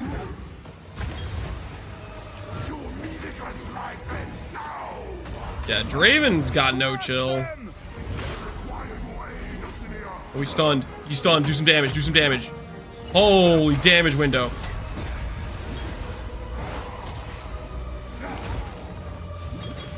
Oh, no. He spammed 2 flasks. No, you're gonna need that flask later. Oh, no. Looking rough.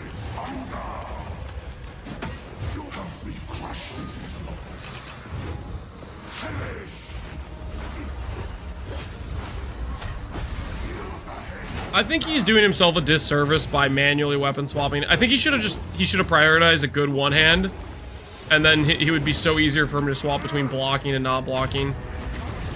Hey, he got it. Your name has long been Yo, GG. maligned in Ogem Draven. This was my pleasure.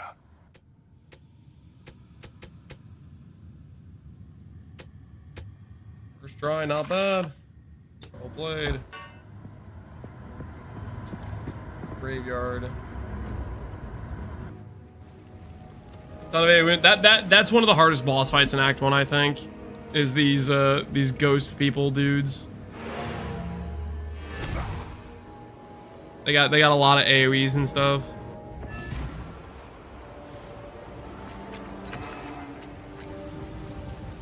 Now imagine having to not rely on flasks. Well, you can build recovery, right? In the beginning of the game, you start out with no recovery, so you should just use the thing you have available. That's a pretty good staff. Look at that. Look at that staff. A 1.65 attack speed. Oh, Dex, Int, the whole shebang. This is a nice early staff.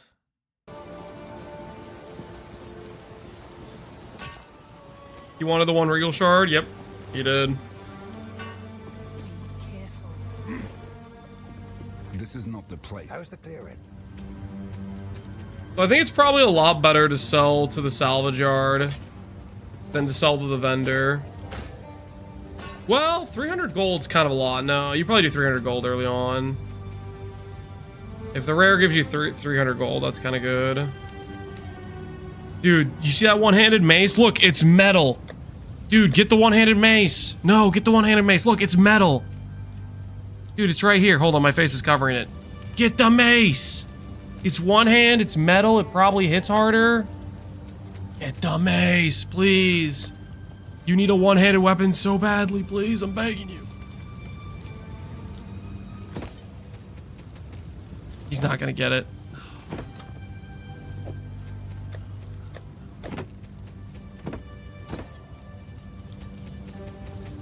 One-handed mace, please. Ooh, that's a good helmet. 19 life. Whoa, wait, whoa. Does that mean his current helm has +1 minion? That's what his current helm has? He has a +1 minion helmet? Did I read that correctly?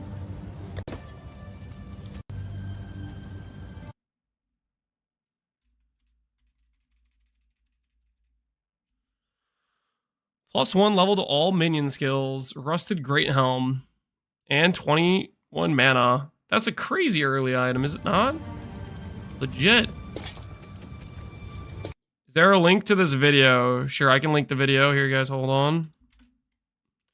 Here's the video for Twitch, and I'll link it in YouTube chat for those in YouTube as well. Pull it up. That's the video we're looking at. It's Bajira's game. Is Bajira's playthrough is the one we're looking at.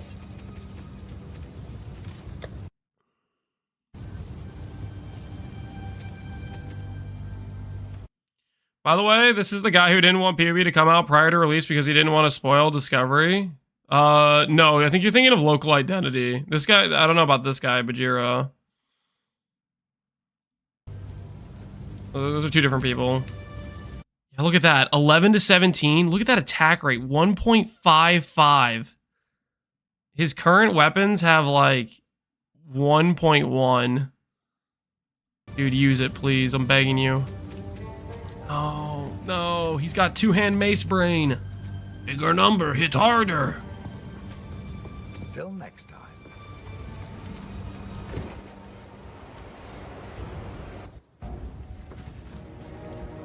Bajira from WoW. Yep, that's the footage we're looking at.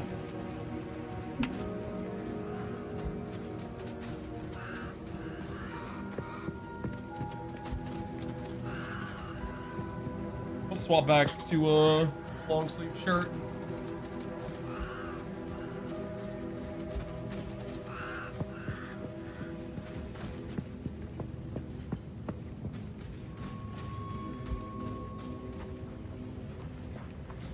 I'll just do the sweatpants for now. It's kind of, I'm still kind of a little bit hot from the walk.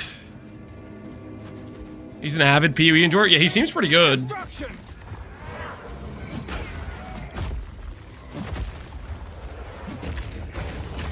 He definitely seems like a gamer. I know how the story will be told in PoE 2. Nope. Maybe similar to PoE 1, plus cutscenes, plus a little bit better done dialogue, but you can probably skip it all if you want to. He's a gamer for sure. Yeah, he definitely looks like it. He's first trying most bosses.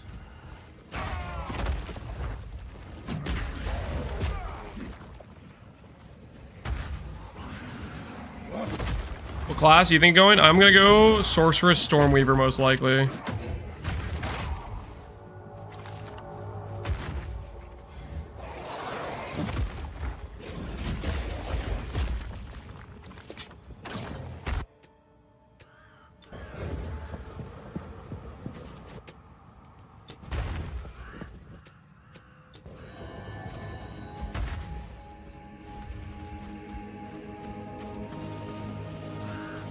Let's see the MTX Kellys have.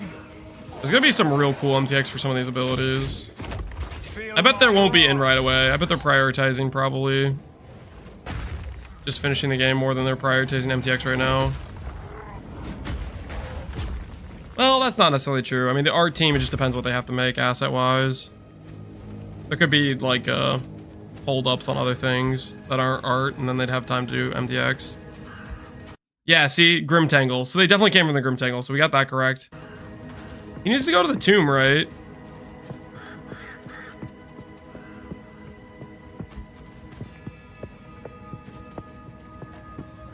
Separate teams, yeah.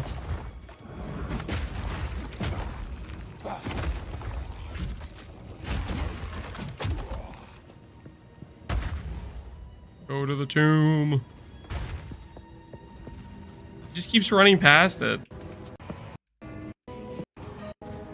It's over me. We still have time. What is this? You know what? You know what happened? I think part of the skipped footage was him doing the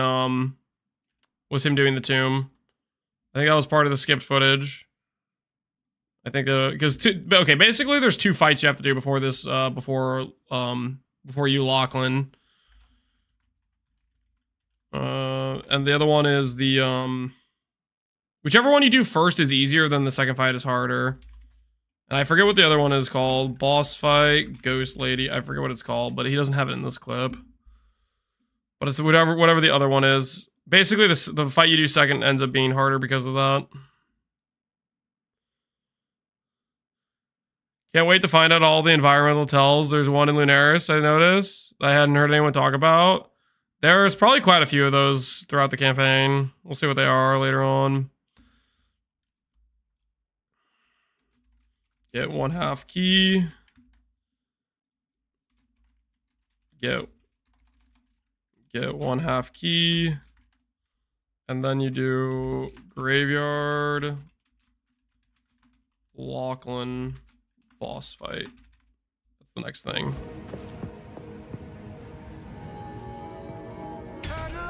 It's open.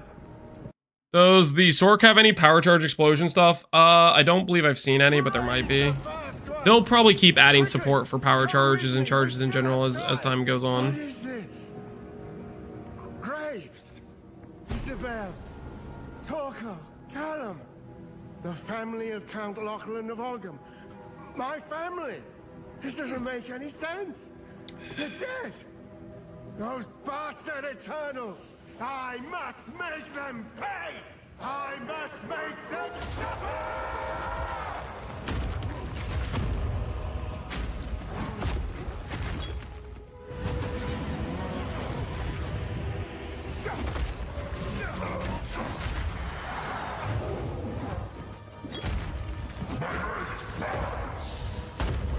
This guy hits pretty hard.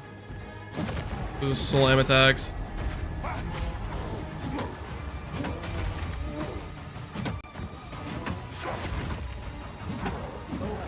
People hoping for a discovery period in PoE 2. Meanwhile, Lance has been designing a speedrun through the campaign by analyzing found footage for the past 10 hours. I'm not one of the discovery Andys, okay? Oh, I'm a discovery Andy for how quickly can I make a really good build. I'm a discovery Andy for that. I don't really care about necessarily going in and being bad on my first playthrough. I want to have some level of idea of where to go in the ag zones.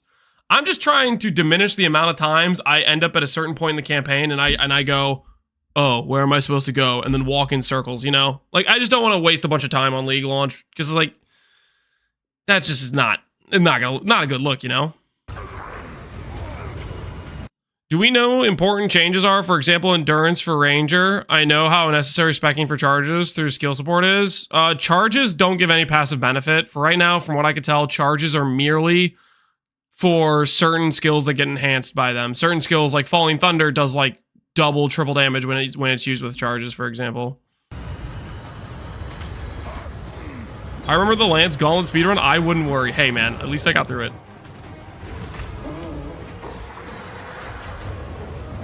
Oh, he's so in danger.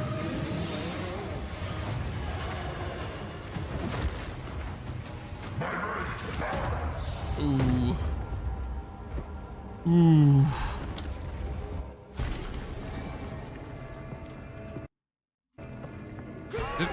The redo of the okay, it doesn't redo the intro. That's nice. Have I seen or heard anything about Totem's Barb yet, Gordon? Not really, but it could be decent.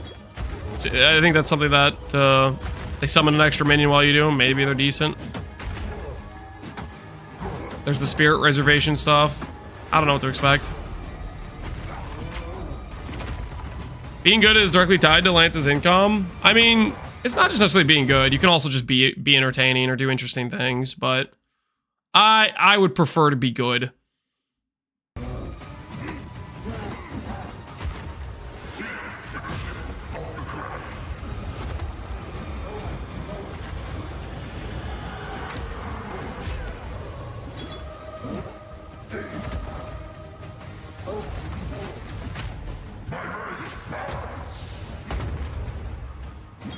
Come on, don't choke.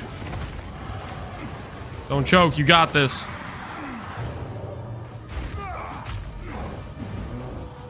Hit him once. There we go. You seen the new Dreamcore video? It's just redundant information. We already know all the keystones. Yo, he got a rare mace. About to be insane.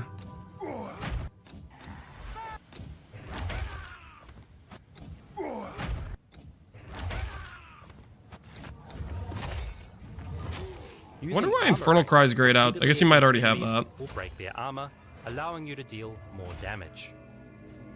Look out for this symbol on enemy life bars to see which enemies have. I'll watch you even when you're inevitably bad because ES is gonna flop hard. Oh, you keep smoking that cope, man. When you have 3k life and I have 9k ES, we'll come back. We'll revisit this little topic. High armor. There are many other skills that have additional effects on monsters if their armor is broken. Snipe, crit damage, momentum, window of opportunity, mobility. Against enemies will break their armor. Bishop, you're cooking. I don't know. I don't know about that one. Maybe it'll work.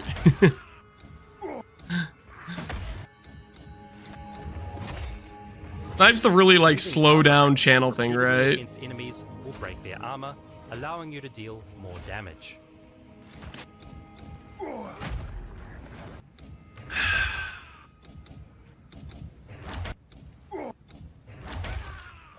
While Bone Shatter is equipped, monsters display these indicators when they are close to being heavy stunned. Use Bone Shatter. Yeah, he's gonna decide eventually what he wants, right?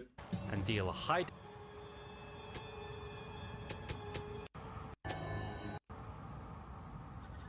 The mace an upgrade. The mace is an upgrade. Is he gonna use it though? You've earned it. He is.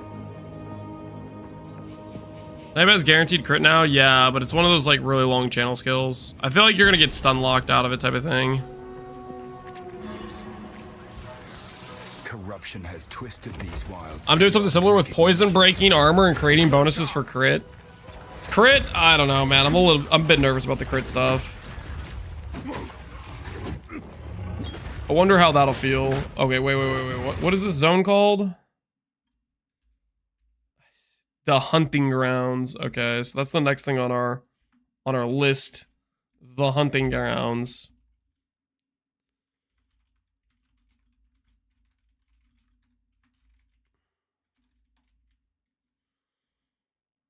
I'll probably just do it this way.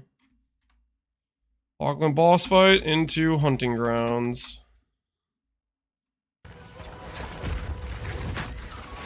What's this video from? This is Bajiro's Run. We're just trying to get an idea of our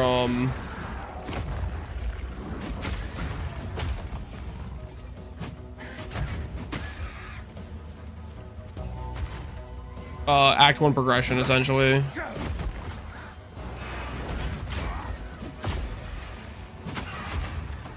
I refuse to believe they'll just let ES go unchecked given how dominant it has been in Settlers, not to mention the last Epoch Infinite ward flop on 1.0.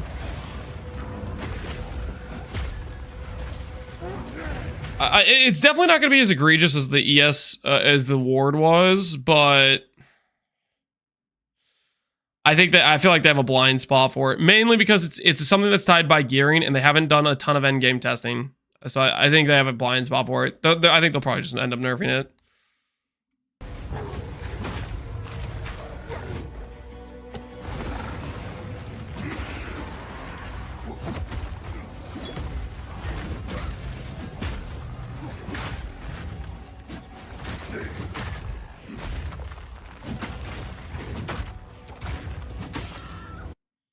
I think people are underestimating the opportunity cost of armor, evasion, recovery.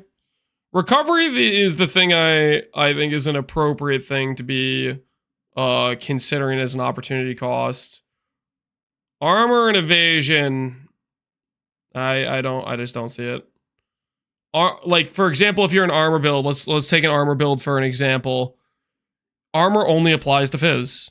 It does not apply to elemental damage. So you'll have 3k life. I'll have 9k ES. I'll have 3 times the EH or the max hit for elemental damage. And you have no recourse for that. If you're an evasion-based character, you also have a physical problem where when you don't evade, you get hit and you die in one shot, and I get to take 3 hits before I die to Fizz. You know what I mean?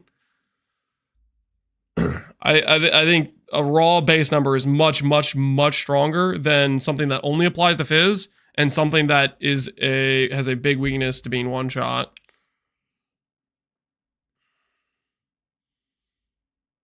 There's nodes with armor apply to Ellie now. There's a node for armor applies to fire. I have not seen armor applies to cold or lightning. Maybe if you go crazy on ES, you have no damage. I think as much as I invest in ES, you're going to have to invest in armor. You know what I mean? So the opportunity cost is you end up with maybe some decent Fizz mitigation that makes you be able to take 3 times as much Fizz damage, but I have 3 times the HP. And my thing works on elemental damage. Have we seen endgame ES numbers? What if you need to invest a ton to get 3k ES? Have we seen endgame ES numbers? The biggest piece of information we're missing about ES numbers is how high the bases roll. It appears that the bases are similar ES numbers / higher for PoE2, at least at level 30. But we need to see a level 70 ES base to compare properly. At the very least, without seeing comparable bases, I think 1500 to 2k ES is definitely going to be possible across all your gear pieces, and 400 to 500% ES on the tree is definitely possible as well. I would bet with 100% certainty we're going to see a 10k ES build, but I think it's likely going to be higher than that. Life builds, I think, are going to be around 3 to 4k, and Titan maybe gets to 5k life.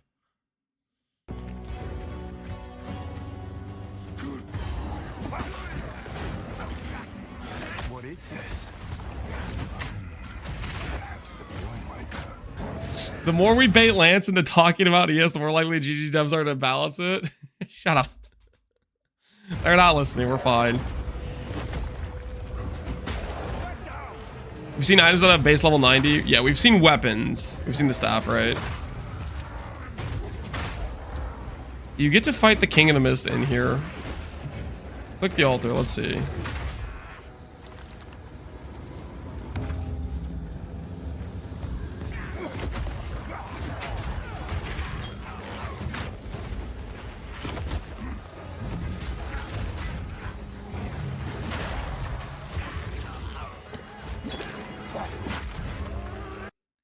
If you need hybrid bases are viable for ES, then I'll believe you. But if you need to run pure ES bases, I'm not sold. I think pure ES is going to be the best, and then hybrid builds that do some hybrid bases are going to be the next best. And then I think life builds are going to be just weaker than those two options.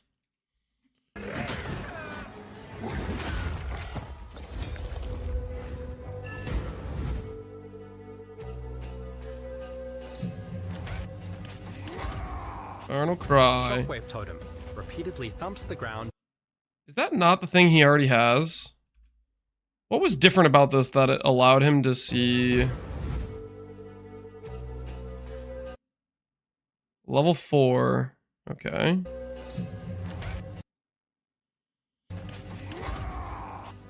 Shockwave Totem repeatedly thumps the ground, dealing area damage. He can level it. Oh, is that what it is?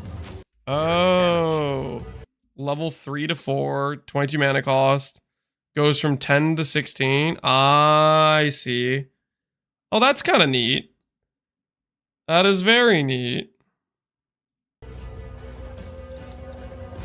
That's how we level our gems. Okay, that's good to know. That's good to know. So this is a good opportunity to like level up our spell, probably. Hunting Grounds. Ritual, level 4 gem, can level up skill.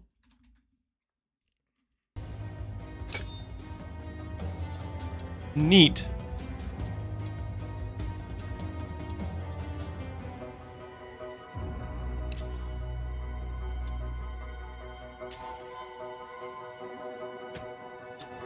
Wow, I used to know the Outcast. I think that's probably a good thing to do. Is instead of like over bloating the amount of skills you have, keeping the skills that are your main skills you've been using, level them up. That's probably going to be a new mistake type of thing. You're leveling a character and you don't grab the higher level skill, and that skill just falls off in damage.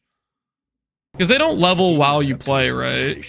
They level when you do the gem like that, I think. Like one of the changes that's going to be different for what currently is the fact. I wonder if Subtractem, you saw how his DPS dropped off in his playthrough. I wonder if he didn't realize, because this is not a very intuitive thing. I wonder if he just kept grabbing random skills to try, and then he was using skills that were just underleveled. I saw Balor doing that on minions. Because that's totally something you do as a PoE 1 player. You would just keep grabbing more skills, and you wouldn't think about the fact your skills are getting underleveled.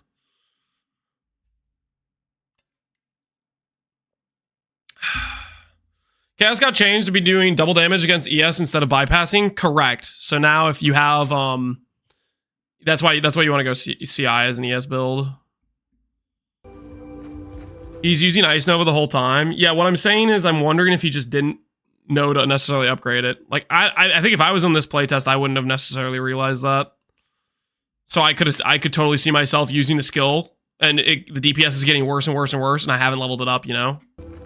I could totally see that happening. I think that's gonna happen to a lot of people.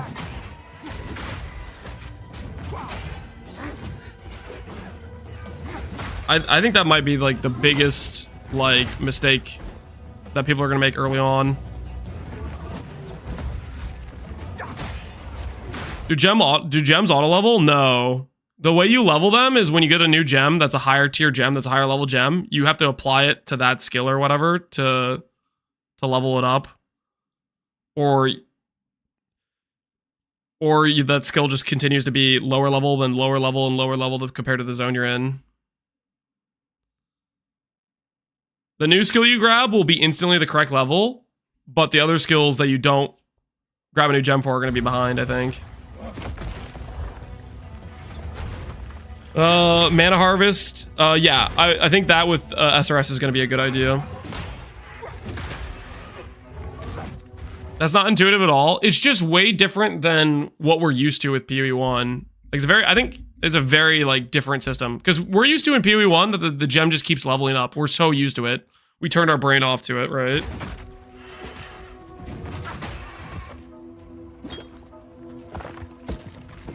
Is my build done? What do you mean build? I mean, I'm planning to play Sork. I don't have like a 100% set plan or anything. We don't know our tree really fully.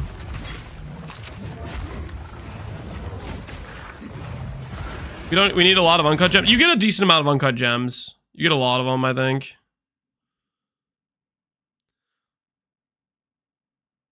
Start with basic skill, keep leveling said skill, transition to a new skill once unlocked. Yeah. You start getting a decent amount of skill gems. Like, I ended up having quite a bit more than I was using. Let's see when he picks up this uncut gem what it does. Let's see. I'm kind of curious. Yeah, and they always keep being the new tier based on the level of your character. He goes to Engrave again. Let's see. Yeah, you see, like, these skills are all level 2. He literally, this was like the first skill he got, right? So he picked this up when he had a level 2 skill gem all the way at the start. It has not increased in level at all. It is definitely the case you have to go and be like, oh, I like this skill. Let me level it up. So that way it's comparable to the zone I'm in. And it's effective on damage scaling, right? So, like, right now, this is the skill he has a support gem on. And it's behind in level, so he's losing effectiveness. Like, you can see the effectiveness is like 10% more damage per. So this thing gaining two levels would be like 20% more damage. I might, maybe I'll make a video about this, because this to me is maybe one of the easiest ways for people to screw up their start in terms of damage. Like, this is not intuitive at all in terms of like a PoE 1 player. I would not expect it works this way, and I would easily take forever to figure this out. I feel like that probably would be a lot of people. If you read the gem before he opens this panel, it explains it. Create a skill gem or level an existing skill gem. Yeah. I still don't think this is like super apparent to PoE play to people who play PoE. Like, I would imagine there's a large amount of people that would fall under the category of just like, oh, click, let me go get this gem, and then this gem, and this gem. I think it's more likely that a new player not playing PoE 1 previously would read the full thing. Like, PoE 1 players have a disability to read. Like, you guys know, right? Like, I would read this, create skill gem, I would skip this part, and I would say level 4. Create level 4 skill gem. That's what I would read. And most PoE players, I think, would do that. you guys know about the skip the thing in the middle part, right? That's the efficiency tech. It's just you. I am not the only person who does that, okay? Okay, so that's the first time he leveled up a skill, I think. I don't know if I care enough to make a video about it, but I might make a video about it. That's super important, though. Oh, please put on the one-hand mace. Please let this be a decent mace. Ooh.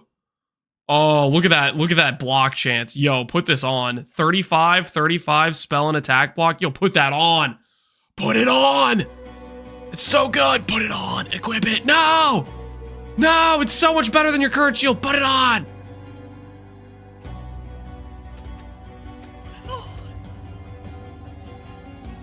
Just equip it, please. I'm begging you.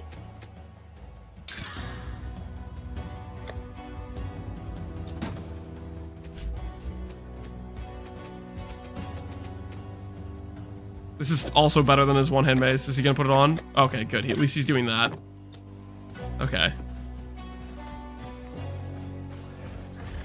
Make a YouTube short. Yeah, I guess I could. I'd have to figure out how to... I don't know if I've ever uploaded a short. Probably not that hard.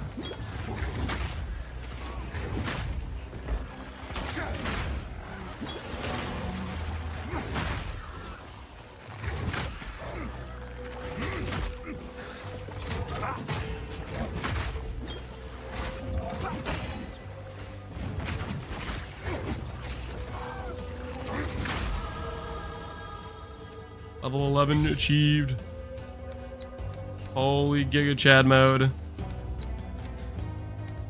He definitely should go over to the armor regen stuff on the, like, where is he going, man? He's just full melee damage mode. Yeah. Go get that armor and regen. Start getting some girth.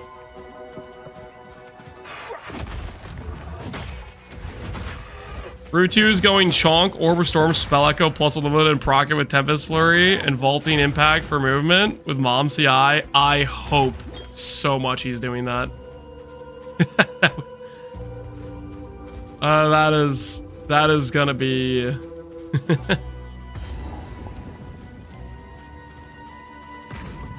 that...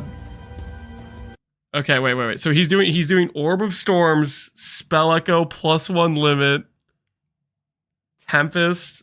So he's combining the spell Orb of Storms with a melee setup with Chonk, which has bad leech, and you can't get mana leech from spells.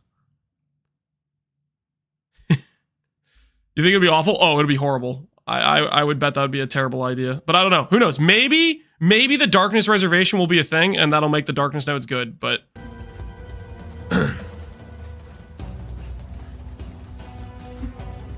He's doing Archmage. If he's doing Archmage as Chonk, I think he's making a massive mistake. If he's doing it as Sork, he'll be fine. Is that what's been eating our cattle? I think Chonk's a massive bait.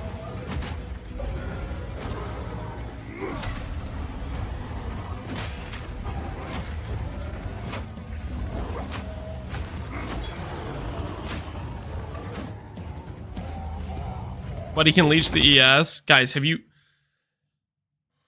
seen any sources of leech for spells?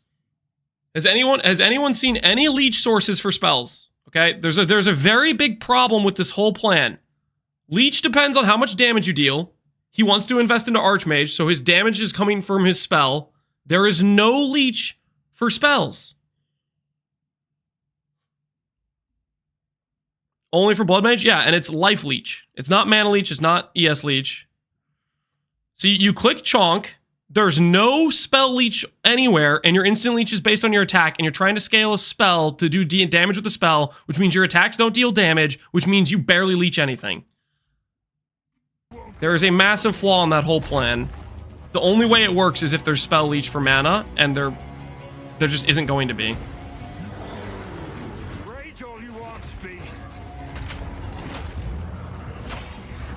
He's leeching 40% fizz with his attacks. Yeah, he could leech 40% of fizz damage. He's going to leech 40% of nothing. If he's going to efficiently scale his spell damage, his attacks aren't going to deal that much damage. Which means he's not really leeching that much because he's leeching 40% of nothing. Have I even seen Elemental Leech? I have not seen Elemental Leech. I've only seen Fizz attack leech for mana and life. I have not seen other sources of leech besides Fizz.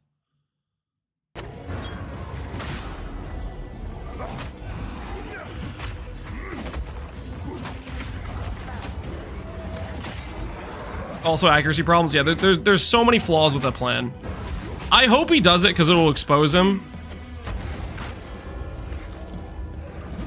But I think, I would imagine somebody will talk some sense into him before it gets to launch. Someone will maybe explain like what's so wrong about the plan.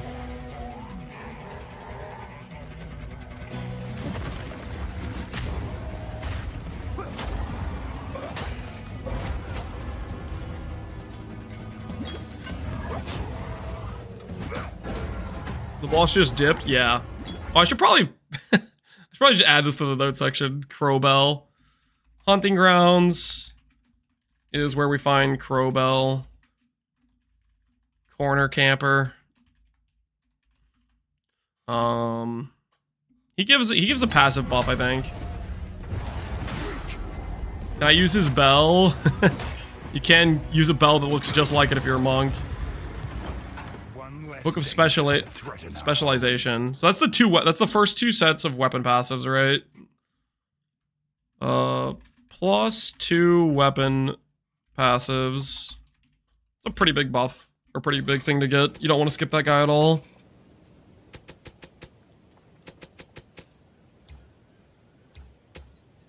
You know how Infernalist Fire mana thing will work with mana builds? It will have literally no synergy. When you click the Infernal Flame, you delete your mana, and then everything that's based on like mana this, mana that no longer applies because you have no mana.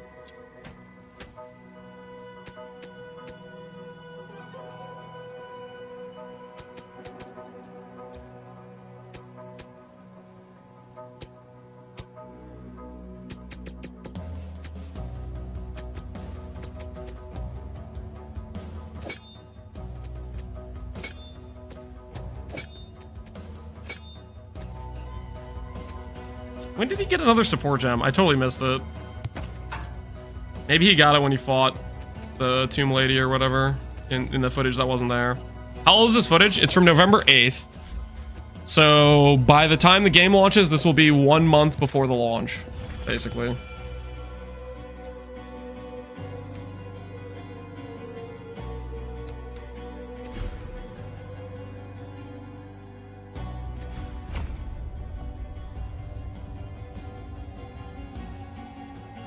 Weapon set passives being used for...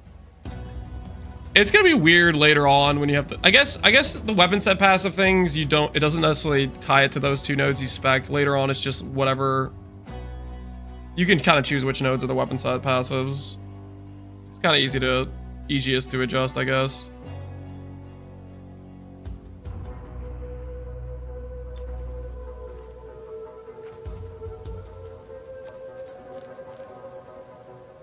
Mana Leech support gem? Yeah, Mana Leech support gem is Fizz, Attack, Leech. It's not for spells. You put that support on a spell, it does nothing. Does Merc give 20 passive points? I believe what Merc does is it transforms 20 of your nodes into weapon passive nodes. So instead of like weapon swapping and getting like a 20 passive point change, it's a 40 passive point change. It's not plus 20 passives. If it was, there's not balanced at all. So I'm pretty sure it's just the nodes are you can have switch around is 20 more, but it doesn't actually give you 20 additional. Armor nodes almost the Titan Ascendancy. Doubling your armor and percent increased armor are very different. All percent increases are additive with each other. The double node is just a straight up doubling.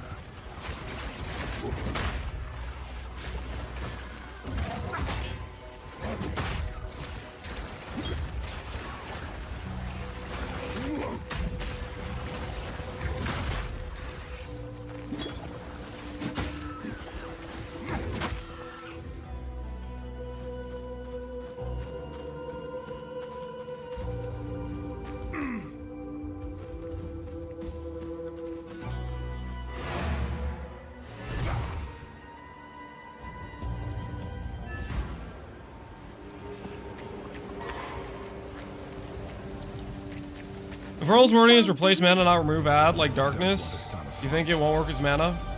I do not believe it'll work as mana, no. It's no longer mana. What happens is the amount, like the total number of Infernal Flame is based on what your mana was. Like, so for example, before you click the node, say you had 200 mana, now you have 200 Infernal Flame.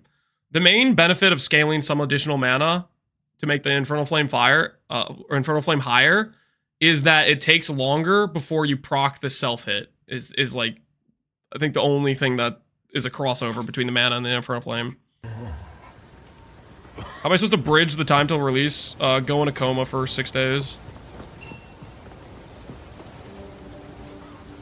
Okay, wait, did I miss something? He did... He just ported back. He didn't do any, like, quest or anything.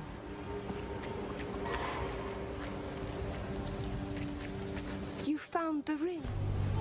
Don't want to start a fight. Was this from... This is from the Lachlan fight, I think, was the quest item he had. It was from the Lachlan fight. Let's see, does he get anything from this? Could he have teleported back sooner to get this?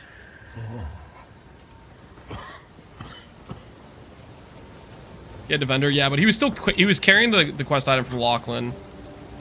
So maybe you're supposed to do this before... You're supposed to do this first if it's for a passive benefit, I think. It can still be this seed. Yes. Is there life recoup in PvE too? We've seen it on gear. multiple times, and we've seen it on passive tree a little bit, I think. What have we got? He didn't get any stuff from that, right? Yeah, he revived this dude, but he didn't actually get any, like, passive point or anything. What have we got? He has the hooded one, so now he can ID items, yeah. Holy! 87 spell damage, 9 int and 40 mana? Yo, dude. You're not a warrior anymore, my friend. This is a caster playthrough now. And mana gained on kill. Oh, it's time, dude. It's time. People that are theorizing that wand they showcased that was level 90, that they're like, this is a mirror tier weapon. Ain't no shot, dude. With this much spell damage on a level 10 weapon, I don't know. I don't think that's a mirror weapon. I think mirror weapons are gonna look a little bit nutty. Don't sell it. No! No, it was better than your shield. It had better block. Okay, it's got some good gloves. Gain on hit, nice. Oh, he sold that too? What are the gloves he's wearing? They have like 5 strength. Dude, this guy is ruthless. He doesn't care about upgrades. He just wants gold. He didn't have the dex for him? Yeah, but still, man, you can get the dex somewhere. Just swap a note around. Buyback? I don't think he's buying back. I don't think he cares. He doesn't care about nothing. He's a savage. I hope I drop a mirror in the first zone so I can waste it. Don't you dare. Don't you freaking dare. Destruction!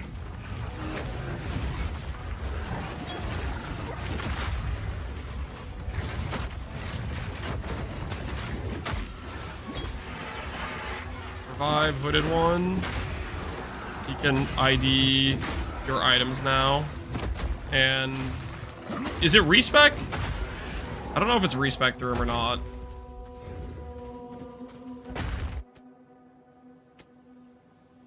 Is he respec too? He doesn't ID? Are you guys sure? Just respec? I'm gonna go back. All right, we're at 43, whatever. I'm gonna go back to when he revives him.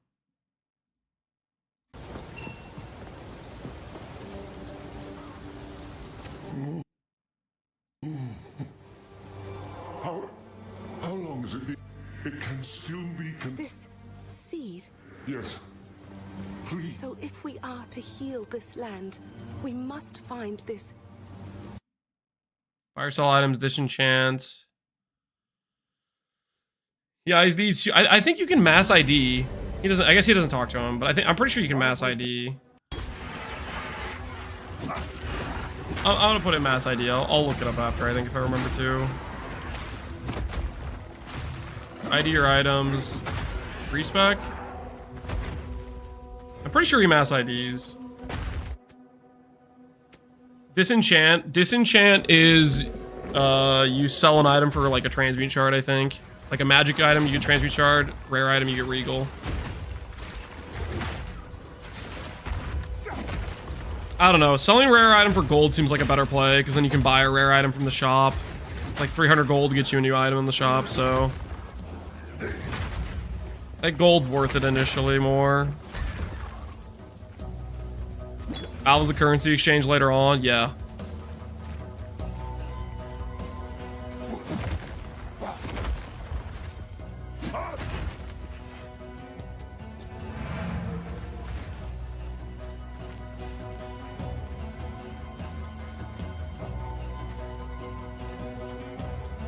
In your tree, do you think as the warrior you'll be able to manage the nodes at the beginning? I don't know what that means, Lova. You can respec your nodes. Yeah. There's gonna be a gold respec that you can do pretty early on. It might be through Hooded One, it might be through some other things. I'm not 100% sure.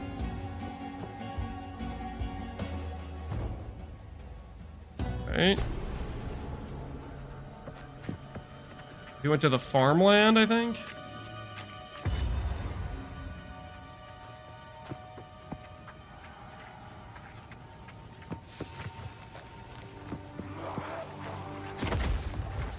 He's in the farmlands now.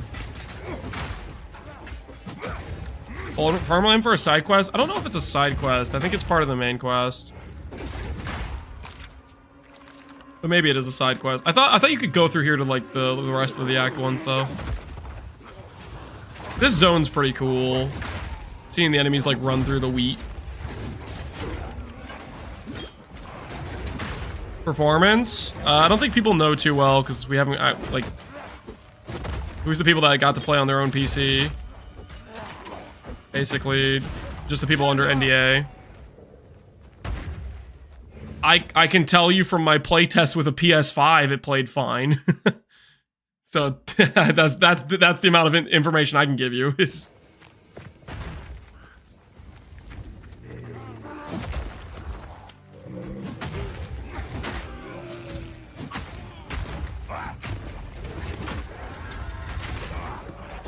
Hey, Sadilla. Or Sadalan. What's going on, man?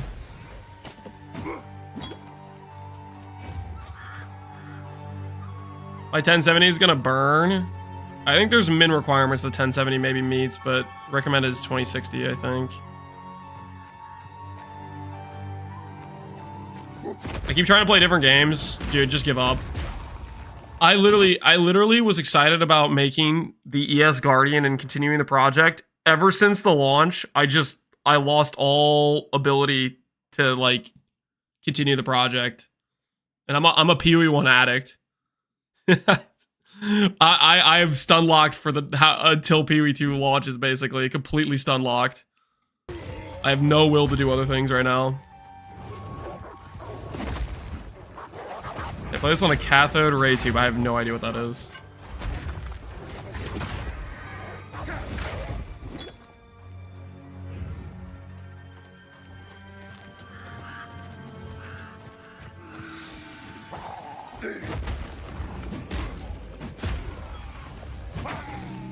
I'm writing a project for my job right now, and I'm at 50% efficiency, and I'm being optimistic. Yep, I can see that. I'm playing Hades to practice the laws of the gameplay. Oh, not too bad. Okay, so Yuna's loot box is in like a yurt. Let's see what this quest gives. Yuna's loot box in a yurt. What does this give? I can put right. Loot box confirmed in PoE, yep. At least.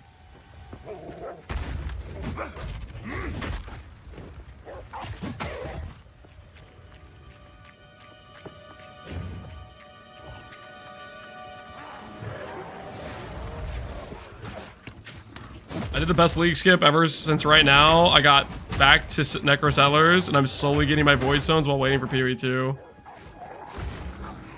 You know, I'm impressed with people that can that are able to endure doing other things and not just be completely stun locked.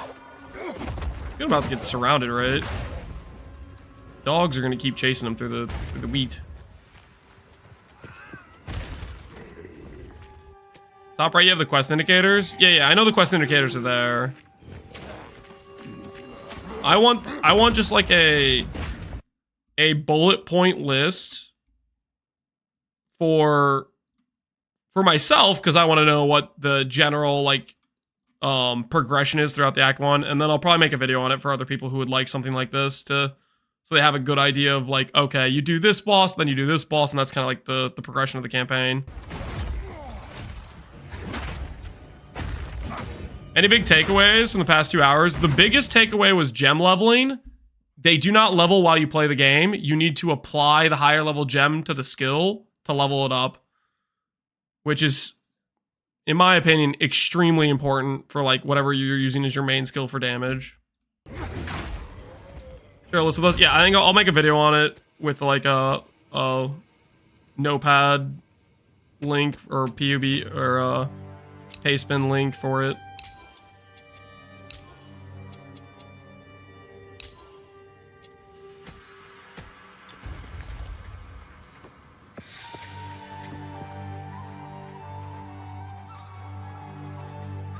Keep the same numbers. Oh yeah, you don't have to do anything. You literally click the uncut gem, you say level this up, and you're good to go. The skill that has whatever supports it has on it is now leveled up. It's super, super easy to do, but it's just mainly a thing of like realizing that it's something you need to do and the gems don't level automatically. I quit the league after I missed too many previous recombinations that I went broke. Yeah, it can be depressing when you get screwed on recombinators too many times in a row. Fully link your main thing? Yeah, definitely. Link supports are powerful enough that I don't know. In his defense, he probably watched the presentation where they're like, use this combo with this combo, and he's getting combo brained when the answer is one button Andy is the way. Especially when you don't have link supports to support your combo skill. One button builds will dominate the early game.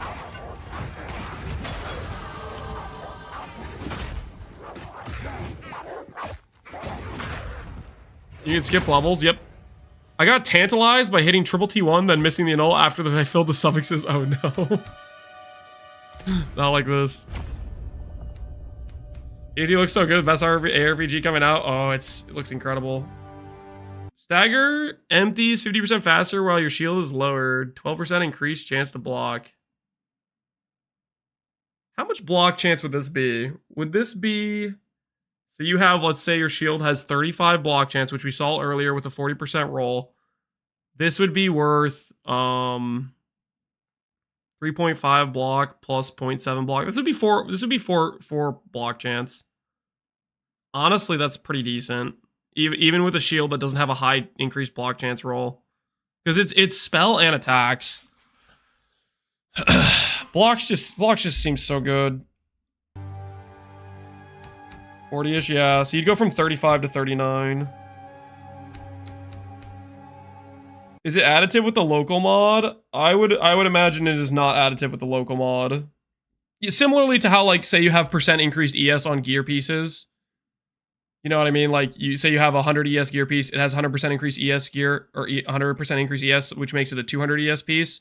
And if, say you go get 10% increased ES, it's not going to make that chest piece give you, that's not going to give you 10 flat ES, it's going to give you 20 flat ES, right? If it's additive with the mod, then these block nodes are a lot worse.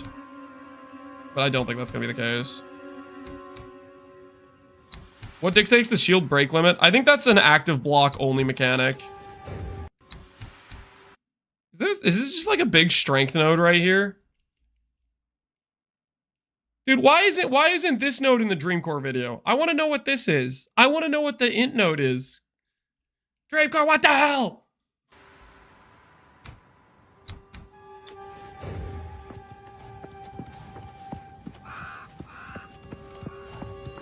That's beef, it probably is. Probably is beef.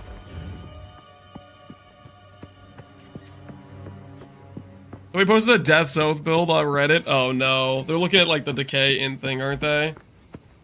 Okay, Ogum Village. Add this to the note section. Quests. Quest item. I'm gonna he'll turn in this quest eventually and we'll know what it gives you. Farmlands to Ogum Village.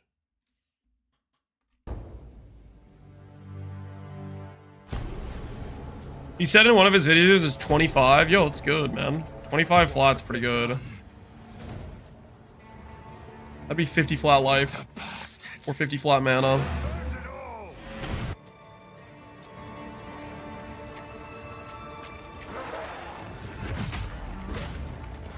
After you transmute your items, you then have to Ogum. Shut up. I bought the hates the Reddit links. Oh, I'm sorry. Hold on. I can see this one. Hold on. Let me copy paste it. Hold. This is the Death Oath at home build. Let's see what this guy's cooking. All right. No. Hold on. Hex Blast. This isn't Death's Oath though. Okay, he's got Chaotic Freeze. Temp Chains, level 11 is 42% slow. Deal chaos damage, which hinders reducing enemies' movement speed by 30%. Dark Effigy Totem lets chaos damage freeze. Added cold damage. Yeah, huh? This isn't Death's Oath at all. This is like a hit-based character that just has like Temp Chains on it. No, he has Decaying Hex. Okay, I didn't see it. I'm blind. He has Decaying Hex. I'm surprised he doesn't have the aura effect node. I am fairly certain that aura effect node will work with blasphemy auras, or it should based on the wording, because it's not non-curse aura. It's literally aura effect. I'm gonna be clicking that node literally for my 2 blasphemies. I'm gonna spec over and click it. If they keep temporal chains and enfeeble the way they are 100% going to have to nerf them, or they're going to have to nerf the spirit reservation for blasphemy. I see no world where those get to stay the numbers we've seen so far.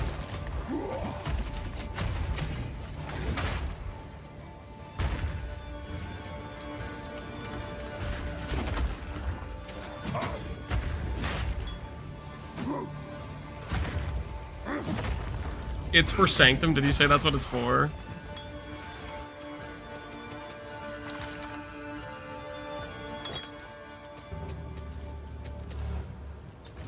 Nerf the curses. Yeah, they'd have to do something to it. Nerf the curses, something. Game's not out yet, and little bro is asking for nerfs. I'm not asking for nerfs. I'm pointing out something that I think is clearly not balanced. Based on what we're seeing here, based on how much reservation space it takes.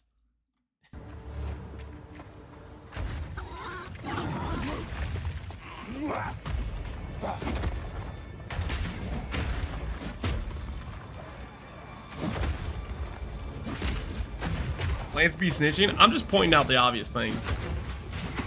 So scepters initially give 100 spirit at baseline. It's probably just baseline all of them have 100 spirit. Kind of a lot.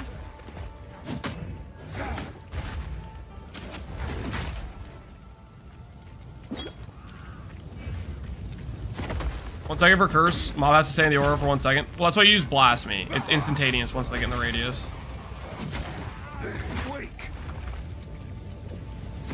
A lot of leaks are from older build. That's probably the case for like Enfeeble and Temp Chains. Hopefully they're somewhat balanced on launch.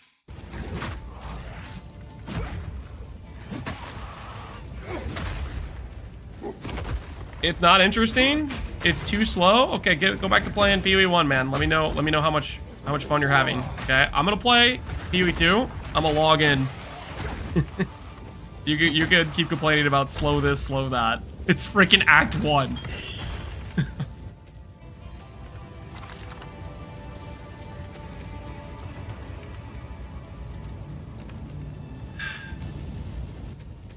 We don't have ward. I have not seen ward yet. No. Do you think we'll be able to just equip a shield on a Sork? Feels like strength requirement or daggers bar will be really hard to overcome. Depends on what base you're trying to equip. Like the base requirement for this for just any random level 1 shields like 10 strength or something, which would be like you could make 2 of your passive points do strength, right? Type of thing. Alking it. Holy yes, please. Nice. There we go. Please start using that instead of your mace. Please, I'm begging you.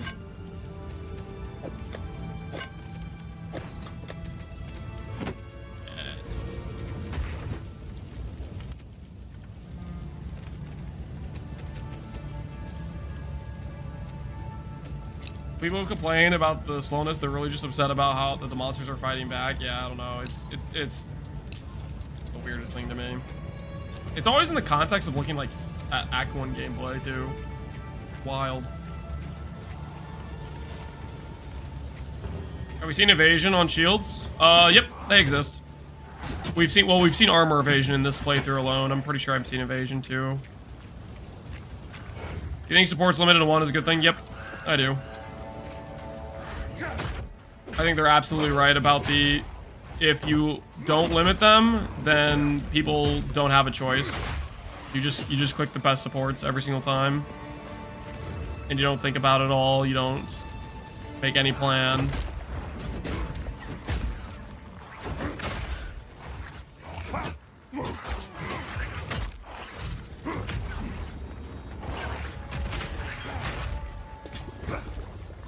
They showed some late game footage in the reveal. Honestly, it's gonna be pretty fast. Yeah. I think it's gonna be a good time. I was oogling and ogling at the Archmage showcase of the ball lightning.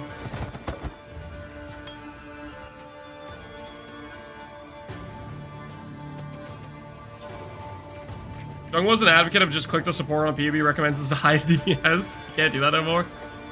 You could do that most of the time, but that's even a mistake on PoE1. Like, there's certain supports that...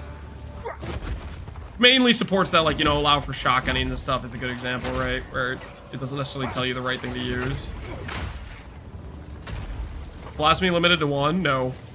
The Blasphemy says you get 30 spirit reservation per curse. So if you wanted to do Blasphemy with 2 different curses, it would be 60 spirit instead of 30.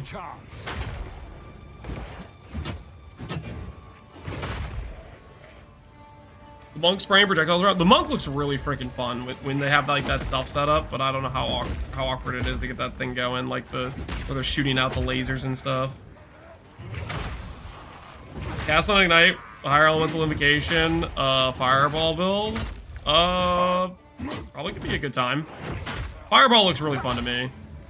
I don't feel like you can go wrong if you're doing fireball. It's just gonna be a good time. Fun skill. Finally, some shield gameplay. Yeah, it's about time he weapon swapped to it. He had to alch this mace, but he's made the right decision now. I think if you play warrior 100%, you go 1 hand plus mace, and you can easily grab Giant's Blood the second you get to that keystone and do 2 hand plus mace. Shield seems so freaking good.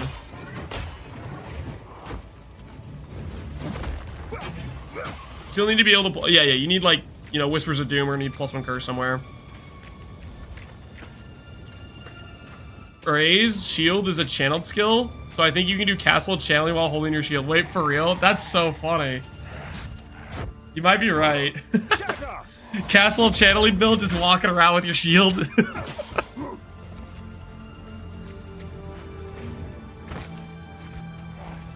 That's pretty freaking neat. Dude, there's so many like there's gonna be a lot of fun combinations. There's gonna be a lot of fun combinations.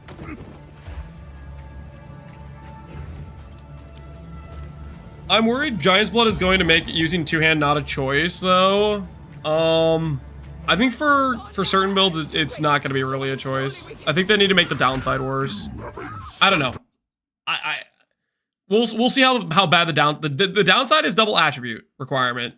I feel like that's not going to be a heavy enough downside, but who knows? Maybe it will be a heavy enough downside. Because I don't really know the stat requirement for like maces and how much strength they're going to need. Like if you're going to need 400, 500 strength to put your mace on, then it means it's something you don't get to click unless you're optimized. Because hitting that number of strength, you need to have you need to like strength roll on every item basically.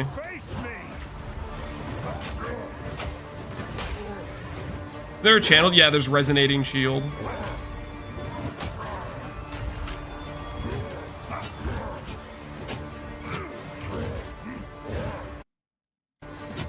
Is that the armor break animation?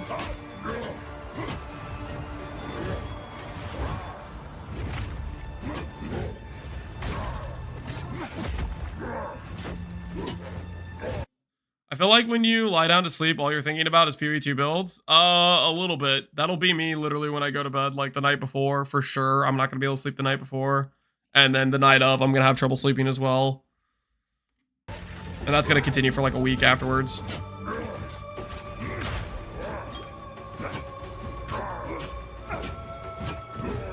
That's me every night, Damply? Hell yeah.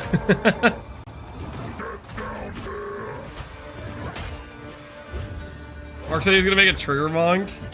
I liked how he was talking about doing a Val Thaumaturge shadow. That sounds cool. Like the nodes in your head. Yeah, I play the animation of specking it out. I visualize the tree because I'm specking the nodes.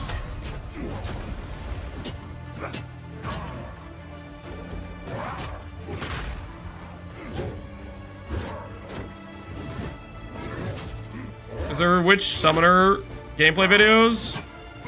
I have not seen very much early game of Witch recently. There were a couple people that played Witch Summoner that made videos, but they didn't do a gameplay video.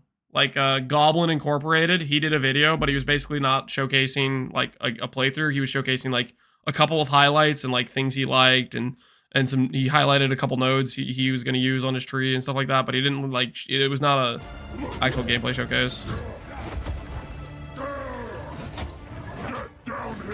Get down here, bud. Holy! He's fine. He absorbed it. He absolutely absorbed it. It's fine.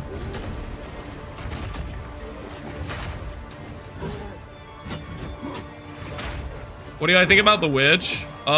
Witch probably will be good as Infernalist for a summoner build. Blood Mage will probably be a good hybrid spellcaster. I think Witch has potential to be pretty good.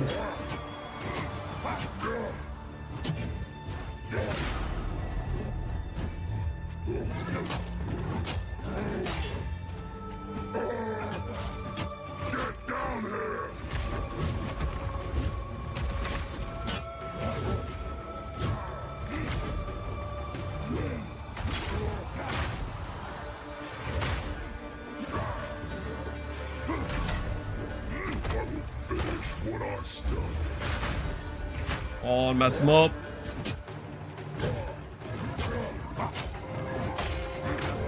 Teach him a lesson. And my axe, yo. Ratface Jack. Appreciate the sub, dude. Appreciate the sub.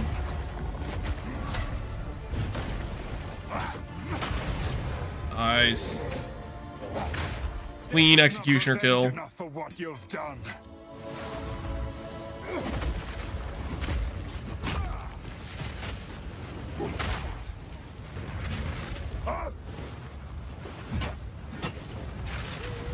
Boss fight in Ogum Village. What Mercenary Sensei do you like better? Witch Hunter by far. There might be, like, based on the nodes I know so far for the Gemling Legionnaire, I just think it's going to be a bad starter. I just think it's literally just going to be a bad starter. Unless the other nodes that they haven't showed are good, they need them to be good.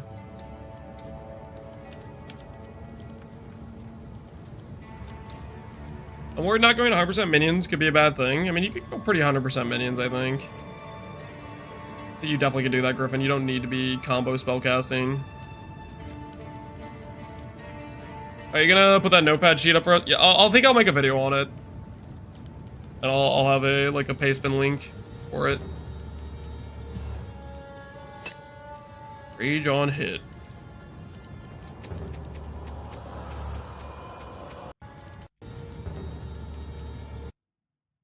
He has like all pure fizz, right? There's no way these are optimal choices. Like, brutality would be way better here. We know brutality's in the game, right? Is it just not like, is it a higher level gem? Is that what it is? Probably a higher level gem.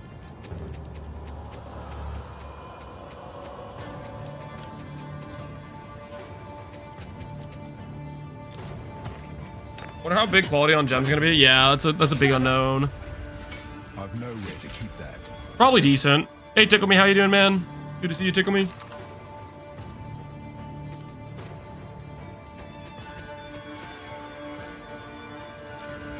I've nowhere to keep that. I want to spellcast too, but I feel like if you want a summoner casting spells, there's a ways to prioritization. It's gonna be worse if, I think it's worth it for utility stuff. Like, let's say you cast a curse, or you cast Eye of Winter to proc Ellie weak, or critical weakness, stuff like that. Stuff like that's gonna be worth, but as far as like trying to deal damage yourself, unless spiritual aid exists on the tree, it's just, there's no way it's a plausible option. In terms of like actually doing damage. Is there still overlay map? Yep. They do it all he's done it multiple times throughout this run. You tab or whatever. Sorkin Witch looks so good. Yep. I think they're gonna be a solid. I think Sorkin Witch are just gonna be the best because of the start location. Because I think ES is OP. Mana seems OP for actually dealing damage. Like Archmage seems like he's got better damage scaling than anything else.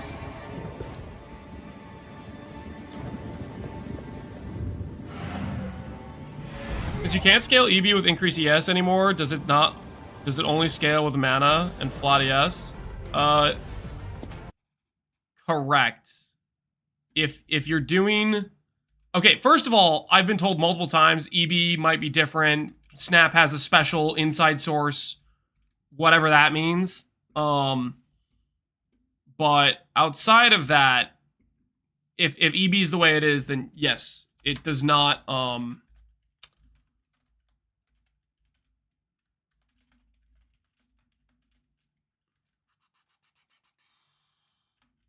courtyard.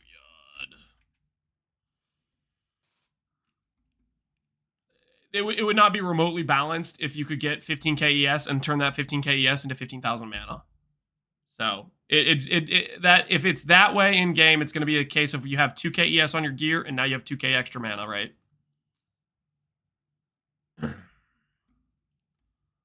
Leveling guide. Yep, basically we're working on like the act progression is what we're working through right now. We're looking at Bajira's gameplay footage.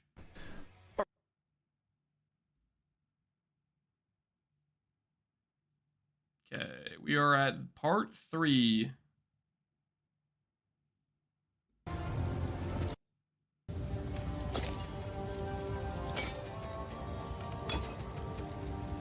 Are we not chonking yet? We're never going to be chonking.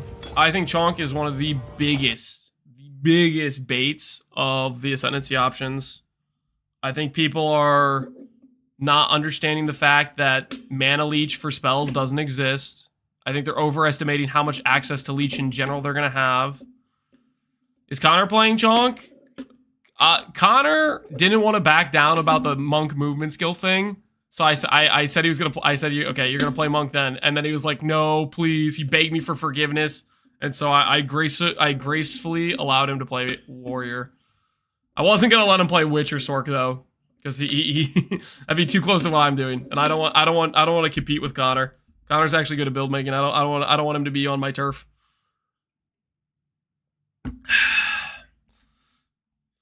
ES should be better with only poison going through. ES, I think CI you're probably just clicking in a lot of cases. Is what you're probably doing. Don't let him have Sork. Yeah, I'm gonna take the Sork high road.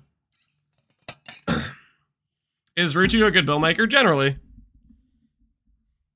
I need to get water. I'm gonna be right back, guys. I need hydration.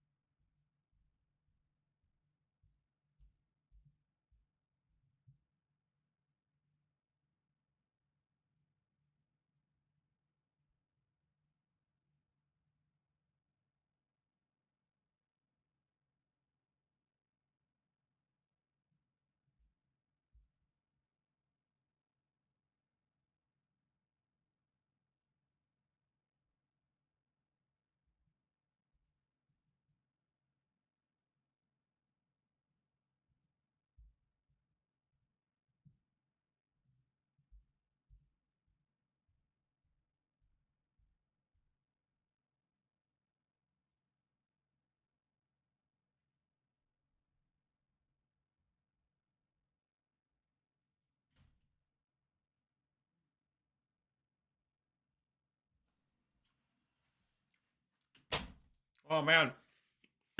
So, I may or may not have acquired myself little cheese crisp things and a couple of cashews. Just a little something, refresh my power levels. That is not -5 miles, guys. That is not -5 miles, okay? The progress is still there. It is not -5 miles. Ain't no way.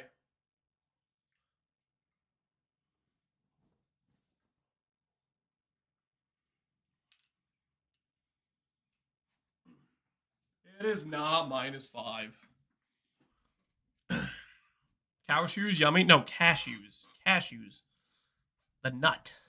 You know? The nut. Cashews. And my axe. 5's too much. -2 for sure, though. No. Not -2. Yo, Stylex. Appreciate the sub, Stylex. Can't be eating nuts in November. Do whatever I want.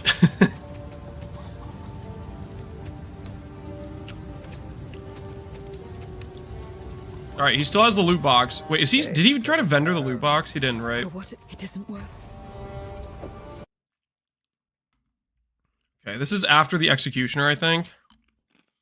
Let's add this to the text.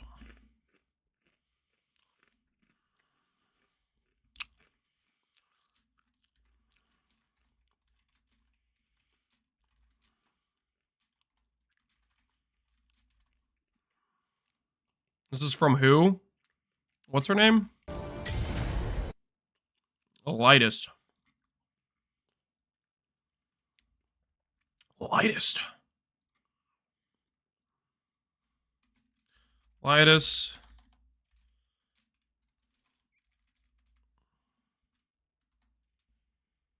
I'll put this after we get to the courtyard because you get a waypoint.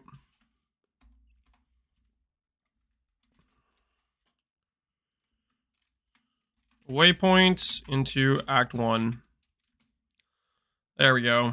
There is no end for what it isn't worth. Thank you. Are Slam's gonna be pooping? No, I don't think so. Together. Look at the endgame footage of it.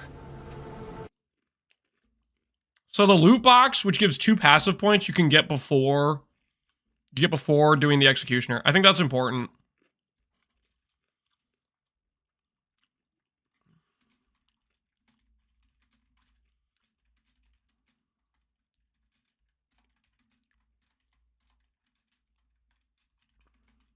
I think you should do that before you do executioner. It just makes the fight probably a lot easier. Wild bone shatters.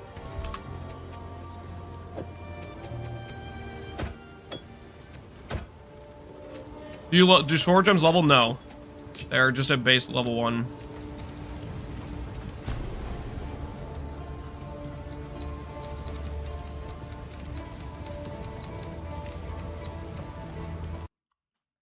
Do you think Chronomancer will get a better increased duration support? I don't know. Maybe. No clue.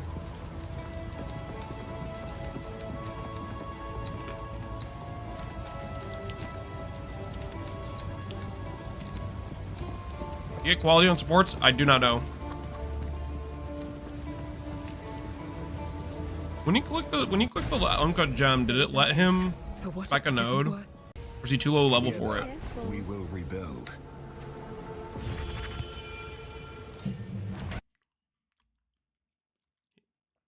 Requires level 14 for the level 5 gem.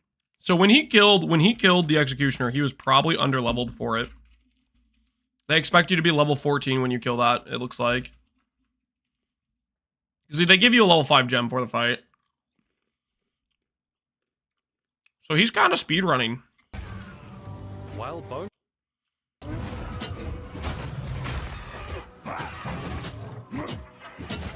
Now, why did he go back here?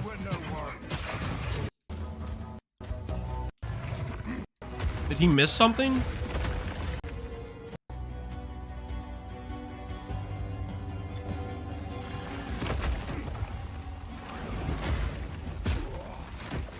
The names are still dank? Yep, absolutely. How do you think you will cover stun if you have EB, Mom, and CI? EB, for all we know, is changed. I keep hearing people say it's changed. If it is, then who knows? But if it's exactly what it is in Dreamcore's video, you might have to not click CI in order to have some sort of stun threshold. Or maybe there's going to be uniques that allow you to get stun immunities. We don't know. But that would be a very big issue for EB if it is the way it is.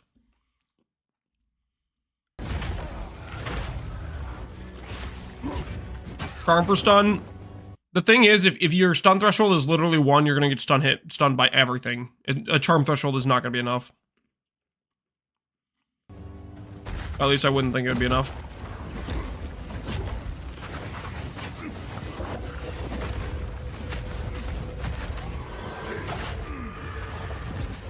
Dryadic Ritual. Could he have done this earlier then?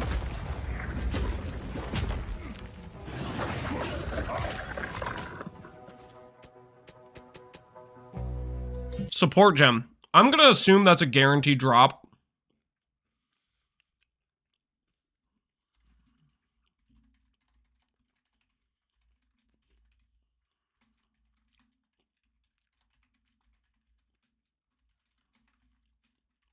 I think that's maybe a guaranteed drop.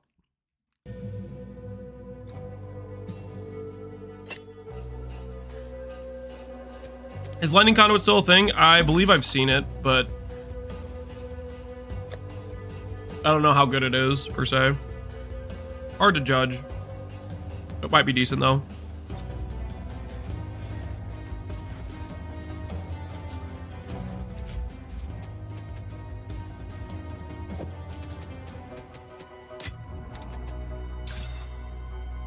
That's a very big deal for making the boss fights better, is getting like another support gem to get your full 4-link damage.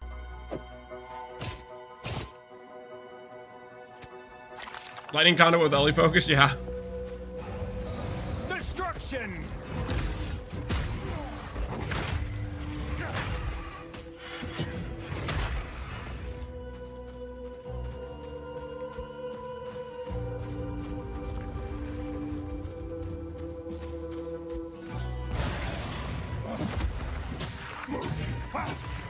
Character name's global unique. I don't know. Maybe. What else are you looking for? He's fighting the Crowbell again. He's just over leveling for some reason.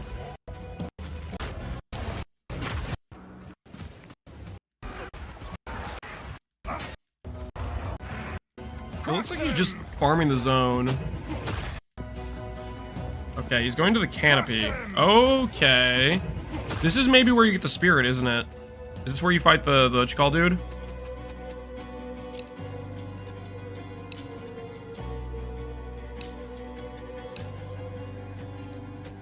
He's farming movement speed boots. You think that's what he's farming for?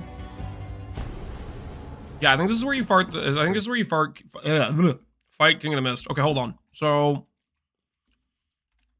this is later. Hunting Grounds has a lot of things to do.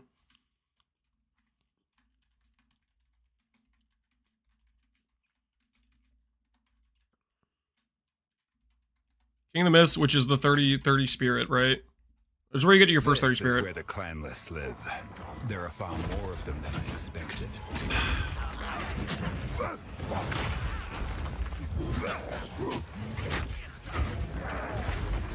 He's just following his quest log? Probably so. It makes sense now why he was underleveled. Because he didn't do like this zone. You know, and he is kind of speedrunning, you know, beelining stuff a little bit. So he'll be a lot stronger if he does it in the correct order for the Executioner. Random support gem drop, that's huge. By decree of the Count of...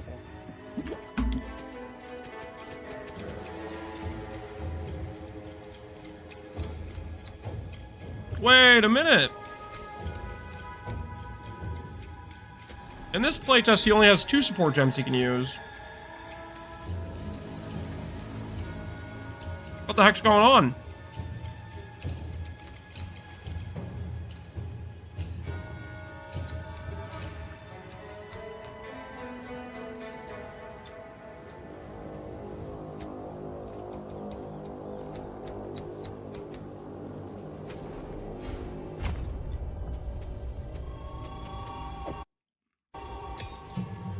So that means there's 3 different types of Jeweler's Orbs then, right? It's not default 4-link, it's default 3-link.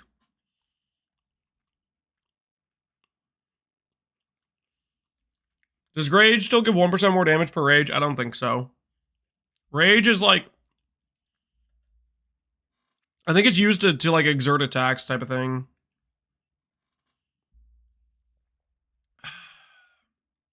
Can I reformat the notes for you later on? You want to reformat them?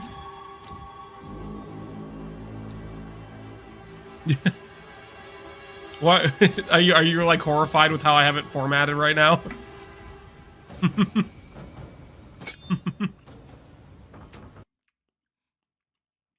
Yeah, so it's base 3-link then.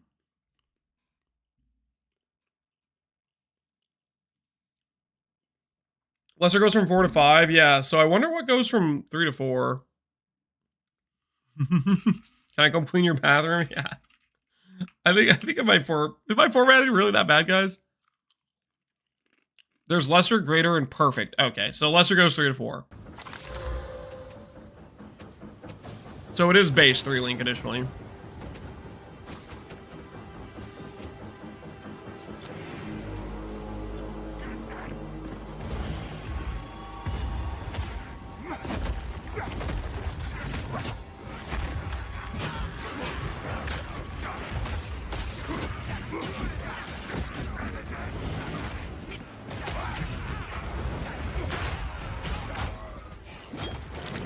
It's so cool to not have to relink everything. Dude, I'm so pumped about the socket system. Not managing sockets. I think one of the most tilting things I have ever experienced at PoE is the situation where you go through the campaign, you need to make some sort of swap, and you're bricked by your sockets, and it's like irreparable, and it's just like you're just scuffed for like an hour.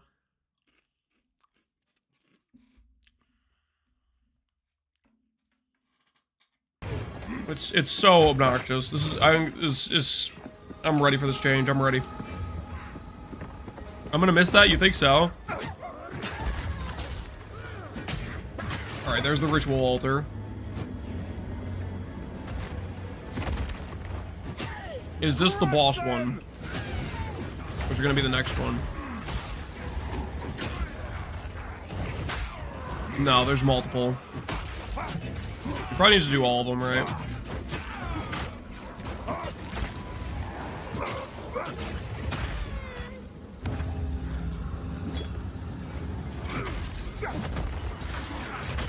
Sometimes you have a straight upgrade and you can't equip it because of the colors. Exactly, yeah.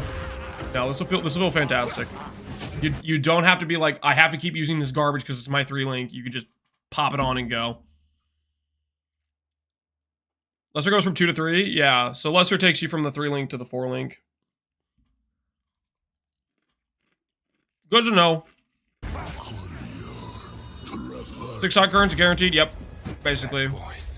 There's a currency from going 3-link to 4-link, a currency from 4-link to 5, and a currency from 5 to 6. All guaranteed. Everything's a white socket. The shadow lurks here.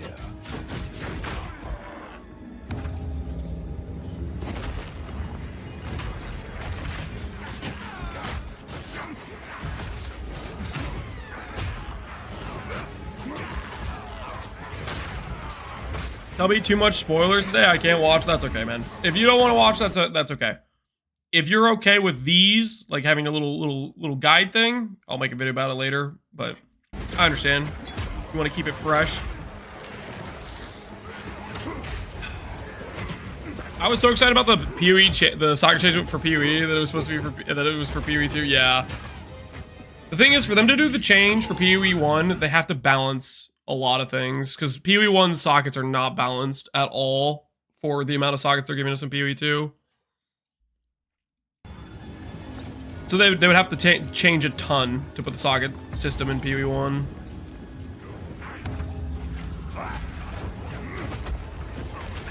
What skills have cooldowns? Similar skills to what you would have cooldowns on in PoE 1, like for example Sigil of Power.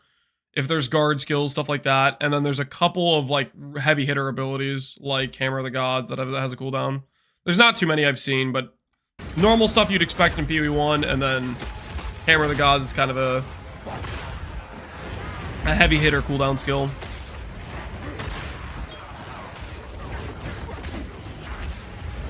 Do what you gotta do, yeah. I want this for myself too. I want to make sure I know what I'm doing.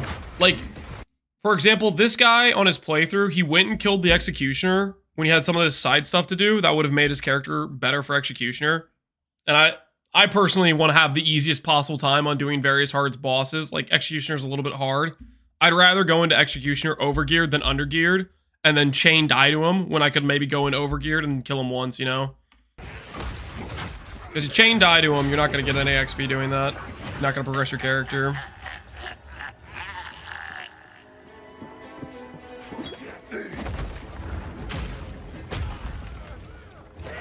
Destruction. Hourglass? Yeah, Hourglass has an 8-second cooldown.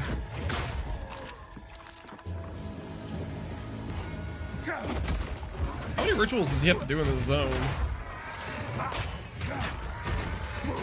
The campaign bonuses account wide, or no, they're per character. If you do the thing that gives you 10 cold res on your warrior, and then you do a new character, you're not gonna have that 10 cold res at level 1 or whatever. K9 forces me to get better, yeah, which is good, but also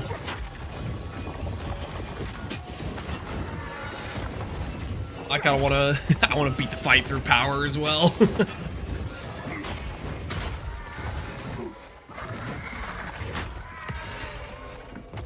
Yo, whetstone your mace, man. Do it.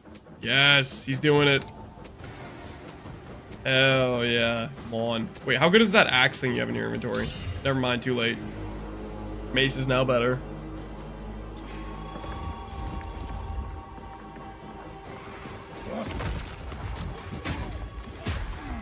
Console content? Disgusting. Yeah, he had the choice to do the run on console or do it on with mouse and keyboard. He chose to do console, I think.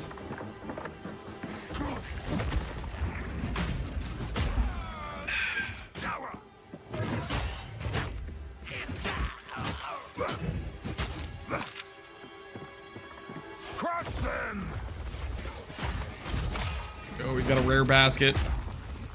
Get the loot, man. Get the loot. The loot. I've nowhere to keep that. Attuned wand. He's just gonna leave that on the ground.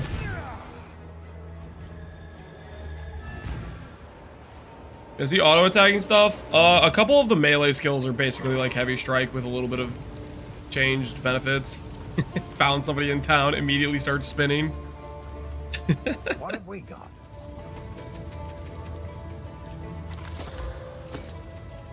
This is the way. This is the way.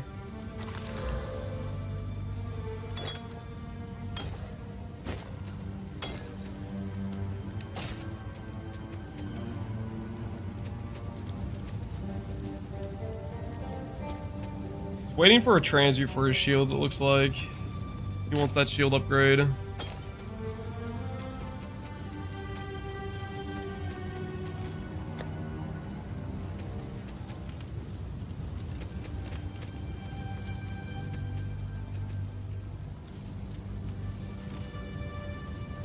GG ran out of Steam keys. Now people have to wait for them to get more. Wait, is that true? Did they make a post about it or something? Yes. No way.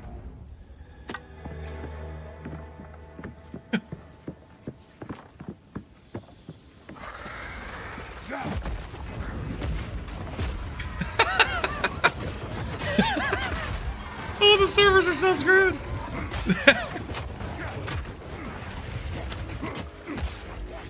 Where's the post? Yeah, do we have a link to the post? We gotta be verified.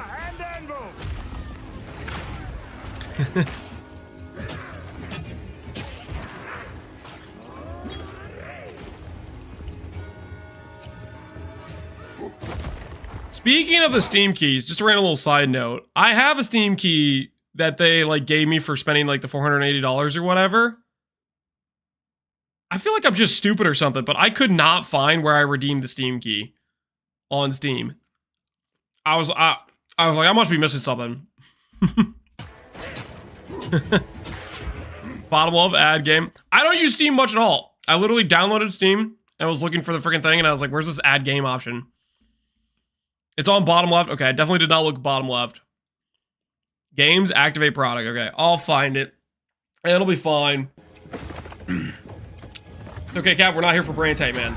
You don't have to say that. I don't want to hear that. That hurts my feelings. I can do it for you? No, stay away from my Steam key. Stay back. It's top right menu? Whoa, whoa, whoa. Okay, hold the phone, hold the phone. I see people saying top left or top right versus bottom left. Which one is it actually? It's top left? I don't know who to believe right now. It's both places? Okay. Ooh, rest in peace. I don't know what he died to, just got overwhelmed.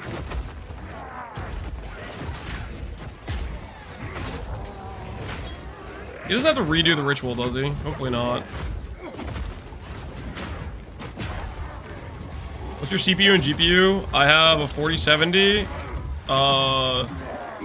NVIDIA TI, and then 7800 3XD. I literally finally updated my like 7-8-year-old PC. Made a bit of an investment. Hopefully this PC works. Although it has been crashing with PoE 1 like once per day, which has been scuffed. But I was like, I better update it for PoE 2.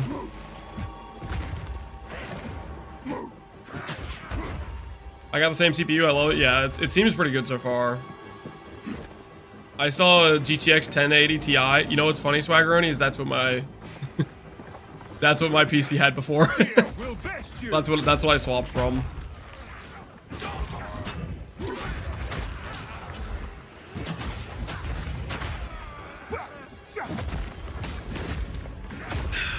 Is this the post? 1080 Ti still workers? Yeah, it was a good GPU. This is not the post. Steam key for PoE 2 is gone. What is this? Oh, okay. Hi, I am planning to play PoE 2 on Steam, and yesterday I was able to click claim key. I was on my phone, so I thought I will just claim it the next day. But today I can't claim it anymore, and it gives me the message, sorry, these keys are currently unavailable. I'm afraid that you may need to wait until more keys are available. Rest assured this will occur soon. If you have any other questions, blah, blah, blah. The CSS is gone? Yep. It's a sketchy place. Okay. He doesn't have to refight the mist, right? This is a long zone. There's the boss fight. Surely he's close.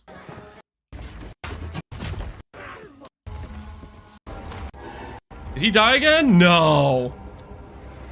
Dude, no wonder it's taking him so long to get to the last boss. He got chain killed in this zone. If he dies, does he have to redo the he doesn't have to redo the ritual, does he?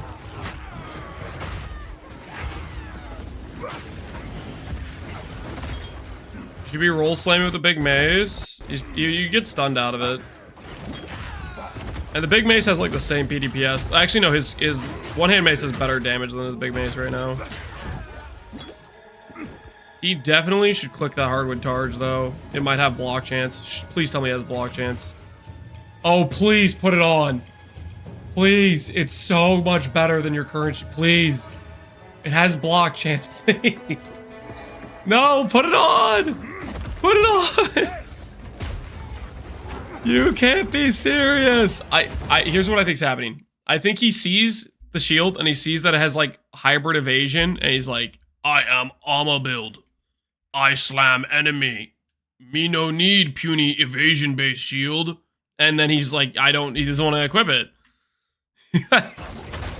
It's so much better than his current shield. You'd gain like 12 block and life and dex.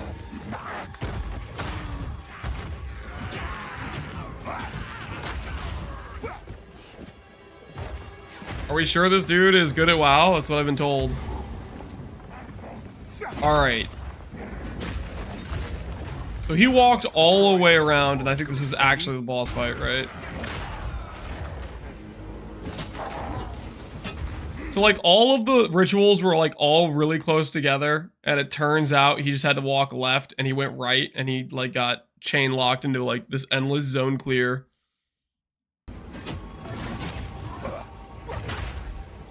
He's thinking it's physically smaller so it won't cover as much of his body. Yeah, I guess that could be too. Alright, let's see this. This is the King of the Mist fight, right? He's leveling, yeah, he's getting XP.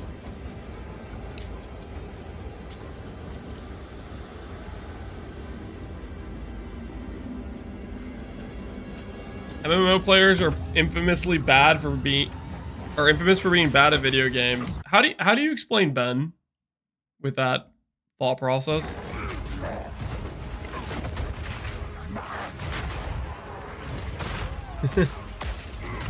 yeah, Nick too.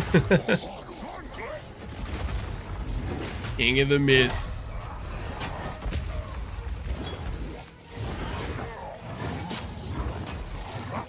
And Quinn. Got him. Can't counter that. God gamer. Not a bad player. No, he's been honestly dominating. He's only died in like a couple fights. He's first tried most things.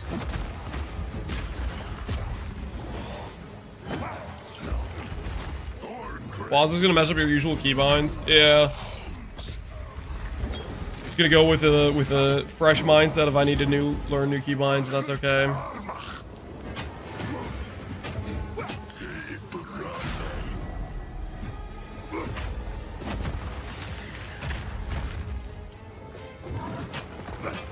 Mess him up, mess him up. Dude, is this guy really just camping his like freaking bleed degen ground? What a camper.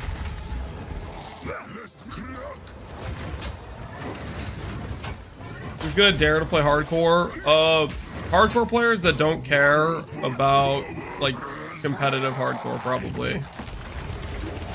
I think the players that like to like race and stuff are gonna learn the game in softcore and then start playing hardcore.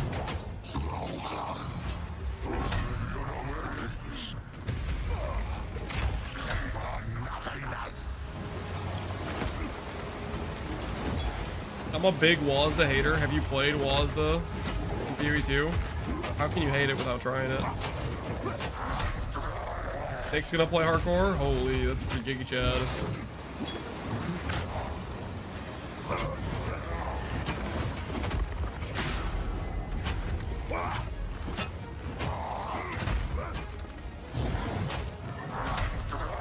His hates it really.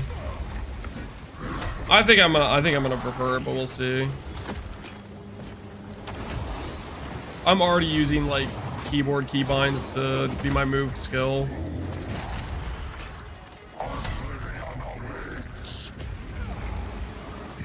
Octavian hates it? Wait, when did Octavian say that? I thought Octavian used certain builds he played click to move and certain builds he played Wazda. Like if he's playing a summoner, he probably plays click to move. If he's playing a ranger, he probably plays Wazda type of thing. You have more control over your character. I think it's gonna be definitely objectively stronger for like any ranged style classes that you can cast and move at the same time and be directionally aiming.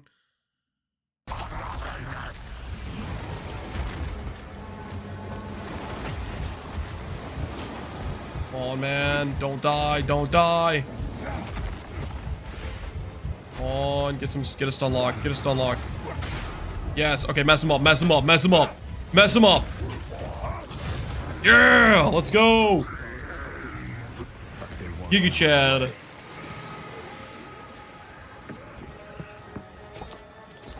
Ceremonial Skull is the 30 spirit, I'm pretty sure.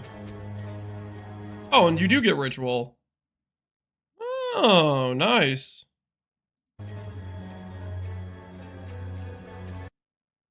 I wonder if your character's good enough if you could like refarm this zone. Like if you just wanted to get some rare gear. There's only freaking like 2 items that are rare in this though.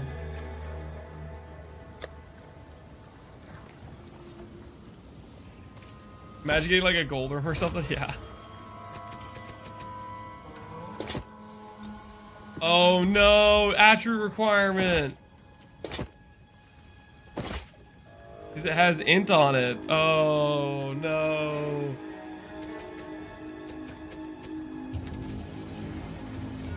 Time to go spec an int node.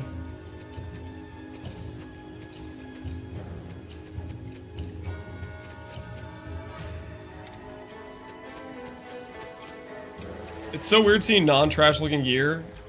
I'm so ready for the gear to look like this. 30 maximum spirit. I wonder if you can get a reservation this early on. It's probably not gonna check. I've nowhere to keep that.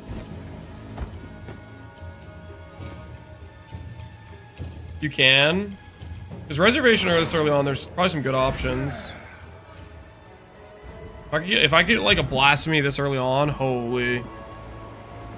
He does in fact check. Wait, he does. That'd be awesome. Oi, it's you. You're Renly's found. I am Finn, owner's house. Didn't give you anything? Everyone clear fells. Ooh, Finn gives me a charm. Okay. Cool.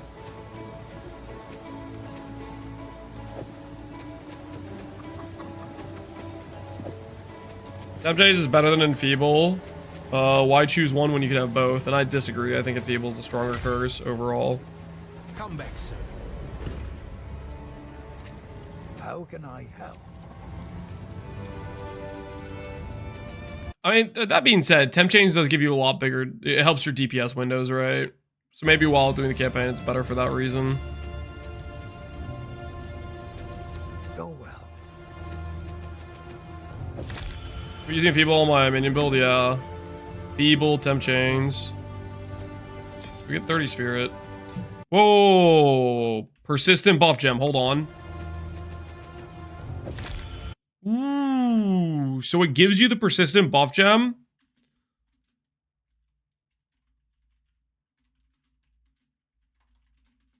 Nice. Okay. Is he able to click Blasphemy here? He's just gonna show him like the attack-based ones.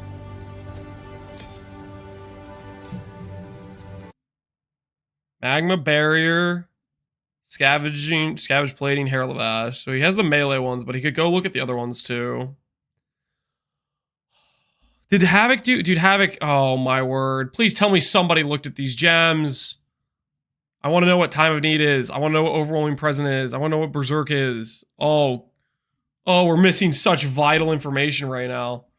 Somebody could have totally looked through these gem menus. Are these auras? Yeah. There's definitely more information than we know right now.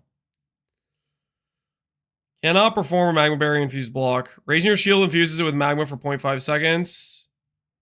And when you raise your shield, it infuses magma for a short time. Blocking during this time will spray magma at enemies. And grant an endurance charge. Oh, nice. Scavenge Plating gives 3% more armor per scavenge plating. Use fragments of armor scavenge for enemies you bolster your own. Fully breaking an army grants you a stack of scavenge plating for a duration, and you gain armor and thorns per stack. Last 8 duration every time you break armor, and you can stack up to 10. Okay, that's a little bit weird, but maybe that's good. Time of Need is like the Guardian Ascendancy node. Periodically heals plus restores mana. Dude, that would be sick. Yeah, Time of Need is the Guardian node. It's the same phrase. Ignite surrounding enemies if overkill damage is at least 20%. Okay. I hope he does Magma Barrier. Honestly, I hope he clicks LB and looks at other options, though. That's what I really hope he does. Click LB. Click LB.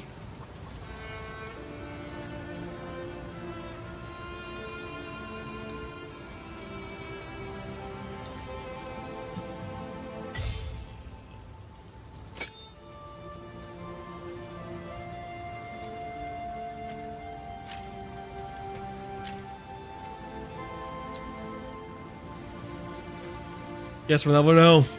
We'll never know. So somebody could have done this in the playtest. Somebody could have absolutely done this. But I bet not too many people went off to the side to fight this guy. How can I help? It's not necessarily very obvious. But this is a big freaking thing to do on the first. You definitely want to do that before you do Executioner. So he's going back in this zone. Perfect. Create a large. Is he doing this just to level? Is he over leveling? Is that what he's doing? Let's see if there's another quest thing in here that we missed.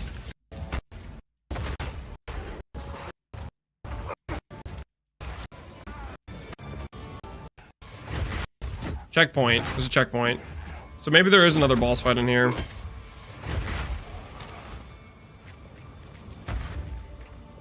I heard Dreamcore looked at all of them, but he's waiting until 2025 to show it. No, please tell me no.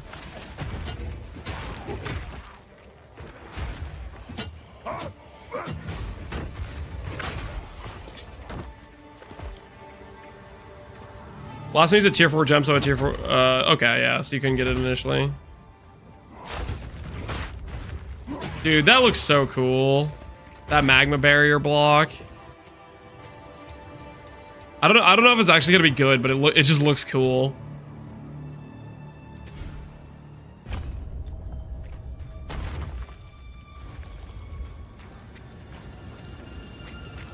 Tower.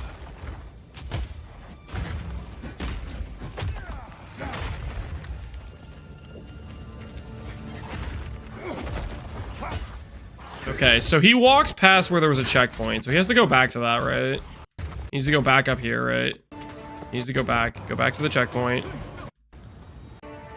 The checkpoint was the gallows again. Is he gonna fight this dude again? He's beating the Executioner again. To flex on him, I guess. Just to flex on him, he's beating Executioner again. Let's keep looking. Is there actually a thing in here for Renly's tools?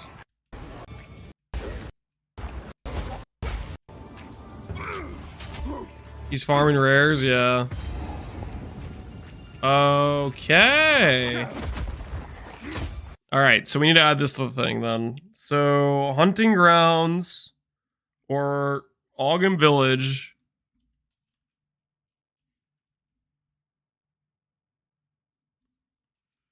Renly's tools hidden in hut to the side. Then Ogham's village, then Executioner. So you should do this before. Is that a mana siphoner? Kind of looks like a mana siphoner a little bit. He's about to mess up some. He's about to mess up some mom builds. He's about to mess up some moms. Better watch out for that.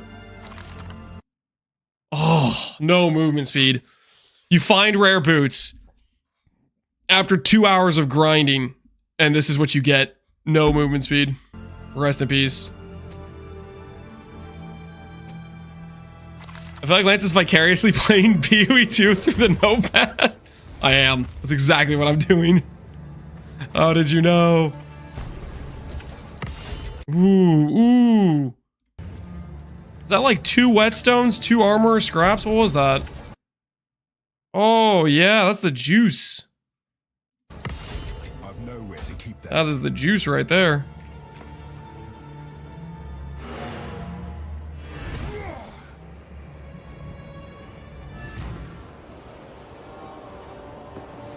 Okay, let's see what we get from Renly's tools. Surely it's like a passive point. I'm gonna say like 2 weapon passives. Nah, we've already gotten 4 weapon passives. There's no way that's 2 weapon passives.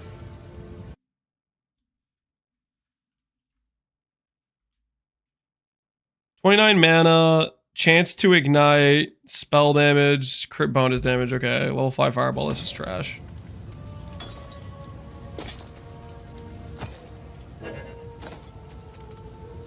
Playing PoE 2 on Notepad through someone else's playing console is some kind of torture. This is not torture, guys.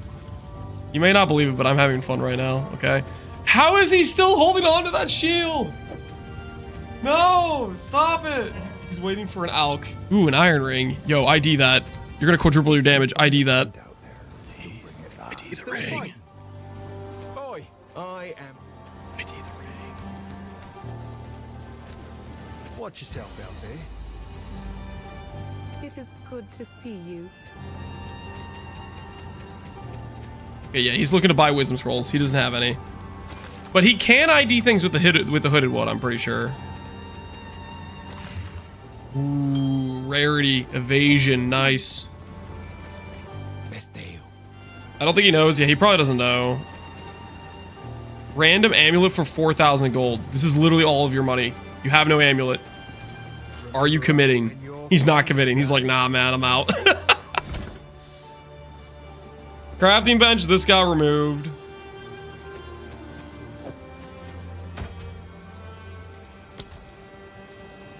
Ooh, ooh, ooh. Okay, no. Please, please scroll all the way down to suffixes. Please. Please, I'm begging you. Scroll down to suffixes. Show me the amount of tiers of strength. I'm begging you. Bajira, please. Keep scrolling. Come on. Yeah, click suffixes. Click suffixes. Come on, dude. No. No, please. Do it. Do it. No! No! He was so close. He was so close to giving us such important information. He was so close. He was right there. He was at the cusp. He was at the cusp of giving us very important information. You can't craft the highest tiers. You can't craft the highest tiers, but it tells you the tiers you can craft. So like when he's at the bench, you can see, we know there's 13 tiers of life. We know there's 11 tiers of flat armor. We know there's 8 tiers of percent armor. You know what I mean? We know there's hybrid armor, and it goes up to, there's 6 tiers, right? So the thing I care about is if he clicks suffixes, strength can roll on a shield. We would know how many tiers of strength are, which would give us an idea of how much flat strength you can get on gear. Because we know that tier 7 strength is top rolled 30 strength from the ROG video. So like if it goes to tier 9 or if tier 7 is the highest, then we know 30 strength is the highest roll you can get. Can I link you the passive tree preview? I think we already got linked it today, but you can link it in case it's a different one. But it wasn't filled out like at all, at least the one we looked at. He was so close, man. Max HP is 130 to 139. No. Max HP is 219 on body armor, based on Epsy's video. Epsy's video, he hovered over the tier 13 life, and it's 219. 30 minutes out? Oh, fantastic. I can't wait to see you guys. All right, guys, we got 30 minutes. We might need to end stream a little bit before that, okay?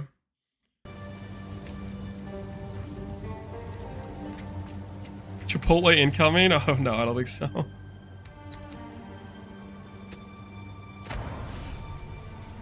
Imagine all sniping for everyone, they change everything. I mean, they're probably going to change stuff, but I don't think they're going to change everything. Okay. So what did he get from doing the quest? Was it literally just the charm or whatever he got?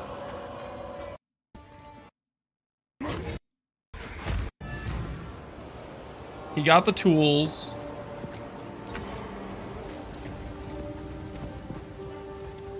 Our tools.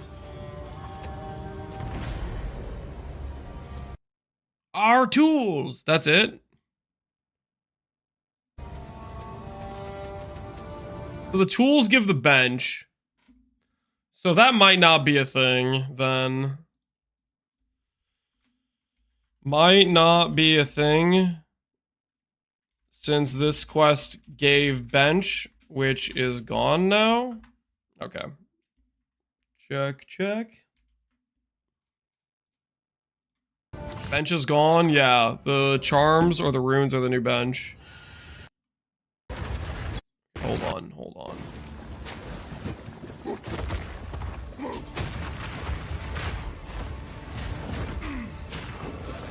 How is different transmute bench different from crafting bench? The salvage bench is just giving you, like, you sell something for currency.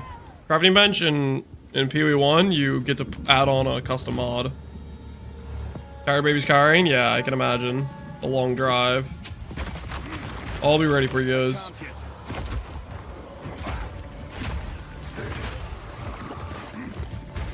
Salvage gives quality currency? Yeah, quality currency, socket currency.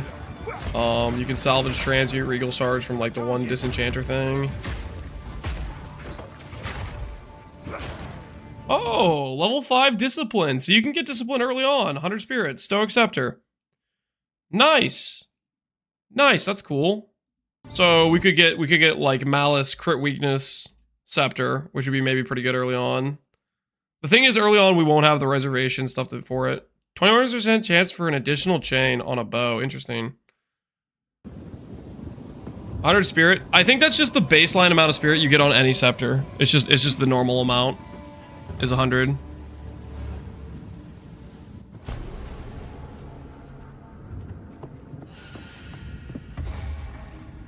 All right, Iron Manor. Let's add that to the list.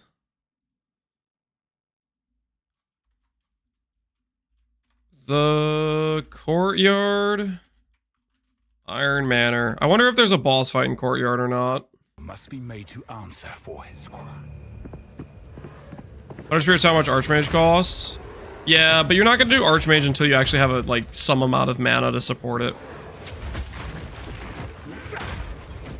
Which that probably won't be till later. And Archmage also could be like a tier 8 gem, so you don't get it to level 40 anyways, or something like that, you know?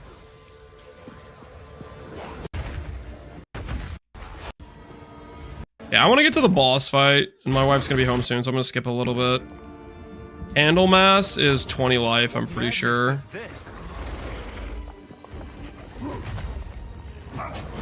Candlemass boss gives 20 flat life.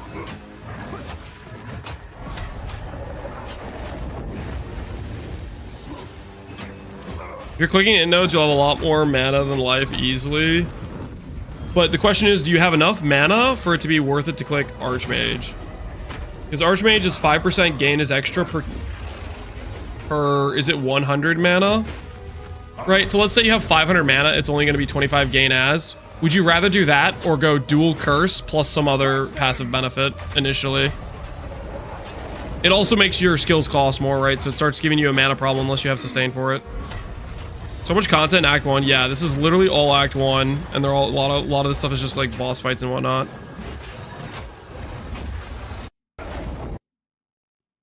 Alright, so he kills Candlemass. He gets the 20 life essence. And I don't think there's anything else until he gets to the boss fight. Remove your head myself. You are nothing but a tyrant.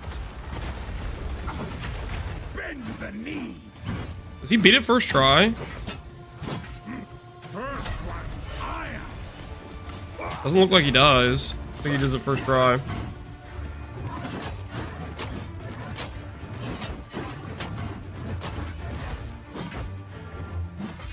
Is this new gameplay? It's gameplay from November 8th.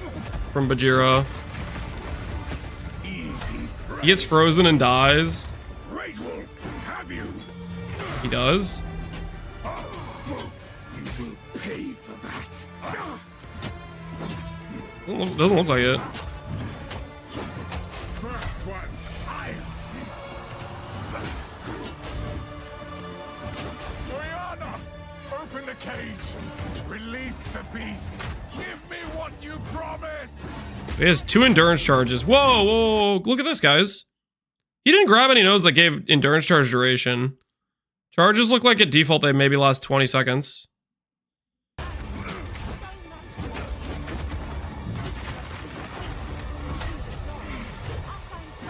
block works. Block's really good.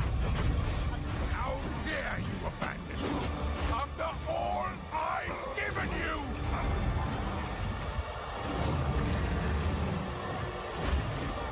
He's melee, no skills. He just likes the armor break ability. Uh-oh. Uh-oh, he's looking a little bit in danger.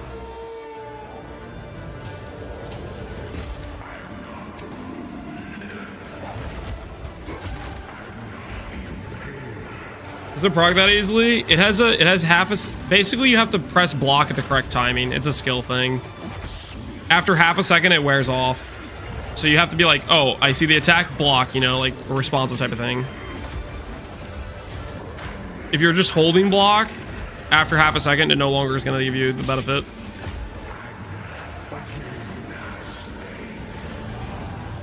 Solstice of pain.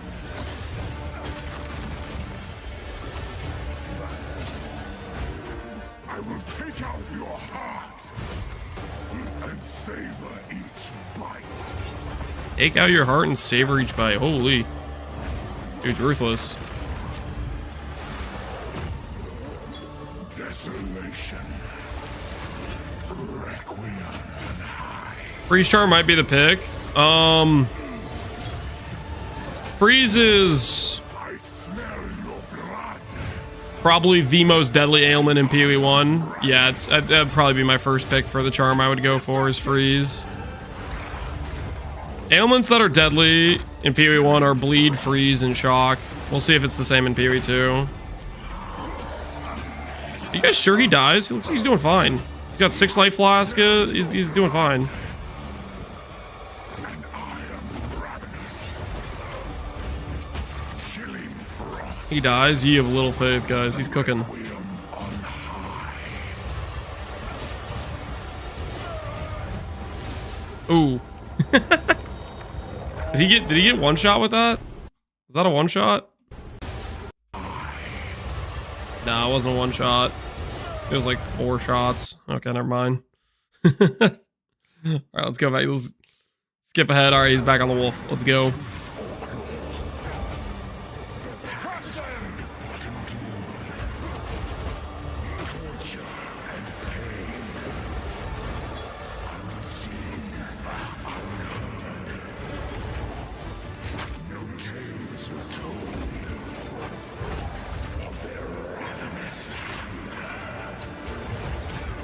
Ravenous hunger.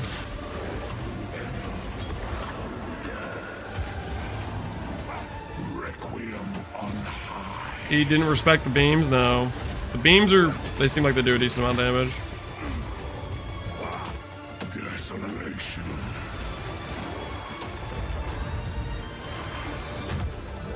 I will take out That fight, that attack comes in fast. and savor each. That looks enjoyable. I hope I like it. I think you will. If you think it looks good, playing it will feel better than it looks. I really liked it. The friggin' 2 hours I got to play it. Super limited. But I wanted to play more and I was sad I had to go. Do you think it's the same voice actor as Syrian Exarch? I don't know. I will take out your heart. I can't sell my Iron Ring with a blue gem anymore. I'm in danger. Yeah, you can't enter this boss fight with 75 cold res. Move speed? Yeah, move speed on boots is gonna be super, super important. Skip this fight. This is the Act 1 boss fight. Why would you skip this? You can't if you want to get to the rest of the campaign.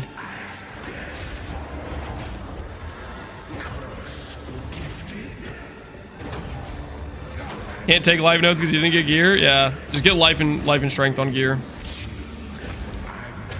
Do we know how the boss fight will function with party play? If a party member dies, the surviving player just need to channel the portal skill. You can resurrect your buddy. So like if a boss goes for a move like this, which like is a long animation move, you have a time frame where you can go for a res, or you can finish the boss while your buddy's on the floor. I don't know about portaling out of boss fights if it resets or anything.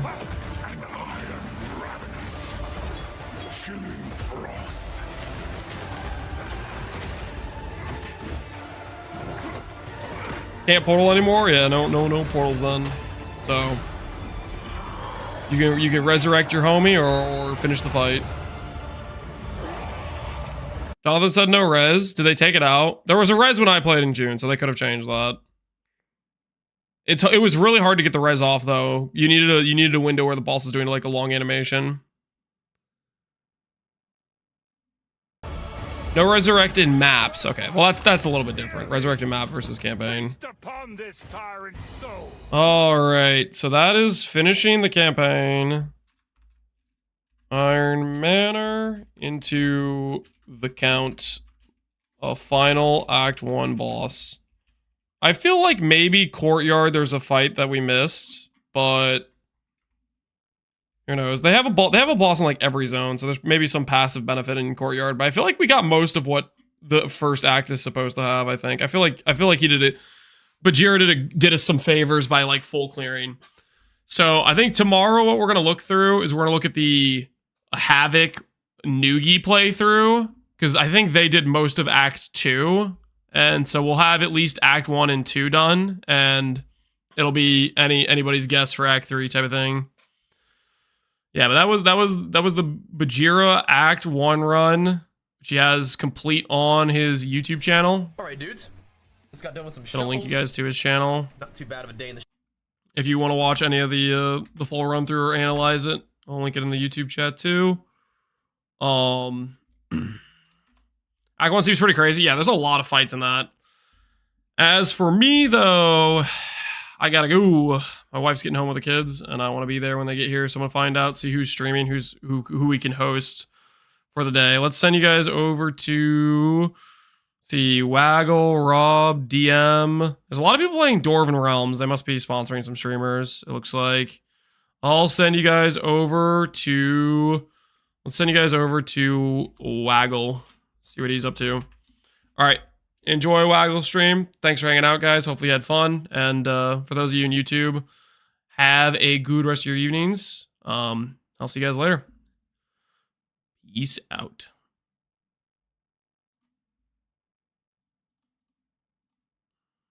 And one thing we almost certainly know, I don't know where the skill is, I think it's a